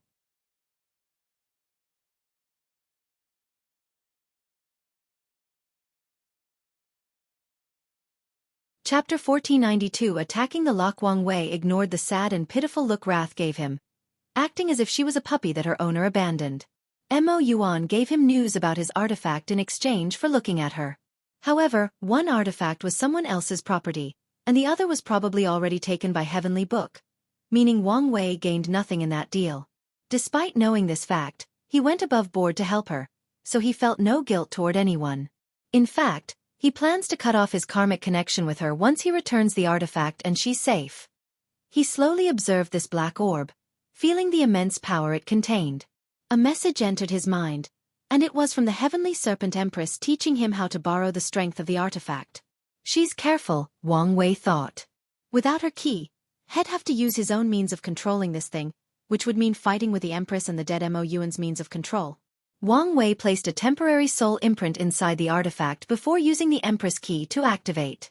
The orb floated before him, transforming into different weapons under his thought. All the pieces are in place, so let's move on to the plan. Despite his words, Wang Wei did not immediately act. Instead, he returned home to recuperate. Even with the best soul pills available, Wang Wei's soul only returned to his peak after 1.5 million years. During this time, he also handed the artifact to boss Wang Bo and the others to study and record as much information as possible. Once he finished, Wang Wei contacted Yu Kai to get him the best enlightenment pill in the sex reserves. At the Paragon level, such a pill is beyond priceless, but Wang Wei took 5 before leaving. His next destination was the Heavenly Beauty Palace. "You're here," Xianxia said in a strange tone. Wang Wei nodded while observing him. He never had a chance to observe Xiao Tian's change after they asked him about Tianxian. He succeeded in the third awakening of his physique, which allowed him to enter the Empyrean taboo battle realm. He also awakened a few abilities, Wang Wei thought.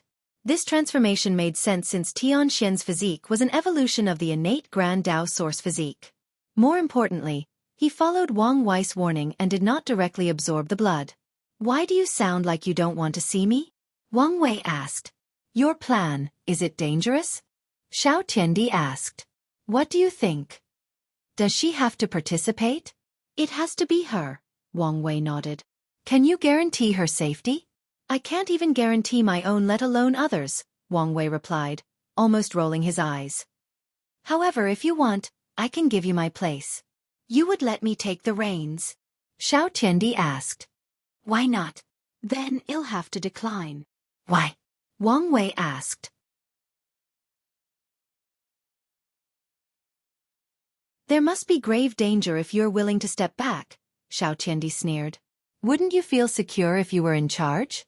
"After all, it's the woman you love that is in the line," Wang Wei replied. "What are you talking about?" Xiao Tiandi swiftly answered as he looked around to see if anyone was eavesdropping. "Don't say this kind of nonsense here." "Love doesn't have to be romantic," Wang Wei said with a grin, making Xiao Tiandi stare at him. "All right, I'll stop teasing you. Lead the way." Xiao Tiandi led him to a mountain spring where Sun Junyao was drinking tea beside a pavilion. "Welcome," Sun Junyao said. Wang Wei observed her and was slightly surprised as he realized she had achieved the taboo battle realm like him through a transcendent foundation. Did Tianxian give her his heaven and earth foundation technique? Xianxia did not use a perfect foundation, but used something of a similar effect called the Heaven and Earth Foundation. After observing Sun Junyao, Wang Wei noticed she had used the perfection essence, already existing in her body, to achieve an effect similar to his perfect foundation. Her chances of becoming a transcendent has increased, Wang Wei thought. The effect of the transcendent foundation is as the name suggests. So, although Sun Junyau's method was not as effective as his or Tianxian's, it was leagues above everyone else who didn't even have such a foundation. Some people are truly born blessed, Wang Wei sighed to himself. How much effort and risk had he taken to establish that foundation? He imagined it was the same for Tianxian, but Sun Junyao was born with the materials for such a foundation and only needed an idea or direction. Are you ready? Wang Wei asked. Straight to business, huh? Time is running out, Wang Wei replied as he summoned the artifact that had now morphed into a black sword. I understand, Sun Junyao nodded as she slowly stood up. She gave a reassuring look to her disciple before casting a spell. She disappeared into a mote of light that entered the weapon, becoming the weapon's temporary spirit. Remember, you only need to temporarily perfect the artifact's flaw. Once you're done, remove all the improvements you've made. His petty self will not return the artifact to see Mei Hui in better shape. Although Wang Wei did not take the loss to mind, he did not enjoy the process of instantly being teased throughout the entire ordeal. Lastly, this is an opportunity. If you can study or just remember the artifact's power, it will benefit you immensely in your transcendent path, Wang Wei continued. I understand, Sun Junyao responded. After this event, there should only be a thin barrier on our fate line. I probably only need to deal with her once in a major way and I can be free from this shackle, Wang Wei thought, trying to hide his excitement. A wooden box materialized in his palm, and without hesitation, he injected the purple blood into his body. Wang Wei's aura immediately started to skyrocket, but he did not pay attention. Instead, he focused on the protection or isolation he placed on his soul to prevent the residual or hidden power from the blood from entering his soul. So he not only used all the magic circles he had engraved, but he also used acupoints on himself to protect the area of his existence, correlation to his soul, providing it extra protection. Wang Wei's focus was then finally directed to his body, and he was shocked. Is that the fourth gate? The previous 3 gates had fused into this new gate, but it was illusory and hard to observe, let alone open. However, despite the current state, Wang Wei was more than excited. The essence of the abyss creature's blood was indeed transcendent tier, and by purifying and injecting it into himself, Wang Wei's strength had temporarily reached that level. More importantly, this situation allowed him to peak at that level early, allowing him to prepare for when he's ready. Without hesitation, he popped all 5 enlightenment pills before dividing a few of his spirit particles and using his 3 paths 3 selves art. You know your job, correct? Wang Wei asked his other self. Don't worry, I won't let you down. Good. Wang Wei nodded before isolating that part of his soul into his sea of consciousness. The next step of the plan was the use of the time beasts. Wang Wei had already processed and turned it into a time core with immense time energy and, more importantly, the unique blessing or authority of time beasts for being born from the river of time. This blessing or authority may not be as high as time wraiths, but it was still better than 99% of time Dao cultivators. The core was green, and with one thought, it orbited around the transcendent artifact, forming a pseudo-parasitic relationship. Wang Wei took a deep breath before teleporting to the sky, glancing directly at the lock. His mind was filled with knowledge of the lock. He had studied this thing for years with marginal success. Luckily, Methreya provided plenty of knowledge on the subject, saving him plenty of time and effort. One last step, Wang Wei thought. The last thing his plan required to ensure maximum possibility of success was luck. So, he did not hesitate to activate his transcendent luck to improve his odds. Wang Wei glanced at the world beneath him. He had prepared everything, and if everything fails, he won't complain since he did his best. I bet she'll cry if I die, he thought with a smile. However, he gave himself a mental slap to focus. Now is not the time to have doubts or be sentimental. Wang Wei's eyes became firmer as he regained his cutthroat and ruthless mindset when facing adversity. He raised his sword, and the green core shone with brilliant light. With one swing of the blade, a projection of the river of time manifested, and its target was the lock. If you find any errors, ads pop up, ads redirect, broken links, non-standard content, etc. Please let us know report so we can fix it as soon as possible.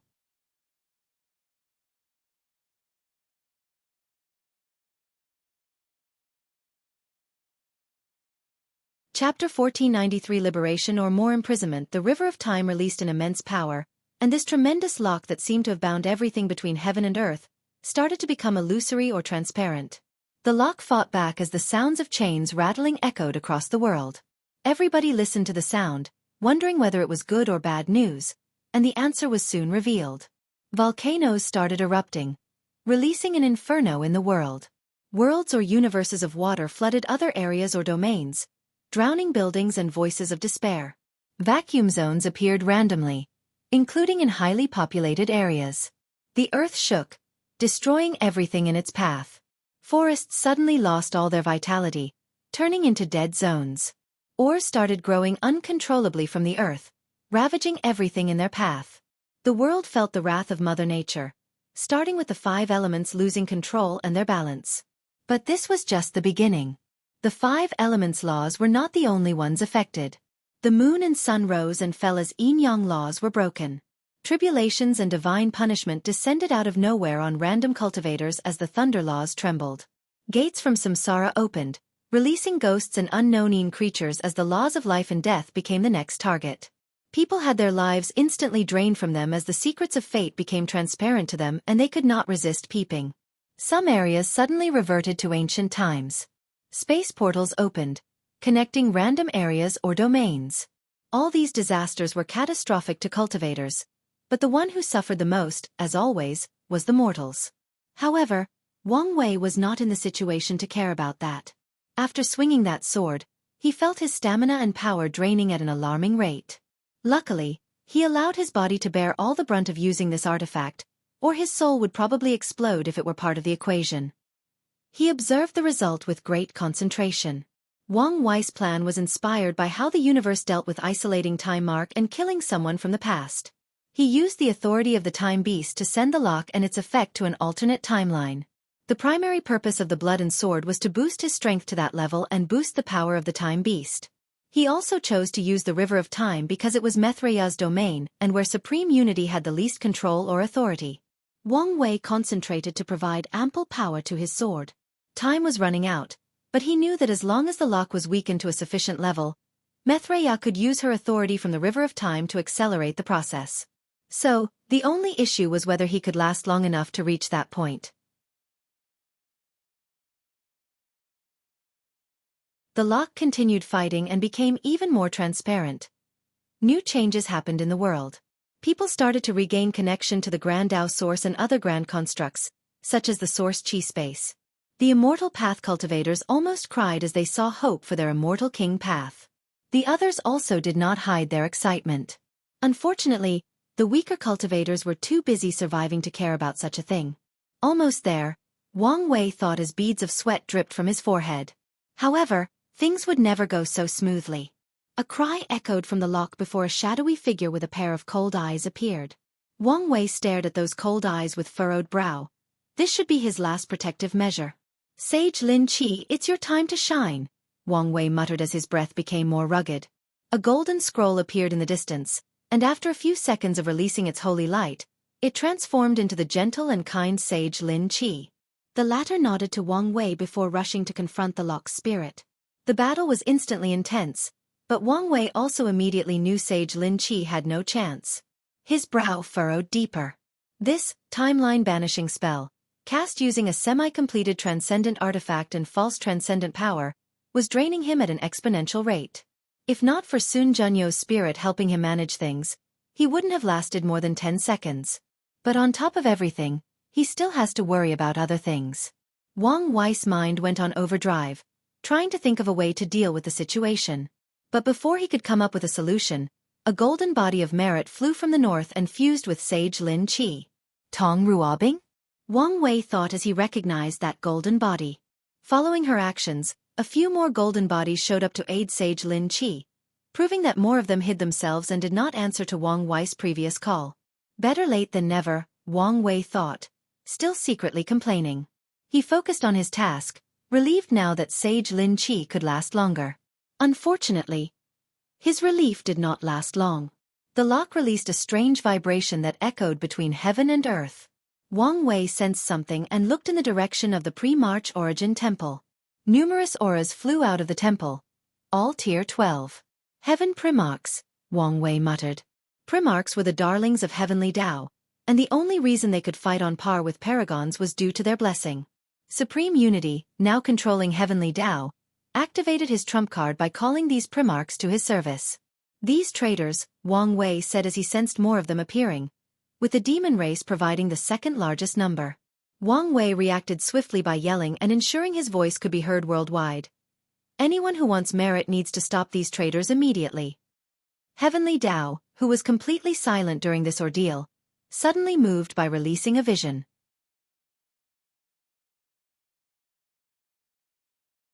An enormous scroll materialized after the vision, with blank lines labeled 1 to 5, and a title of Merit Contribution List. No one was stupid and immediately understood Heavenly Tao's message. Paragons worldwide rushed toward these heaven primarchs, trying to kill as many of them as possible. Even members of the pre-March Origin Temple or the tribal Sacred Mountain turned on their own kind and chose to destroy these primarchs. Without distraction, Wang Wei focused on his task. He took advantage of the lock's weakness to access the source chi space and took the energy from Wu Hong's vault. "Ancestors, give me access to your vaults," Wang Wei yelled, and a few seconds later, felt a connection to a few more vaults. He did not hesitate to use their energy to boost the sword and his spell. The rate at which the lock disappeared suddenly accelerated, with more than 60% of it already exiled into an unknown timeline. A golden palm suddenly manifested between heaven and earth, heading directly for the lock. "I'll take it from here," Mithra's voice graced the world. A black and white hand appeared opposite her, trying to stop her actions. However, right as they were about to clash, the black and white hand disappeared, teleporting above Wang Wei's body and attacking him. "I know a bastard like you would not accept all your plans being ruined by someone you see as an annoying ant," Wang Wei thought with a sneer. As soon as the hand approached, he used his acupoint technique to activate and aggravate the parts of his existence that he could not understand or find fishy. Then, he exploded his body, releasing whatever horror was in his body into that attack. Wang Wei watched as his body turned into a purple blood mist that enveloped Supreme Unity's actions. The hand disappeared, but he did not know whether it caused any trouble. He looked at the sky, and as expected without interference, Mithra forced the lock into the river of time, banishing it forever. Wang Wei closed his eyes as he felt the connection to the Grand Tao source. Although this was common during the trial, this time somehow felt different. It felt better. He took a deep breath. "Is this the taste of freedom? I like it." A wide smile was plastered on his face. In this brief moment, he was happy, even though the world was in shambles. Wang Wei connected to his spirit particle and asked, "How was it?" "I'm sorry, but it's only 13% done despite my best effort." 13% is an excellent result, Wang Wei replied. It was tasked to analyze the fourth gate and create a technique to replicate it. Although this technique was only 13% completed, it was a significant achievement as it marked the beginning of his transcendent path. Most people are still in the idea phase of that path, but he already has a technique that is 13% done, and he's not even a peak paragon yet. "Yes, we have a long way to go and this is a great start," the particle nodded before reuniting with the soul. Wang Wei exhaled.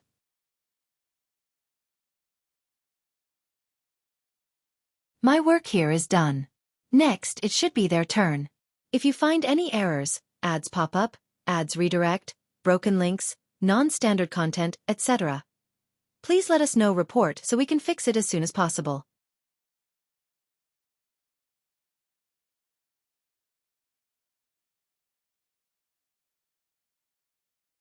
Chapter 1494 The Empress Might. Wang Wei looked at Heavenly Tao's list. Although it was only a short period, these cultivators did their best to kill the heaven primarchs. Cong was the first in the list, followed by Jian Wushuang, Hua Feng Huang, Wang Fushuan, and Lin Fan. He glanced at Cong and Lin Fan's names in the first and fifth spots, and a strange light flashed in his eyes. The sky suddenly changed as a vision covered heaven and earth. Then, golden merit descended from the sky. The first to be rewarded were not the people on the list, but the sages who previously helped Wang Wei. Once these people were rewarded, those who contributed to the lock's destruction received rewards, including the Skill Path Association and Sun Junyao. Finally, the people on the list received their rewards. However, everyone had a strange expression on their faces. The person who contributed the most to the world's liberation, Wang Wei, received no reward. Wang Wei remained calm in his soul form. Now that the lock had broken, he could use divination as freely as he wished. So he knew Heavenly Tao didn't reward him because the latter had prepared something special that it wanted to reward him privately. So, he focused on something that was occurring in the sky. Heavenly Tao was reviving Sage Lin Qi, and his golden body of merit rapidly rose to the 3rd level. The pure golden light from the sky faded, revealing the gentle elderly man with a heart of gold. "I'm glad that fellow Taoist is back," Wang Wei said. Although he was cruel, he admitted he would feel guilty if Sage Lin Qi could not return. Such a kind soul deserves all the blessings and prosperity of the world. "I'm also glad to return," Sage Lin Qi smiled. He once saw the future of mortals from Wang Wei's concept of mortal civilization. However, before he could experience the growth of this idea, he had to sacrifice himself. Now that he has returned, Sage Lin Qi plans to continue his work. "How about you, fellow Taoist? Your situation?" "No need to be concerned," Wang Wei reassured. "If you say watch out." A shadow suddenly appeared behind Wang Wei to stab him. However, he calmly teleported behind the attacker and opened his mouth to swallow the person's body and soul. With this nourishment, he replenished all his previously consumed soul energy. They say birds die for food, and humans die for profit. These words have never been truer, Sage Lin Qi sighed. The poor man probably thought Wang Wei's weakness was an opportunity for profit, but lost his life in the process. Wang Wei shrugged. He did not blame that loose cultivator for taking the risk. After reaching the Paragon realm as a loose cultivator, further advancement will become 100 times more challenging, so it's understandable to take risks when presented with an opportunity. "It's about to start," Wang Wei suddenly muttered as he looked in the distance. As expected, a beautiful woman with a birthmark on her chin and a bamboo on her waist materialized in the sky.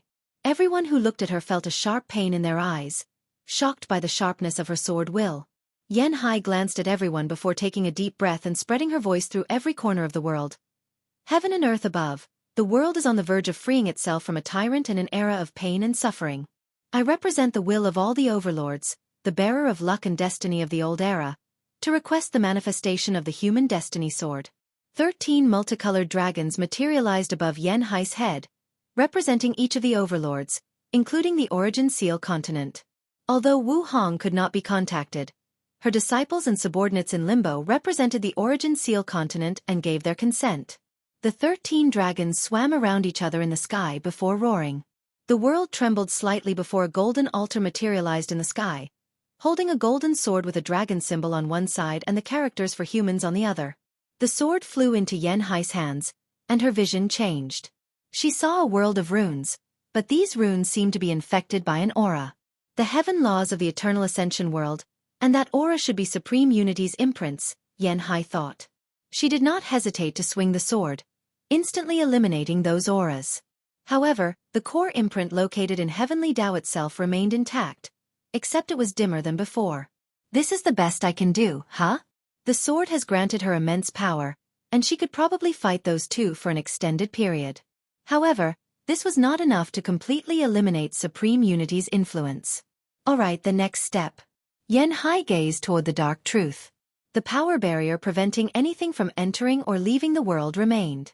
She swung her sword a second time, tearing it apart. A woman dressed in red slowly walked out of the gray fog. She embodied the words beautiful, graceful, and noble, and as soon as she appeared, she instantly stole the spotlight from Xianxia. "It's your turn," Xianxia said as the sword flew from her hands into Wu Hong's. She caught it, and a message entered her mind. "So that's how it is," she muttered. The word turned into a light that entered her forehead, leaving a small jewel that accentuated her beauty. Wu Hong then looked at Wang Wei and gave him a quick smile before disappearing. Her destination was obvious. Primordial chaos, or to be precise, the battlefield between Mithraea and Supreme Unity. When she arrived, Mithraea had the advantage. Supreme Unity seemed distracted, trying to remove an unknown power from his palm, which cost him all the initiative. "I'll hold him off, but don't try to kill him. Seal him instead," Mithreya communicated through divine sense. "Why?"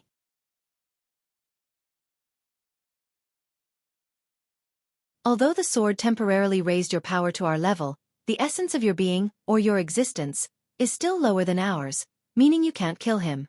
The only thing you would do is destroy his current body and soul, and give him the chance to revive somewhere else," Mithreya explained. "I understand."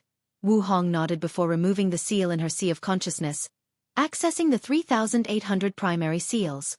She chose one of them, and a rune materialized in this soup of primordial chaos. She waved her hand, and the rune rushed toward Supreme Unity, who showed an expression of rage and hatred. "So you can feel emotions," Mithreya sighed before blocking all his escape paths.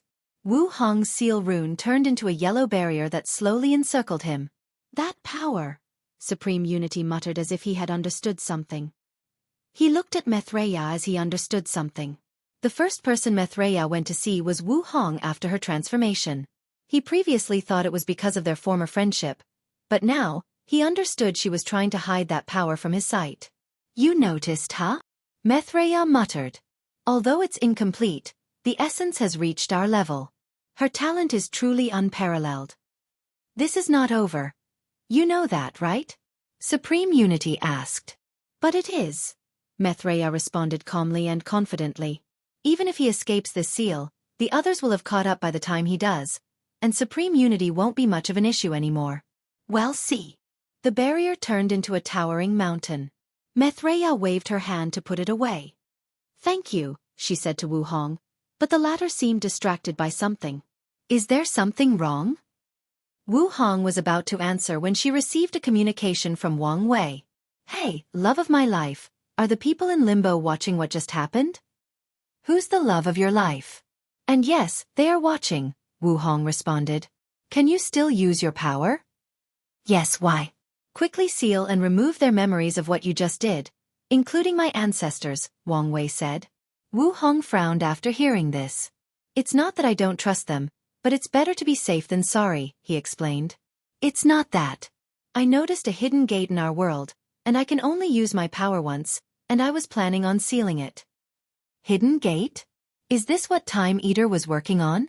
"Forget the gate and wipe these people's memories," Wang Wei said without hesitation. "The catastrophe is inevitable, and your seal will only delay things. Your safety is a priority." Wang Wei did not trust these people to start targeting Wu Hong after seeing how capable she is, or even worse, sell the information to the catastrophe enemy to use their hands to remove a competitor. "Tell Mithreya the gate's location and deal with these people."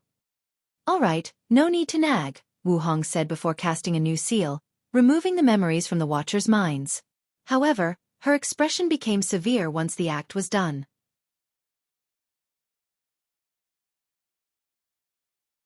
"What's wrong?" Wang Wei asked. "The technique failed for two people." "Who?" "Dugu Batian and the human emperor," Wu Hong replied. "Ying Zhang has the jade butterfly pendant, which could explain it.